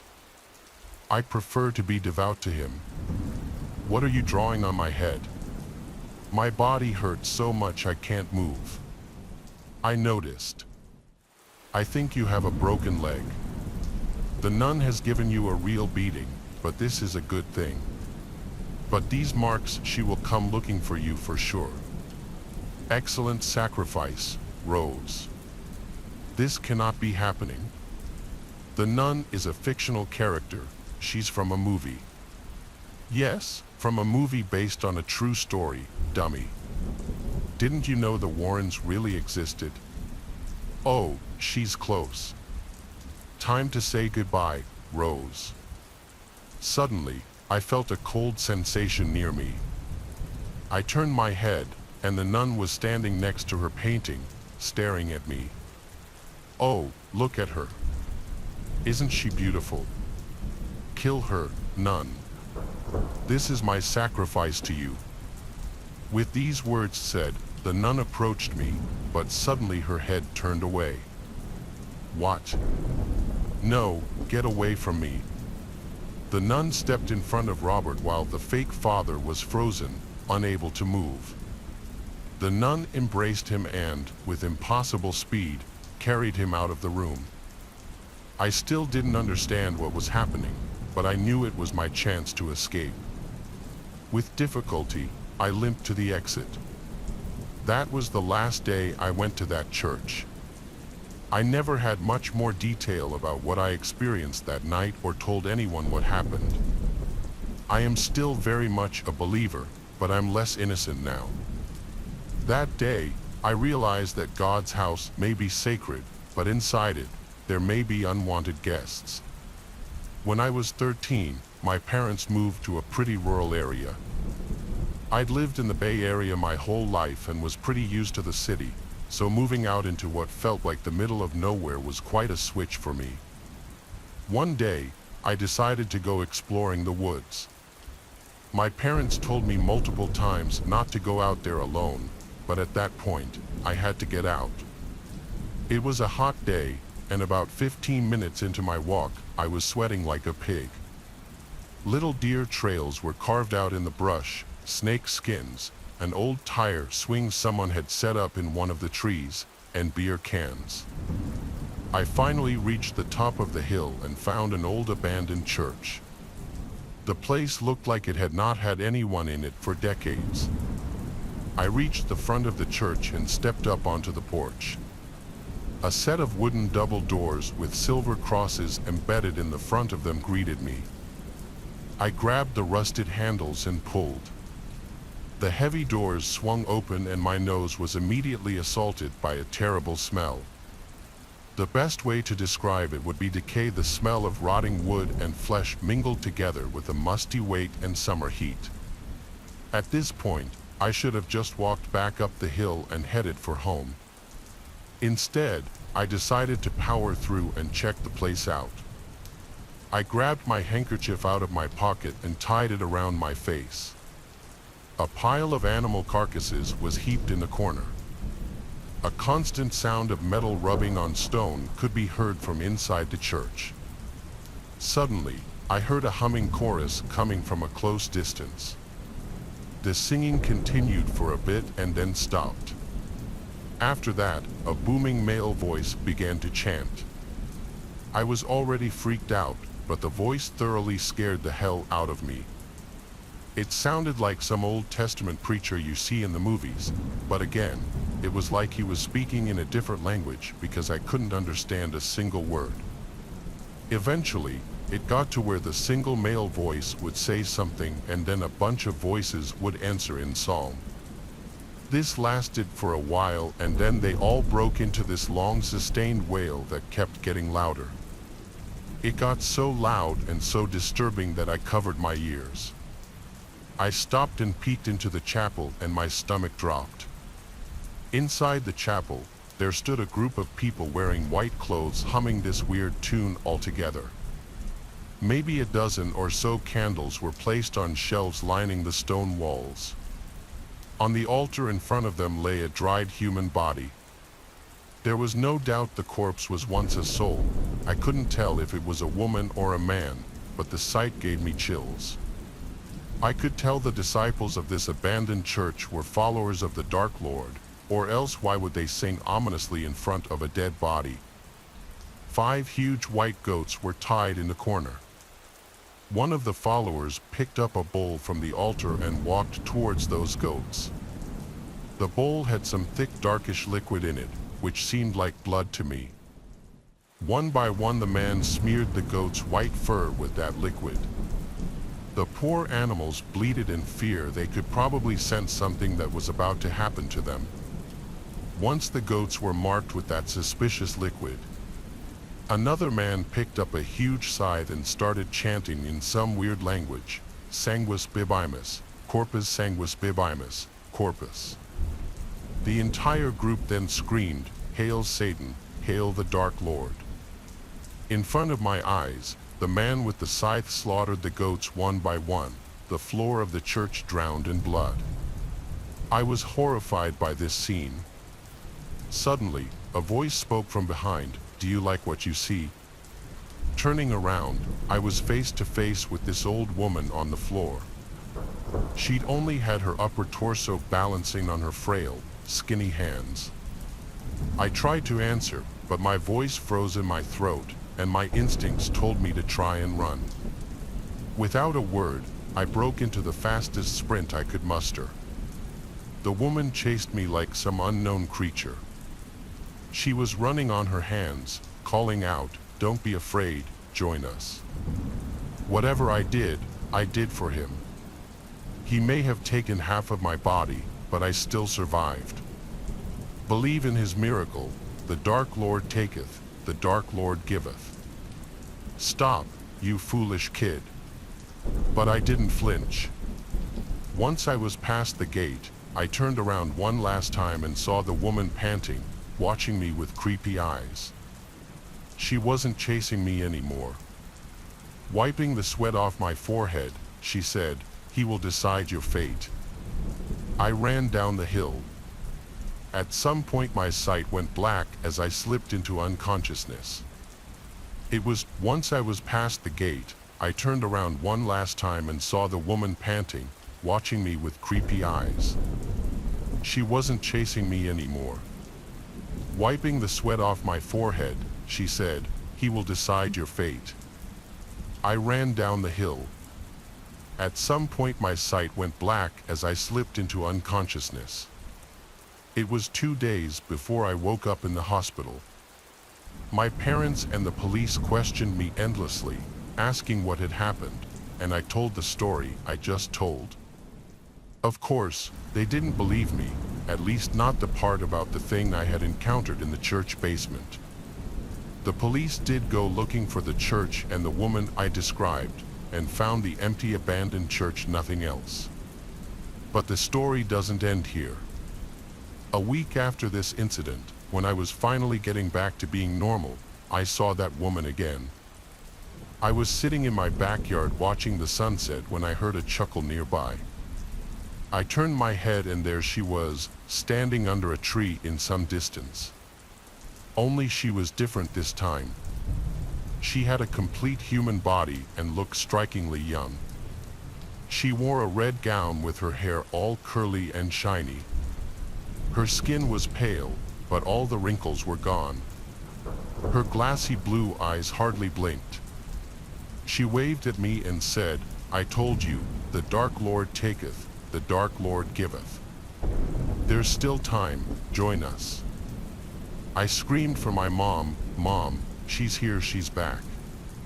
In a wink, she was gone. I didn't know if she vanished or dissolved into the ground, but she was gone. It's been 15 years now. I don't understand how she regenerated her body in her age, but I pray I never see her again. No one believes a word I say regarding this, but my memory of the event will never change. The door is locked right now. I'm sitting here all alone and with nobody to help me, and I know my hand is near. Still, I want as much of this information to be available to the public in case anyone ever comes looking for answers. I went to that town on a vacation as a tourist. I should have never visited that town, but it seemed quaint and quiet, the perfect place for a writer like me to get some peace and quiet and work on my latest book, so I thought.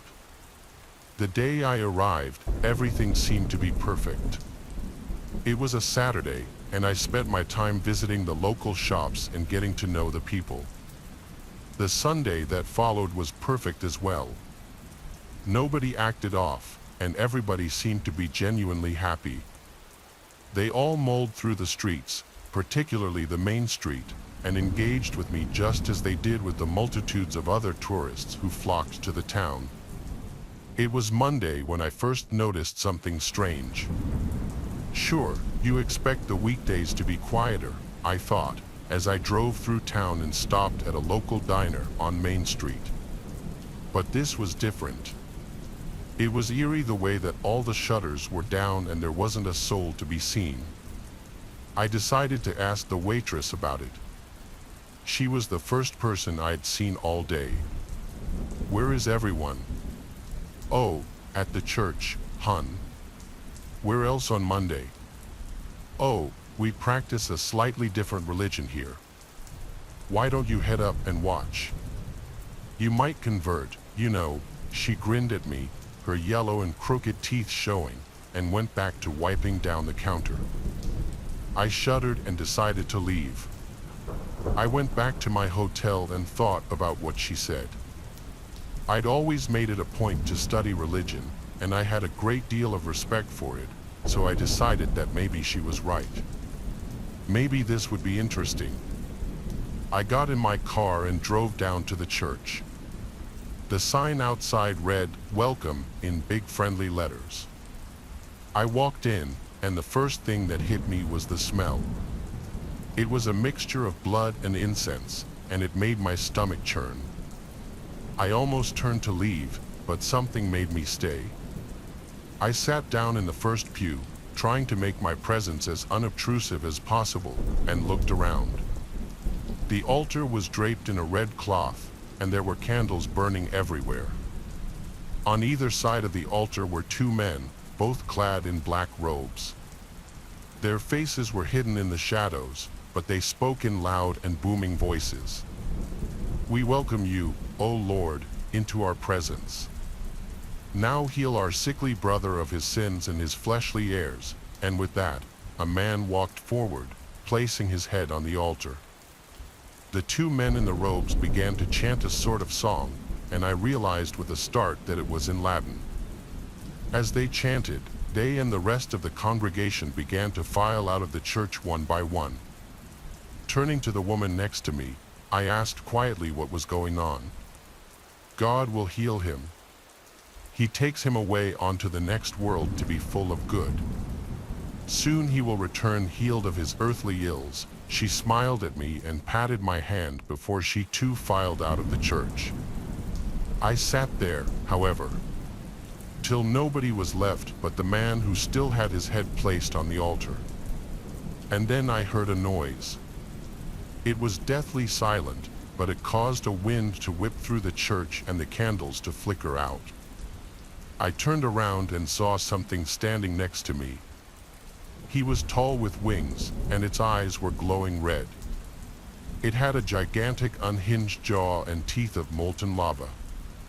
It had the body of a human despite these deformities, and he was wearing some sort of torn robe. What was perhaps the worst thing about it, however, was the smell. It reeked of death and rotting flesh, and I had to fight the urge to vomit. The man raised his head from the altar, saw the beast, and screamed, but too late. It lunged towards him, knocking him to the floor.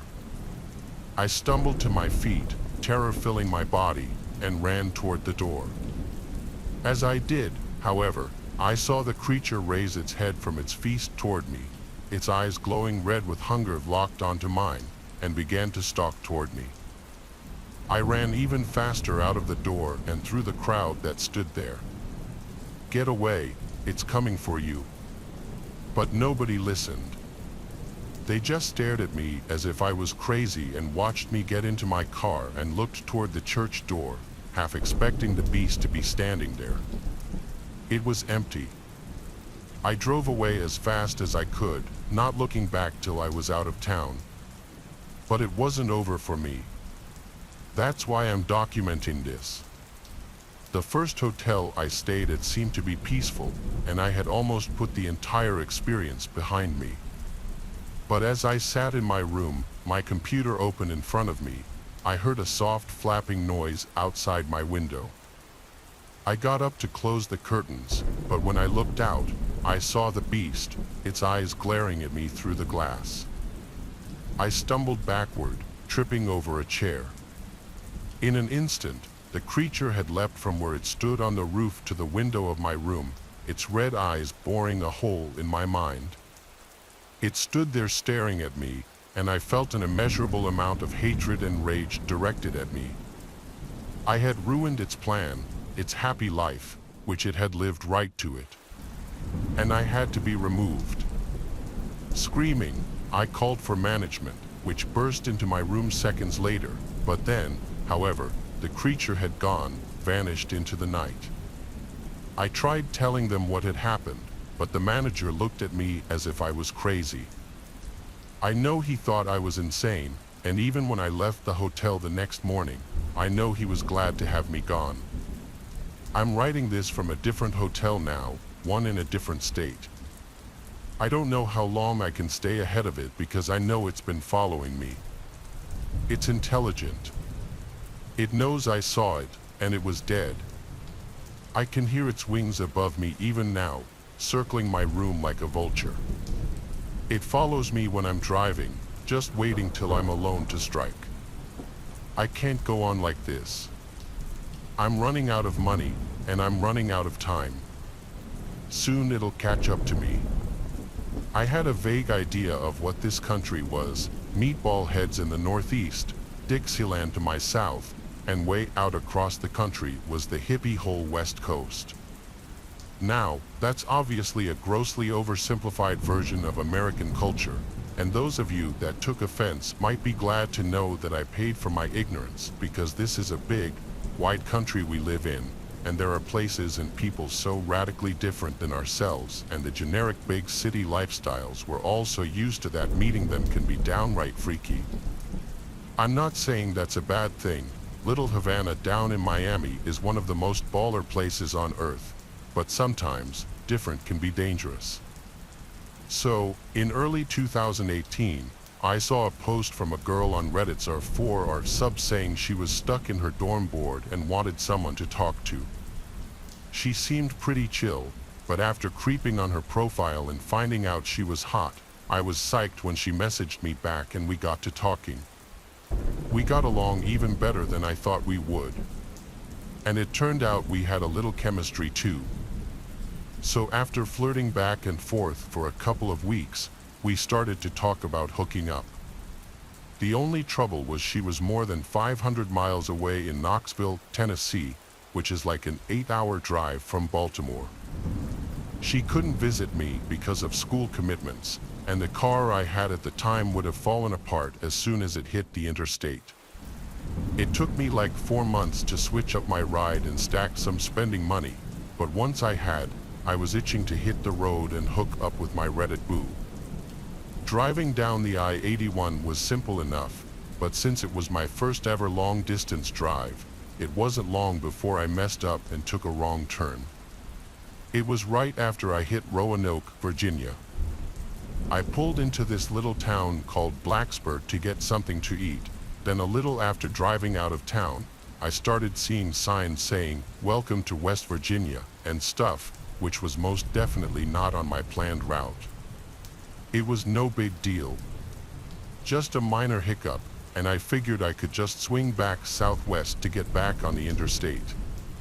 But navigating those country roads proved to be easier said than done, and it wasn't long before casually lost became hopelessly lost, and by the time I rolled into this little one-stop light town, I wasn't even sure what state I was in.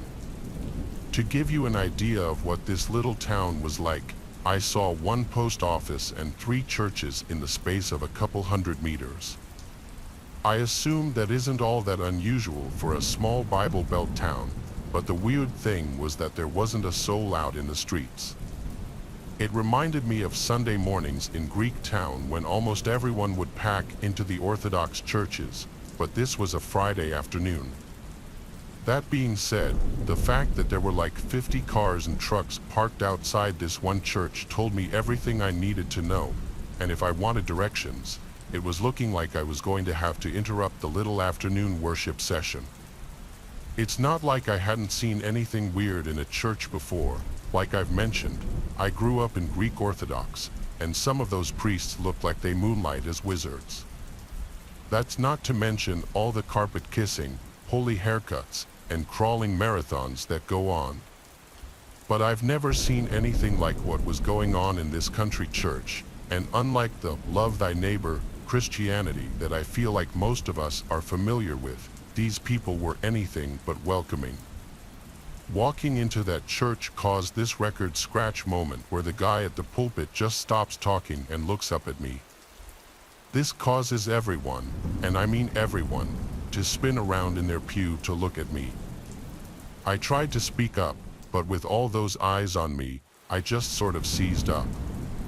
By the time I got it together to say anything, the guy at the pulpit cuts me off like, "You from the government?"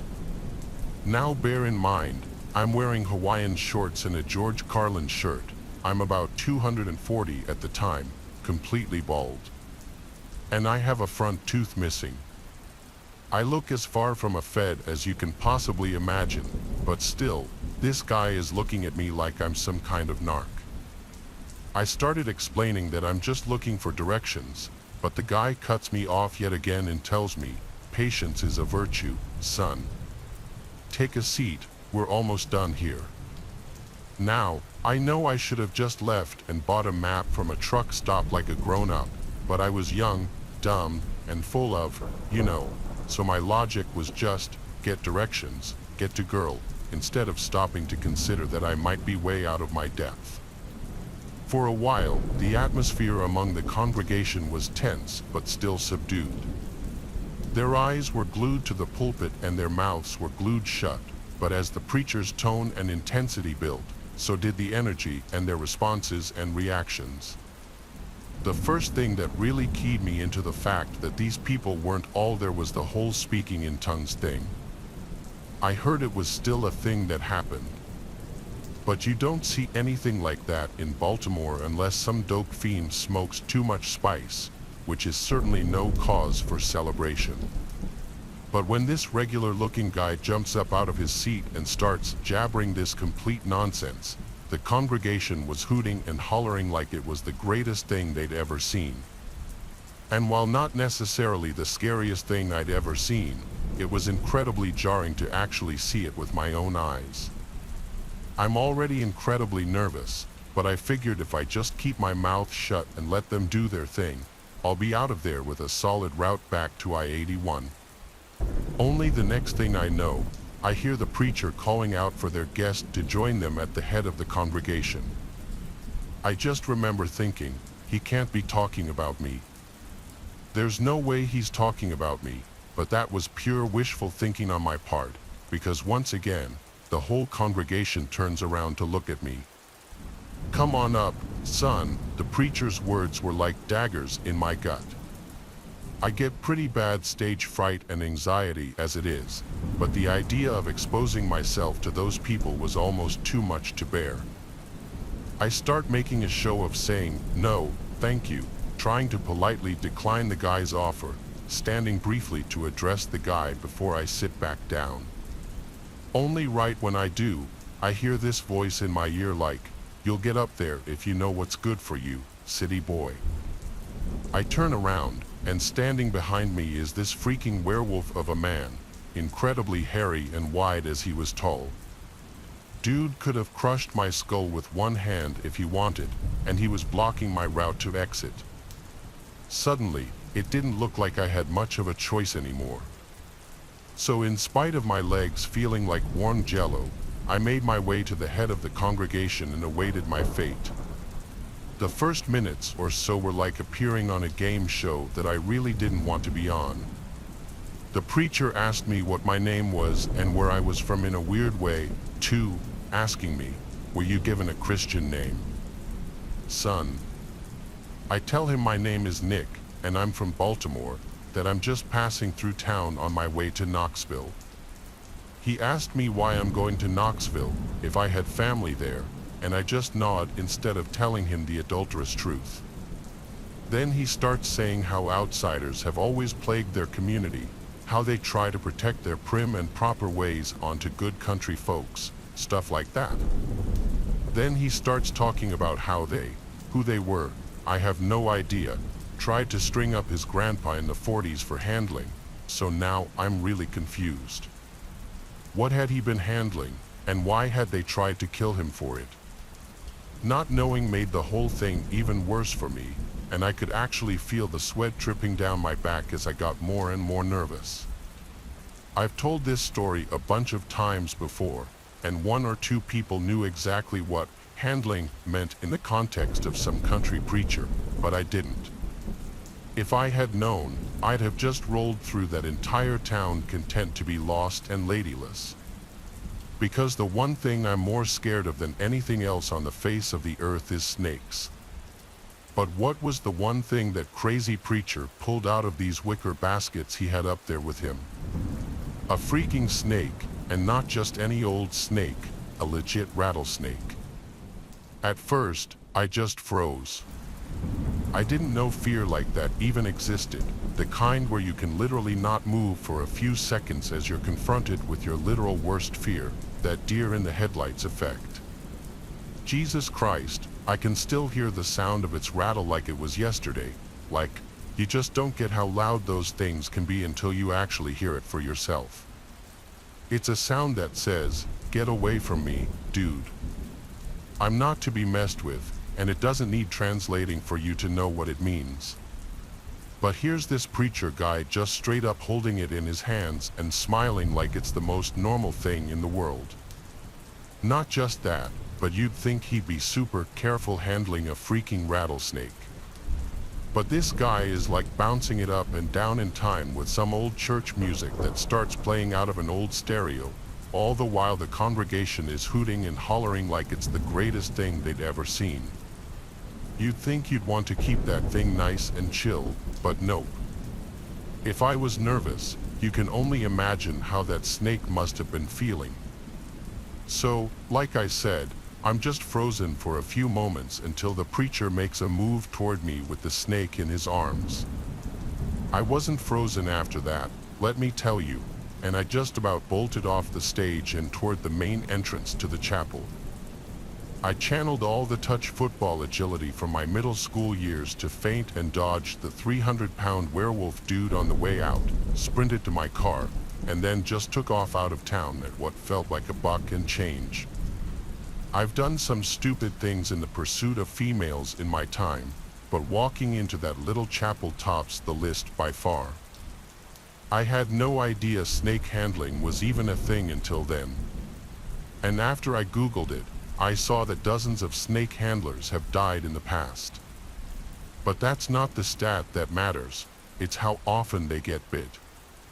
It messes up the muscles in people's arms and hands because they get bit so much, like it happens a lot. And after seeing how that preacher was handling his rattlesnake, I'm not the least bit surprised. Anyway, I made it to Knoxville a couple of hours later extremely shaken but in one piece. I hooked up with the Reddit girl, and after telling the story of accidentally walking into a snake handler chapel, I got all kinds of sympathy nookie. So I suppose all's well that ends well. Just know that as much as we're all Americans and all that patriotic stuff, there are places out there where outsiders are anything but welcome. Getting run out of somewhere probably sucks, but not nearly as much as losing your life because of some mentally deficient guy throwing a friggin' rattlesnake right at you. In 1961, when I was just 20 years old, I joined the Freedom Riders. I grew up in Boston, the only son of two liberal Irish Americans who never tired of reminding me that we hailed from the same part of Ireland as the Kennedys. My dad was a lawyer, and although he practiced real estate law, he had a real passion for constitutional law. It was a document he was extremely proud of. I mean, you'd honestly think he wrote the dang thing. But as the years went by, I started to gain a growing appreciation for the freedoms our Constitution guarantees, which is why I was so offended by the South's Jim Crow laws and their refusal to back Supreme Court decisions that guaranteed the rights of our African American brothers and sisters who were still stuck behind enemy lines, as we saw it. That's about the same time I heard about the Freedom Riders groups of mostly college-aged kids who would ride Greyhound buses down into the southern states so they could challenge the messed up racist status quo by, for example, helping black folks get to their local polling stations come voting day, or organizing boycotts of businesses that implemented racial segregation. I felt like I'd found my calling, like the riders were a spiritual successor of the Underground Railroad, only instead of coming to us, we were going to help people get justice right in their backyards. But as you can imagine, we weren't exactly welcomed with open arms down there. We had allies, all right, good Southern Christian folk who paid more than just lip service to the ideals of their savior. But boy, our enemies were legion. Sometimes the only way to tell the difference between the cops and the Yankee-hating posses of good old boys were the badges. They acted exactly the same way. I guess they hated us the same way too. But while those good old boys who used their fists and firearms to chase us out, the cops used the law. They arrested riders on all kinds of trumped-up charges like trespassing, unlawful assembly, and other alleged offenses. Even worse, they turned a blind eye whenever we were actually attacked by vicious mobs of anti-integrationists. But the thing I'll never forgive the cops down there for is hooking up with a group of people who could do their dirty work for them. Anything too brutal, violent, or evil for them to get away with, they handed off to a group of guys who only came out at night and were invisible during the day, a group I'll hate until my dying breath. By the summer of '61, the Freedom Riders gained a lot of publicity because of the reception they received when the first bus full of riders arrived in Anniston, Alabama. It was actually a Sunday morning when they arrived, and people actually left church services, still in their Sunday finest, to attack the buses. The driver tried to leave the station, but he was blocked by the mob while someone slashed the bus tires. The mob then forced the crippled bus to stop several miles outside of town and then threw a firebomb into it with the passengers still inside. As the bus burned, the mob held the doors shut, intending to burn the riders to death, and it was only when a cop brandished a weapon that the mob retreated and the riders could escape. That's the kind of welcome we were expecting. We knew we were taking our lives in our hands going down there, but we didn't care. It was a worthy sacrifice. Thomas Jefferson himself said the tree of liberty must be refreshed from time to time with the blood of patriots and tyrants, and boy, did we take that to heart as we loaded onto the Greyhound heading from Newark to Little Rock, Arkansas. The journey down to Little Rock was much smoother than expected. I guess now that their hatred for us was out in the open and journalists were floating around, the mob wasn't so quick to try and burn us alive. But once we arrived at the place we were staying, the rider representative from Arkansas warned us about walking around alone. A network of locals was keeping careful track of all the buses that rolled in from the north.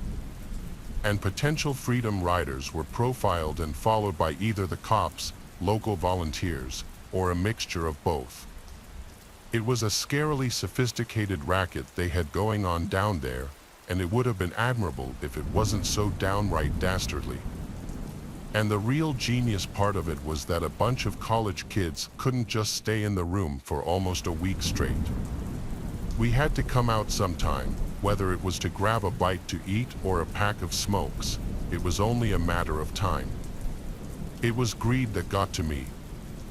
I just got way too hungry one night, and the packet of peanuts I thought would last me just really didn't cut it. That's how I found myself wandering the streets of Little Rock, trying to find somewhere selling food where I wouldn't get knocked on for my obvious New England accent. I didn't even make it to a fried chicken place before the cops rolled up on me. Then all it took was one look at my ID, and I was screwed. They patted me down right there on the sidewalk and just so happened to find some marijuana in my jean pocket. I never smoked in my entire life. It was an obvious plant, but there wasn't much I could do about that. I had gone against the rep's advice and gone out on my own, and just as they described, I was picked up on some nonsense marijuana charges. I was furious, mainly at myself for being foolish enough to get myself arrested, but also at a system that turned good young people like myself into invasive criminals. I figured I'd get a few licks, spend the night in jail, then maybe get kicked out of state the next morning, but the cops had far worse plans for me. It probably took me longer than it should have to work out that they weren't taking me down to the local precinct, and when it hit me, I was more terrified than I'd ever been in my life. Instead, they took me to some old burned-down church they said used to be where they worshipped. But it wasn't so much the idea of losing my life that was so daunting. Like I said, I'd come to terms with that prospect. It was what they would do to me before they killed me that's what I was so scared of. Only it wasn't the cops that had any plans for me, as I mentioned earlier, because in order to deal with me, they'd enlisted the help of a different organization entirely, one that didn't mind getting their hands dirty, one with no oversight, no rules, and no mercy. And when they walked out of the woods all dressed in white, they were 100 times more terrifying than the specters they resembled, the Klan. Out of common decency, I don't want to repeat some of the things they said to me. They used some of the most disgusting language I've ever heard before or since, and I won't do them the satisfaction of repeating their words. All that's pertinent to the story at hand is that they told me that they were going to do to me what they used to do to Northerner spies during the war. They threw a noose around my neck, dragging me through the woods by it, kicking and hitting me as we went while they sang some song about them hating the Yankee nation and everything it does, or some craziness like that. Then, when they found a tree limb just right, they strung me up, and for what seemed like an eternity, I hung there in midair, completely unable to breathe. I think I must have passed out because I don't remember actually falling. I just woke up in a crumpled heap in the dirt with the skin of my neck burning. They then dragged me out onto the road, stripped me of most of my clothes, then pointed me in the direction of Little Rock and made me walk back, all with the noose still around my neck. I tried to hitchhike, but I think people just knew not to touch me. Only one group of people stripped and subjected people to mock hangings, and they were evidently not to be messed with. It took me so long to get back into town that it was almost dawn by the time I arrived back where the riders were based. At first, no one would open up, thinking that a nighttime visitor meant only one thing, but once they heard my accent, they knew I wasn't a cop or any other hostile party. Like I might have said, I just thought I was dumb for wandering out to get food, but the others saw me as some kind of hero. This Italian guy from Newark told me that I had to have some brass balls for going out after being warned not to. Brass balls is a phrase I've never ever forgotten, and I consider it the highest of compliments. These days, I don't regret what I did either. It's pretty well established that the Freedom Riders helped galvanize the public and helped get the Civil Rights Act passed. In fact, it's kind of strange because as much as having that noose around my neck was the most terrifying moment of my life, it's also the proudest. In the English county of Worcestershire lies the small village of Audingley. These days, Audingley is little more than a collection of sleepy country lanes and quaint Tudoresque homes, but in the early 19th century, Audingley was the site of a truly grisly, unsolved murder with some terrifyingly feasible occult connotations. In the late afternoon of June 24, 1806, the Reverend George Parker of Audingley Parish was out walking in his fields, looking to bring his cattle in for the evening. It had been a swelteringly hot summer's day, one that marked the feast of St. John the Baptist, or, as it used to be known to the ancient pagan population of the British Isles, Midsummer's Day. Audingley village had been particularly empty because many of the farmers had gone to the Midsummer Fair in nearby Bromsgrove, but for some reason, the Reverend Parker had chosen not to attend. Just why exactly the Reverend would choose not to attend such a holy festival is up for debate, but it's entirely possible it's due to the day's pre-Christian history. Whatever the reason, as Reverend Parker was walking across his fields that baking hot afternoon, Someone was watching him, someone who was watching from a thicket of trees nearby, someone who didn't want to be seen. As the Reverend continued on his way and passed by the thicket, he heard something emerging from the bushes behind him. When he turned, the Reverend was greeted by a masked man wearing a thick, long leather coat. When asked his identity, the masked man said nothing. Instead, he simply produced a shotgun from under his coat and aimed it at the Reverend's gut. The Reverend raised a hand in his defense, foolishly hoping that he could stop a barrel full of buckshot from ripping through him with nothing but his bare palm. He begged the gunman not to fire, for he had a wife and a child back at home, and only a true monster would slay a man of God such as he. But still, the masked man stayed silent, offering nothing in response. Instead, he pulled the trigger of his shotgun and sent the Reverend falling back to the dirt. The masked man could have aimed at the Reverend's head or neck, opening an artery or bursting his skull like a coconut, but he didn't. He deliberately aimed at the man's sternum, and it seems he did so to ensure his victim was alive for what came next. The masked man took his time over the execution of his victim. Instead of ending his suffering there and then, the masked man kept the Reverend alive long enough for him to let out a series of agonized pleas for assistance. It's not clear whether or not the masked man simply watched in silence or passed along one final message to the dying man, but either way, his screams were so loud that they echoed for miles around. Then, instead of finishing off his victim with another blast of the shotgun, the masked man picked up a large stick that was lying in the grass nearby and proceeded to beat the Reverend about the skull so hard that by the time he was found, there was very little left to recognize him. By chance, two butchers by the name of Giles and Lynch had been walking through the area at the time of the attack and had heard the Reverend's blood-curdling screams as he was set upon by the masked man. They rushed towards the scene of the crime, and upon realizing that he had been detected, the masked man fled across the field with Giles in hot pursuit. Lynch did what he could for the dying clergyman, but his skull had been so badly crushed that he simply didn't stand a chance of recovery. All the butcher could do was comfort the Reverend as he uttered his final words. Meanwhile, Giles was racing after the masked man, unable to see the shotgun he held concealed under his long coat. As he got closer and closer, the masked man appeared to be slowing, fiddling with something at his waist. Giles saw his chance to apprehend the brigand and accelerated in preparation to tackle him, but the masked man turned, brought his shotgun to bear, and fired off a spray of deadly metal shrapnel. Giles was quick. He immediately dropped to the ground just before the trigger was pulled, and the buckshot went flying over his head. Knowing he would be killed if he continued the pursuit, Giles stayed down as the masked man fled, forced to watch as the criminal escaped into some nearby woods.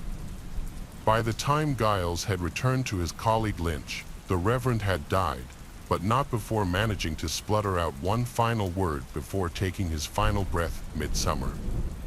Given that the murder victim was a man of the cloth, the level of outrage was off the charts, and the local populace demanded that the perpetrator be apprehended. The descriptions of the crime as well as the suspect were circulated far and wide in the hopes he might be located, with authorities taking the matter so seriously that certain ports were closed so that the murderer would be unable to flee the country. Several people came forward to say that the description of the attacker matched that of a local tradesman named Richard Hemming, and when sheriffs stopped by the man's home, they found that he had been missing for several days.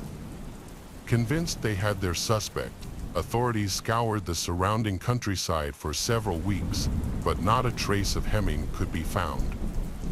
Finding him was one thing, but determining Hemming's motive was another thing entirely. It quickly struck investigators that the Reverend wasn't a popular man since he had hiked up his tenant's rent when he took over as the landowner, but this was something of an oversimplification. As investigators dug deeper and deeper into Ottingley's history, they found some very disturbing things indeed. When the Reverend Parker had taken over as landowner some years before, he found he had waded into a very isolated and culturally unique area of Worcestershire. Unlike the rest of the country, which adhered to a fairly rigid lifestyle of tithes, religious orthodoxy, and a strict adherence to the calendar of Christian festivals, Audingley seemed to play by its own set of rules. The farmers there had become accustomed to paying a much lower rate of tax than their counterparts elsewhere and eschewed traditional Christian holidays in deference to midsummer. A man of the cloth such as Reverend Parker would have obviously found this kind of behavior abhorrent, maybe even verging on sacrilegious. But every attempt by him to bring the locals into line was outright rejected. Rumor has it that the raising of their rent occurred after repeated threats from the Reverend Parker, who urged the population of Audingley to abandon their wicked ways and return to Jesus. If they did, the rent would remain at their accustomed rate, but they refused. The Reverend would bring their rent in line with the rest of the country. Then, following their defiance, the Reverend proved true to his word. Now it's very possible that Reverend Parker was killed by one of his tenants as retaliation for raising the rent. It's also very possible that his contempt for the unique religious practices was also a motivating factor. However, there are some who believe that the date of his murder is perhaps the most relevant detail of the case and that it gives us our one real hint into the dark, unholy nature of Audingley Village. Could it be that the Reverend was actually the scheduled midsummer sacrifice for that year and that his ritual execution just so happened to kill two birds with one stone? The wearing of the long leather coat certainly seems to suggest so, as it might well have been some kind of ritual garb meant for the midsummer executioner. This is also backed up by the use of the large stick as the weapon of choice. The murderer could have quite easily made the killing quick and painless, but they chose not to. Instead, the Reverend was killed with something natural, produced by Mother Nature, in a brutal and bloody fashion, possibly after some kind of rite or prayer was recited over his wounded form. But, without having apprehended the murderer, the true motive behind the killing was a complete mystery, one that would take almost 30 years to unravel.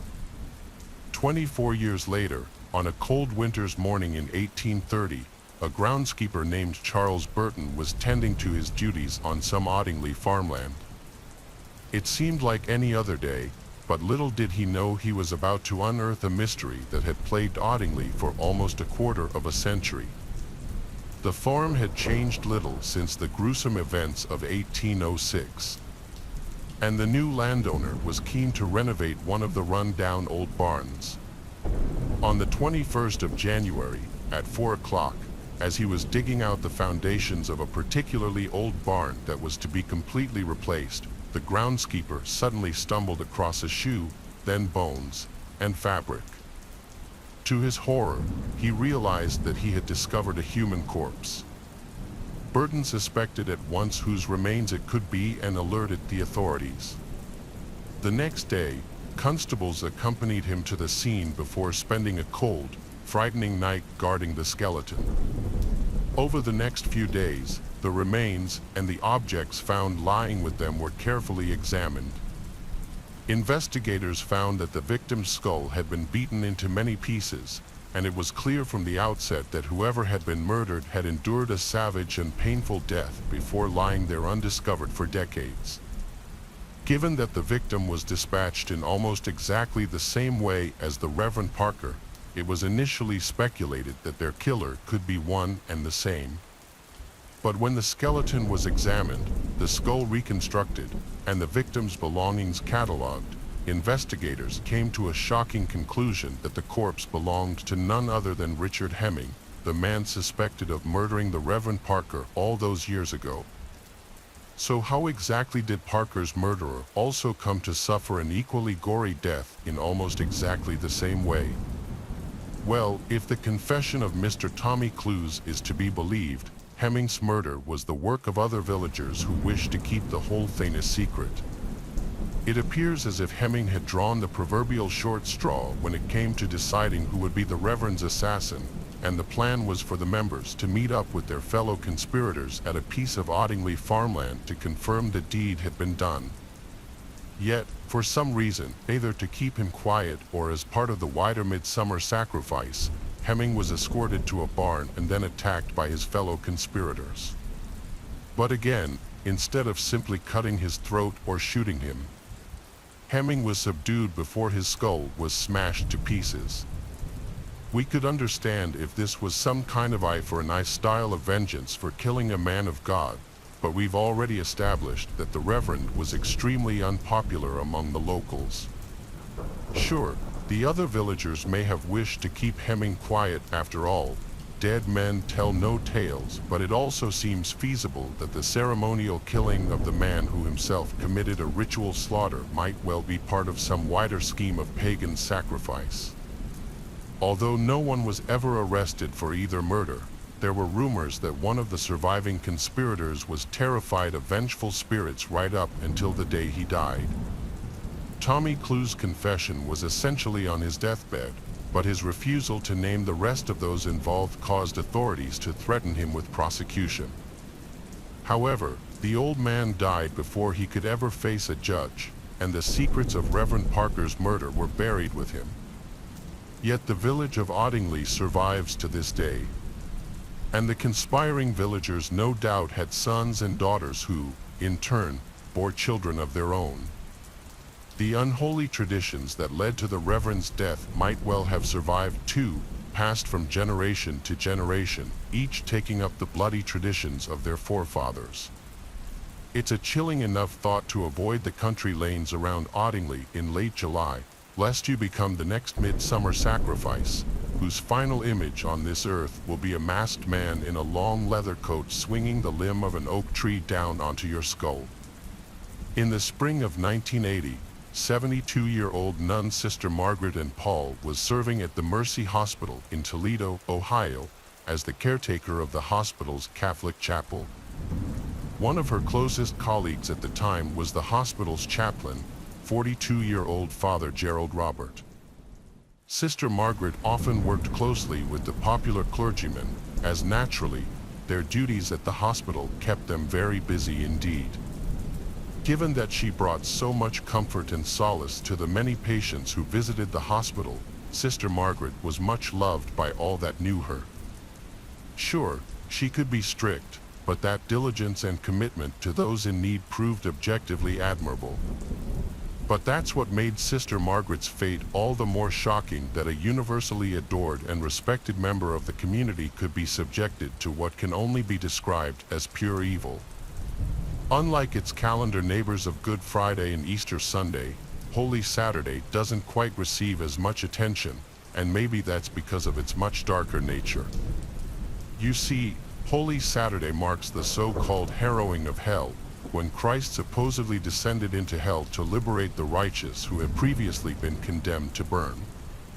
The relevant Bible verses reference all kinds of terrifying, unholy things that Jesus witnessed on his march to confront Satan.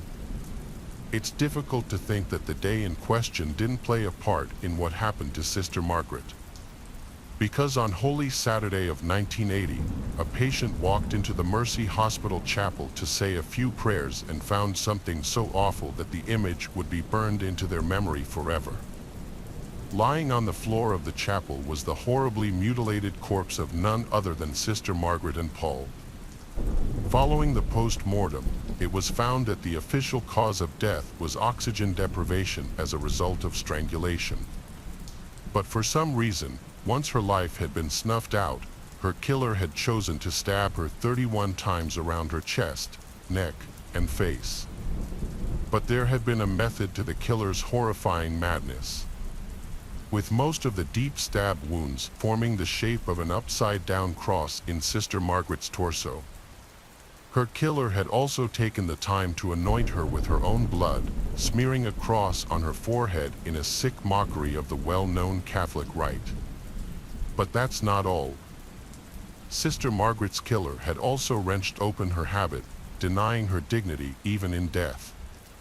And while it was clear from forensic examination that the killer hadn't carnally violated her, they had taken the time to violently shove a small wooden cross somewhere it seriously did not belong. The scream that the patient let out upon finding Sister Margaret's body had people coming running from all directions. No one could quite believe it, and none, of all people, slaughtered in such a horrendous way before being mutilated in a despicably sacrilegious manner. What kind of monster was capable of doing such a thing to a woman of God, of all people?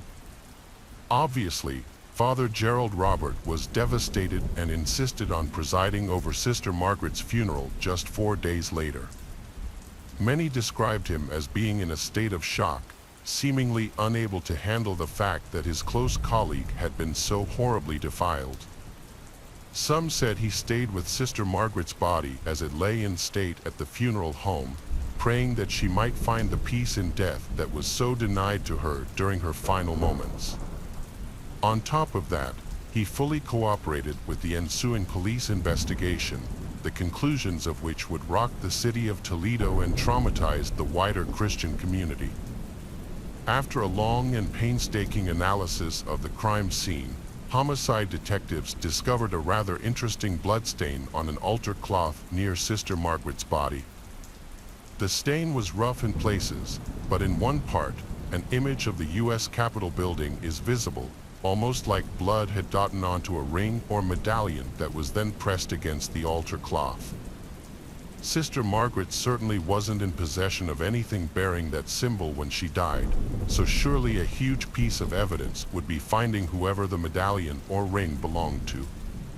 During the investigation, one of the homicide detectives found themselves in Father Robert's office discussing those who might have visited the chapel on the day of Sister Margaret's murder.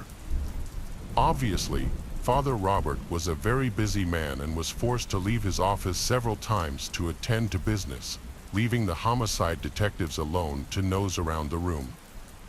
At one point, the detective noticed an ornate letter opener that lay on Father Robert's office desk. It appeared to be a gift from some kind of federal politician and bore an inscription thanking Father Robert for his service.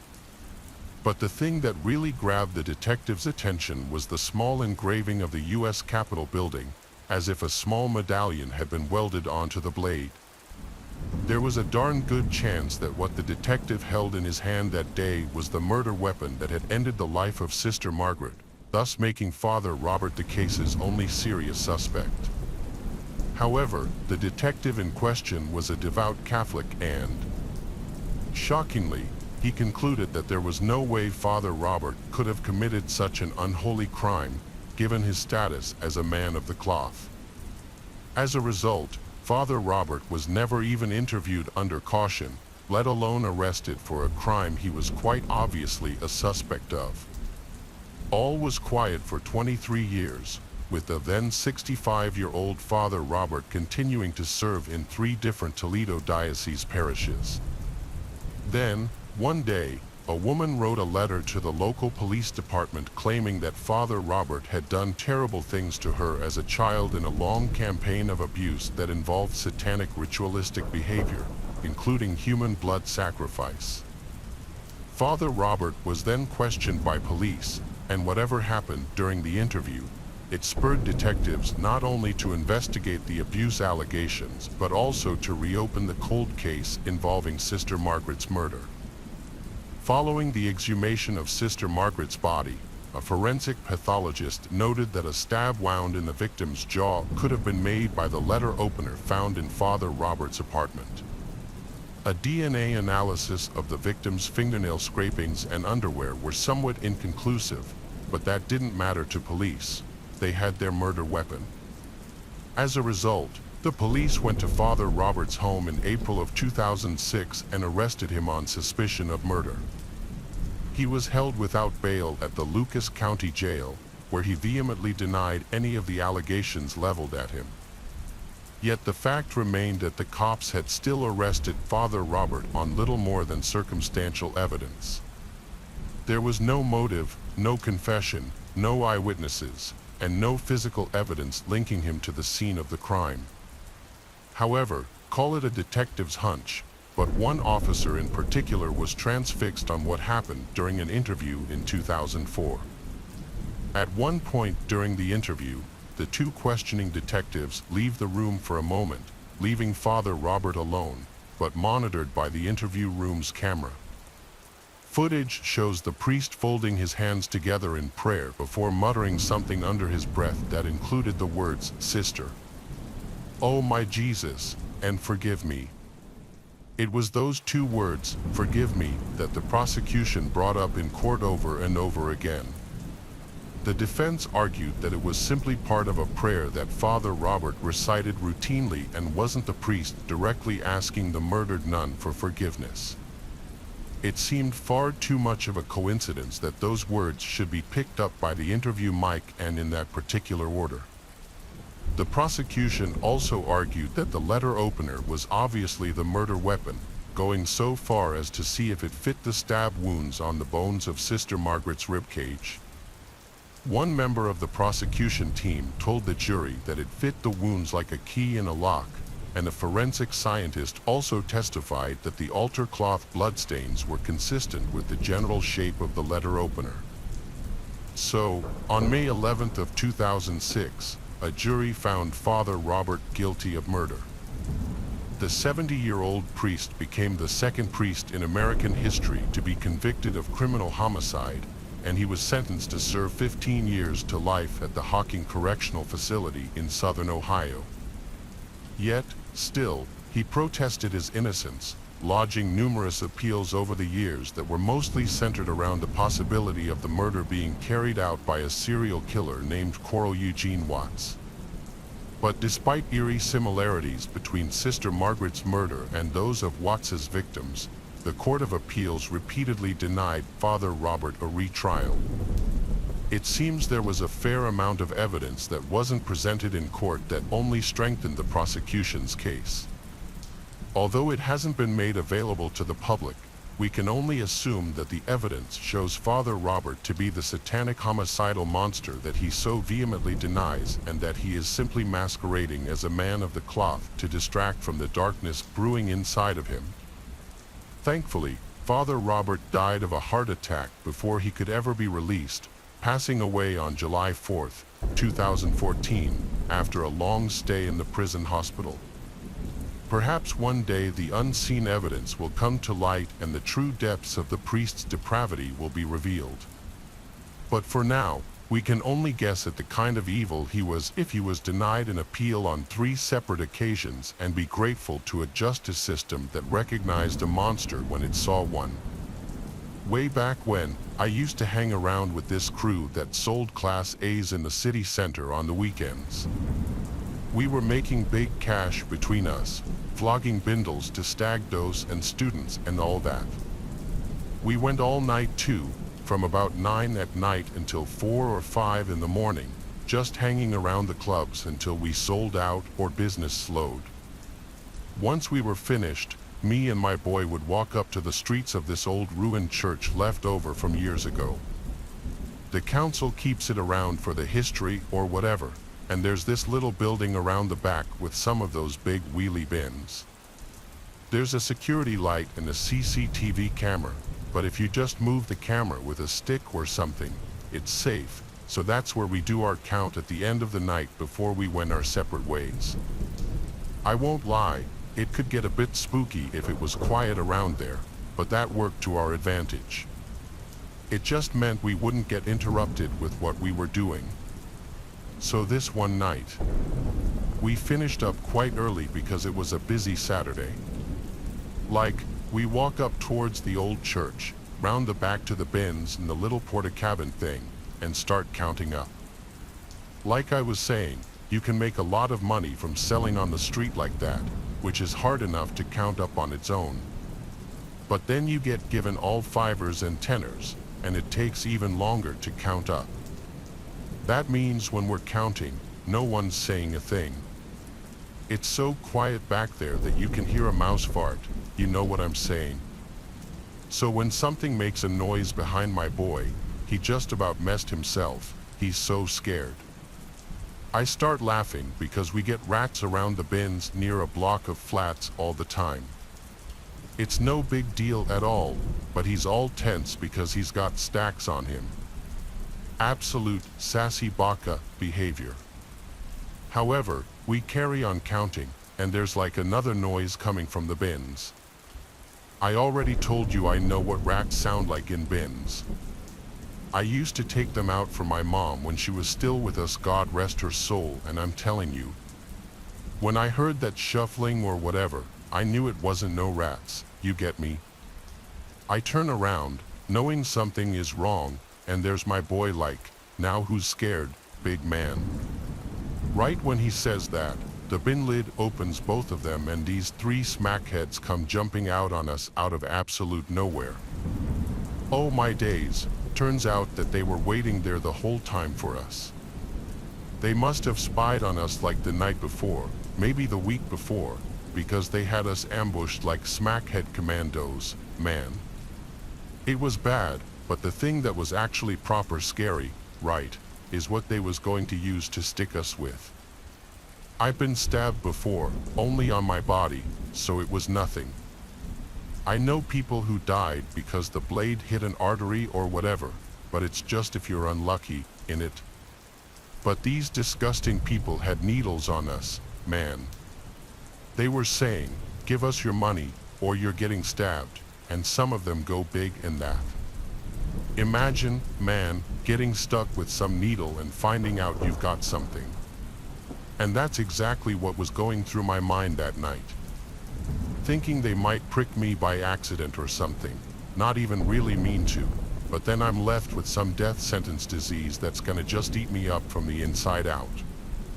Those smackheads took about 2 G's off of us that night. Everything we made that Saturday snatched up in about 30 seconds before they legged it.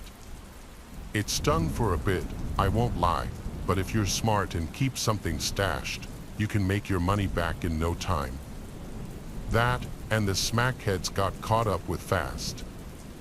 They were throwing that money around like it was nobody's business and mouthing off about how they ate us up. Bad things happen to those fellas, let me tell you. The thing that sticks with me is the needle, though. Like, I could see it all shiny in the security light, just glinting. It gave me a serious problem with needles too. Like, for the longest time, I'd actually sweat if I had to get one at the doctor's or whatever. I mean, this all happened years ago. But even when I got my vaccine recently, I got way nervous like back in the old days. I know no one likes needles, but honestly, I was so anxious that the nurse was asking if I was going to pass out and all this. School, I had a couple of close friends, Joshua and Daniel. We did quite a bit together, and when it came time to graduate, Joshua had to move away to Lexington, South Carolina, with his family due to his father's work. After we graduated and he had completed his move with his family, my friend Daniel and I were invited to pay a visit for a weekend to his new house. We decided out of boredom to start hiking around in the nearby forest and countryside, which we found had a scenic river. It was a beautiful area and felt quite peaceful, but we ended up getting lost. We decided to keep following the river as we lost track of which direction was upstream or downstream. With no sounds of civilization anywhere we could hear, we quickly became concerned about finding a telephone to call Joshua's mom or dad to get us from wherever we were, even though there was no paved road or street that we could find nearby. As we kept following the river, we came to this old church-looking building made of really old red bricks with a dirt parking lot and a dirt road leading up to it. It was very encroached with growth and bushes. We decided to go inside and see if there were people and maybe ask to use their telephone and get the address for this location. We noticed there were a few old cars which looked to be from the 70s or 80s, possibly Novas, 4 of them, very dirty and rusted in this dirt parking lot with flat or missing tires. They were all white colored or used to be and parked in a row side by side. As we got closer, we heard gospel music sounds and some singing inside the church. We were relieved that there were people, so we went into the church, which appeared to be rather old and dilapidated. We peeked past the main doors to the hall and saw what I estimated was a couple dozen people dressed as nicely as they could, though they clearly were poor. When we went inside, the old white-haired woman wearing horn-rimmed glasses who was playing the church piano stopped playing, and she looked at us with no expression on her face. What happened next really stuck with me, and I will never forget it as long as I live. Everyone in that church stopped singing, put down their song sheets, and they all slowly turned their heads and looked at us with the most vacant and unwelcoming glares. Joshua said, "We're sorry to interrupt. We just want to use your phone to call my folks to come get us." Nobody spoke.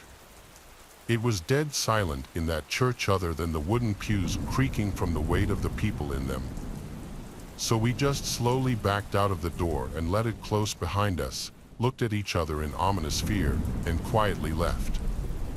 We started walking up that dirt road, and when Daniel mentioned that there were no crosses or anything Christian in there, we looked back up the road to see that maybe a dozen of those people, all men, had walked out in front of the church and were standing there watching us intently. This freaked us out, and we began to sprint up that dirt road for what felt like a good half hour. We finally came to a very old broken-down gas station that looked like one of those old full-service stations. We went inside to find that the shelves were mostly empty and dusty from a quick glance, and an old overly tense swarthy man with a really oily and dirty baseball cap was behind the counter reading some old book with ragged edges and yellowed pages. He looked up and said, "You boys lost, huh? Just head out that way you came in and make a left and follow that road till you see a telephone pole, and just go right at the pole down the trail, and it'll take you to a highway." We thanked the man and left quickly, and as we walked down the road to the telephone pole the man told us about, again looked back, and the old man was out in front of the gas station with his arms folded, just staring at us with a rotten-toothed grin on his face. We got to the pole, made the right, and followed that trail to the nearest highway. After about a good half hour of walking in the twilight, it had just gotten dark as we got to the highway, and we tried to wave down a few people passing by, but nobody stopped. Thankfully, a police officer saw us and pulled over to help us. We told them we were lost and gave him Joshua's address, to which he whistled and said we really were lost. It took about 30 minutes for that officer to drive us back to Joshua's, and during the chit-chat, he told us we needed to be careful out in those woods as there are some crazy witch folks in it. A long time ago, I'm talking like 8 years ago, two friends and I, Kristen and Shaw, did something really stupid. But at the time, doing stupid things was what we did to pass the time. We're not really friends with Kristen anymore, but Shaw and I still talk often, and so oftentimes we'll talk with each other about this story. We were 19 years old. We lived in New Jersey. Lots of vacant houses in our old town, and atop a hilly road not far from our houses was an abandoned church. Locals knew about the church. It was on a closed-off road and had been abandoned for many years. I'm not sure if it's still standing or what the current state of it is, as I live in Florida now. But Kristen, Shaw, and I, being the troublemaking thrill seekers we were, came up with this genius plan of bringing a Ouija board to the church. Late one night, this was October, so I guess we were doing it in honor of spooky season. Shaw had the Ouija board in his closet, so he brought it. I drove the three of us, so I first picked up Kristen, then Shaw, and we just drove straight towards the church. Since the road up the hill to the church was literally blocked off, we had to park on the side of the road and walk from there. We followed the road up the hill to the church using one flashlight at first, so as not to overdo it and draw any possible attention. But once we were atop the hill, we pretty much all three of us turned on our flashlights. The church was surrounded by woods in basically all directions and had a gravel parking lot alongside it. The church had been broken into 1,000,000 times before and was littered with graffiti, so the big front door was already ajar. Two of us had to work together to pull it open because it scraped on the floor. Once inside, we naturally just looked around the place with our flashlights to make sure no one else was in there. It was definitely creepy being in that place at night. Shaw set up the Ouija board, then he pulled out these 3 candles from his backpack as well, and he laughed and said it would add to the experience. He placed the 3 candles in a triangle formation around the board, and as they were all lit, we turned off our flashlights. Now the only light in the whole place was from the candles, creating a much more eerie and uncomfortable vibe. We really couldn't see more than maybe 6 feet in all directions, so we began playing with the Ouija board. Shaw was doing most of the talking at this point. I can't remember exactly what he said, but he definitely opened with, "Is anybody there?" in the typical cliché Ouija board questions. The planchette started to move, and we started to laugh. I knew it was one of them doing it.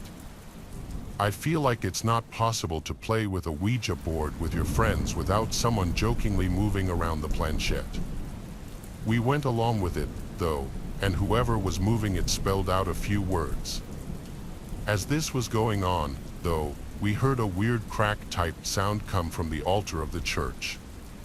The best way I could describe it is it sounded like a big piece of wood cracking in half. It was loud, and it sounded like it was done by someone. We all jumped in reaction and hurried to shine our phones' flashlights in the direction of the altar. There was no one there as far as we could see. I think both of them were just as freaked out as I was after that, but the place was old and falling apart, so some weird noises here and there didn't seem that crazy. And so we kept going. We all took turns asking the board questions, but the planchette was no longer moving. I think because that crack sound freaked all 3 of us out, and now we were taking it more seriously. This went on for some time until another sound from the altar area broke the silence again. But before we even had time to shine our lights over there again, something landed on the Ouija board, causing all of us to jump and scream. It was a rock about the size of a golf ball. All 3 of us just had our hands on the planchette 2 seconds ago. There was no way any of us could have done that. We all 3 got up and ran back out of the church screaming, leaving the Ouija board and candles behind. We ran all the way down the hill and back to my car, and fearing we were being chased, we didn't stick around.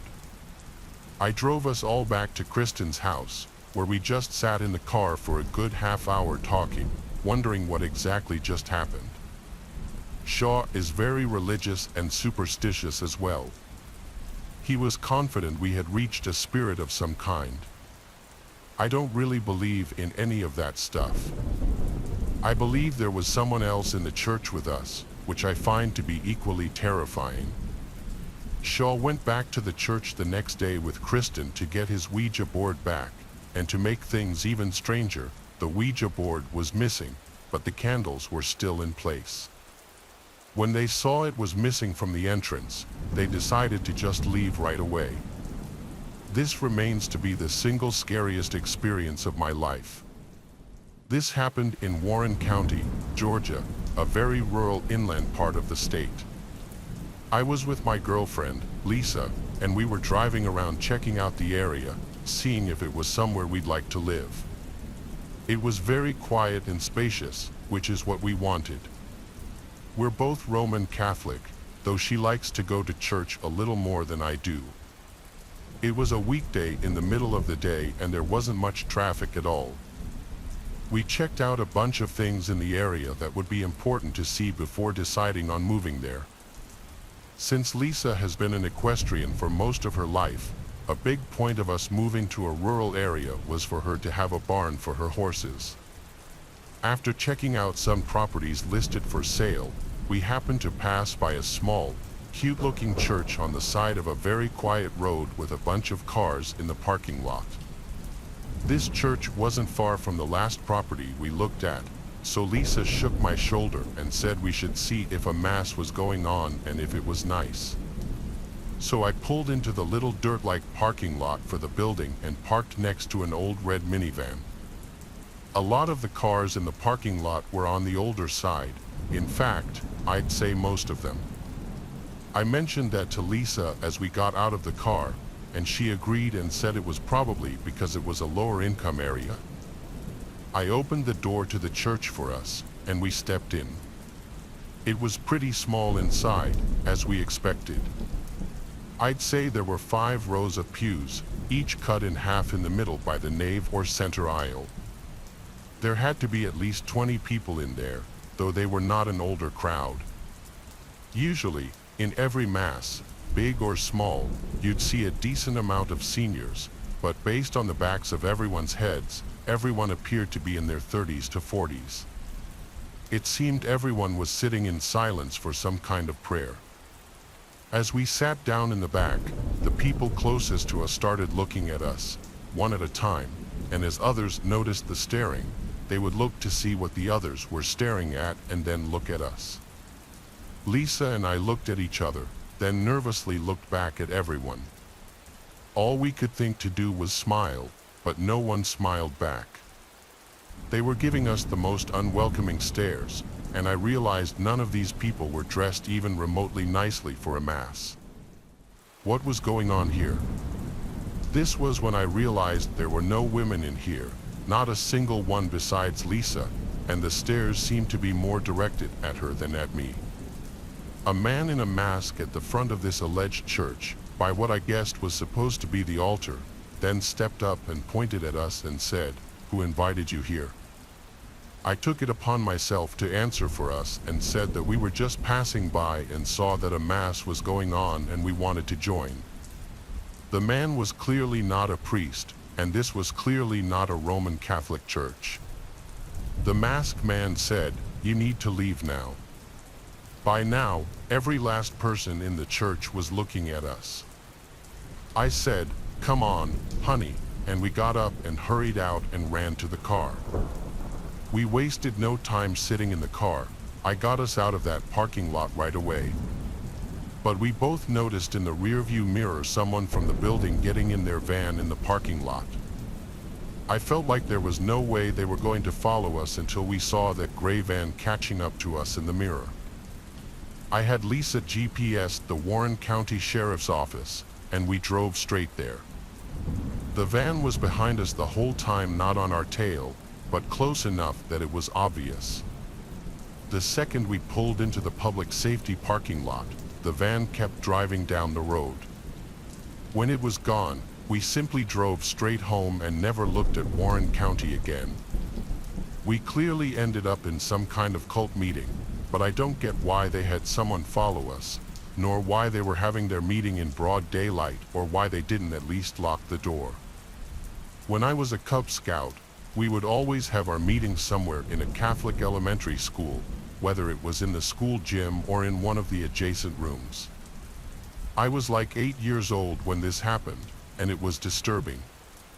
But before I get into why I'm telling you that, let me start from the beginning. It started a few days earlier when I was at Mass with my mom and my brother, like we'd go to every other week. We usually would be late, so we'd either sit in the back or stand by the doors if there were no seats. Today, we sat all the way in the back corner. My mom and then brother entered the pew first. I sat on the end. At some point during the Mass, I noticed an older man with glasses and a white mustache standing against the wall to the left of me, looking at me. As I glanced over, he smiled, and I still remember vividly this stupid, creepy face that he made as he was trying to be funny. But I was 8, I wasn't a toddler. It felt weird and uncomfortable. I did my best to look away, but I could see him keep looking over at me every few seconds. I looked back at him, and once again, he made another weird face that I assumed he was making to try and be funny. It just came off as weird again. My mom noticed it this time and tapped me on the shoulder and whispered to ignore him. I believe she gave him a dirty look as well. The next time I looked in that direction, the man wasn't there anymore. He had walked somewhere else. The next thing I remember from that mass was going up for communion, and then as I got back to my seat, the man was back in that spot again, and he was staring at me, just smiling the whole time until I got back to my seat. My mom noticed it again, and since we got the communion, we just left. My mom said on the way out she didn't like the way that guy was looking at us, specifically me. Now, fast forward to when scouts come into play. Towards the end of our meetings, we'd sometimes have little fun contests for games, and this day in question, we were having a scavenger hunt. The items we were supposed to be finding all tied into the theme of scouting. I remember some of the objects on the list being a first aid kit, a rope, a flashlight, things of that nature. We were split into 2 teams, and we all had a copy of the list, and the team to find the most items would win. So we all split up. The play area ranged from the gym to the cafeteria to some of the adjacent rooms. I was running around rooms and tiny hallways I'd never even seen before, looking for any of the items I could find on the list. I wasn't having much luck. Eventually, I found myself in this very narrow hallway in the back section of the cafeteria by the kitchen. In this hallway was one of those ice cream fridges filled with ice pops. I looked inside the fridge for any of the items, nothing. But then I decided to be sneaky and take one of the ice cream pops. As I did, I heard a man's voice to the right of me. I looked over and saw that man from the church a few days earlier walk over to me, smiling. He said something like, "Don't let them see you taking that." He shut the fridge door and grabbed my hand and told me he had some better treats in the back where the kids aren't allowed. I broke my hand free from his grip and tried to walk away, scared, and he grabbed my wrist this time tightly. I turned to him, and he went, "Shoo, calm down." I yelled for help, and he let go of me and said, "Stop it." I ran back to the gym and told the cubmaster what happened. Thankfully, my cubmaster was an actually nice, caring man, probably because he was a father himself, and he told my mom about it. I told my mom it was that same man from the church, and my cubmaster would help my mom in reporting that man to the church. It turned out that that man worked for the church. I'm not sure what exactly he did, but he lived on the church grounds, which explained why he was there. What makes me sick, though, is that allegations came out against that man from an altar boy's parents claiming he touched him inappropriately. The disgusting thing is I can imagine what he was planning on attempting to do if I actually followed him to wherever he was trying to take me. I don't know if that man went to prison or what, but I know the church cut ties with him after this.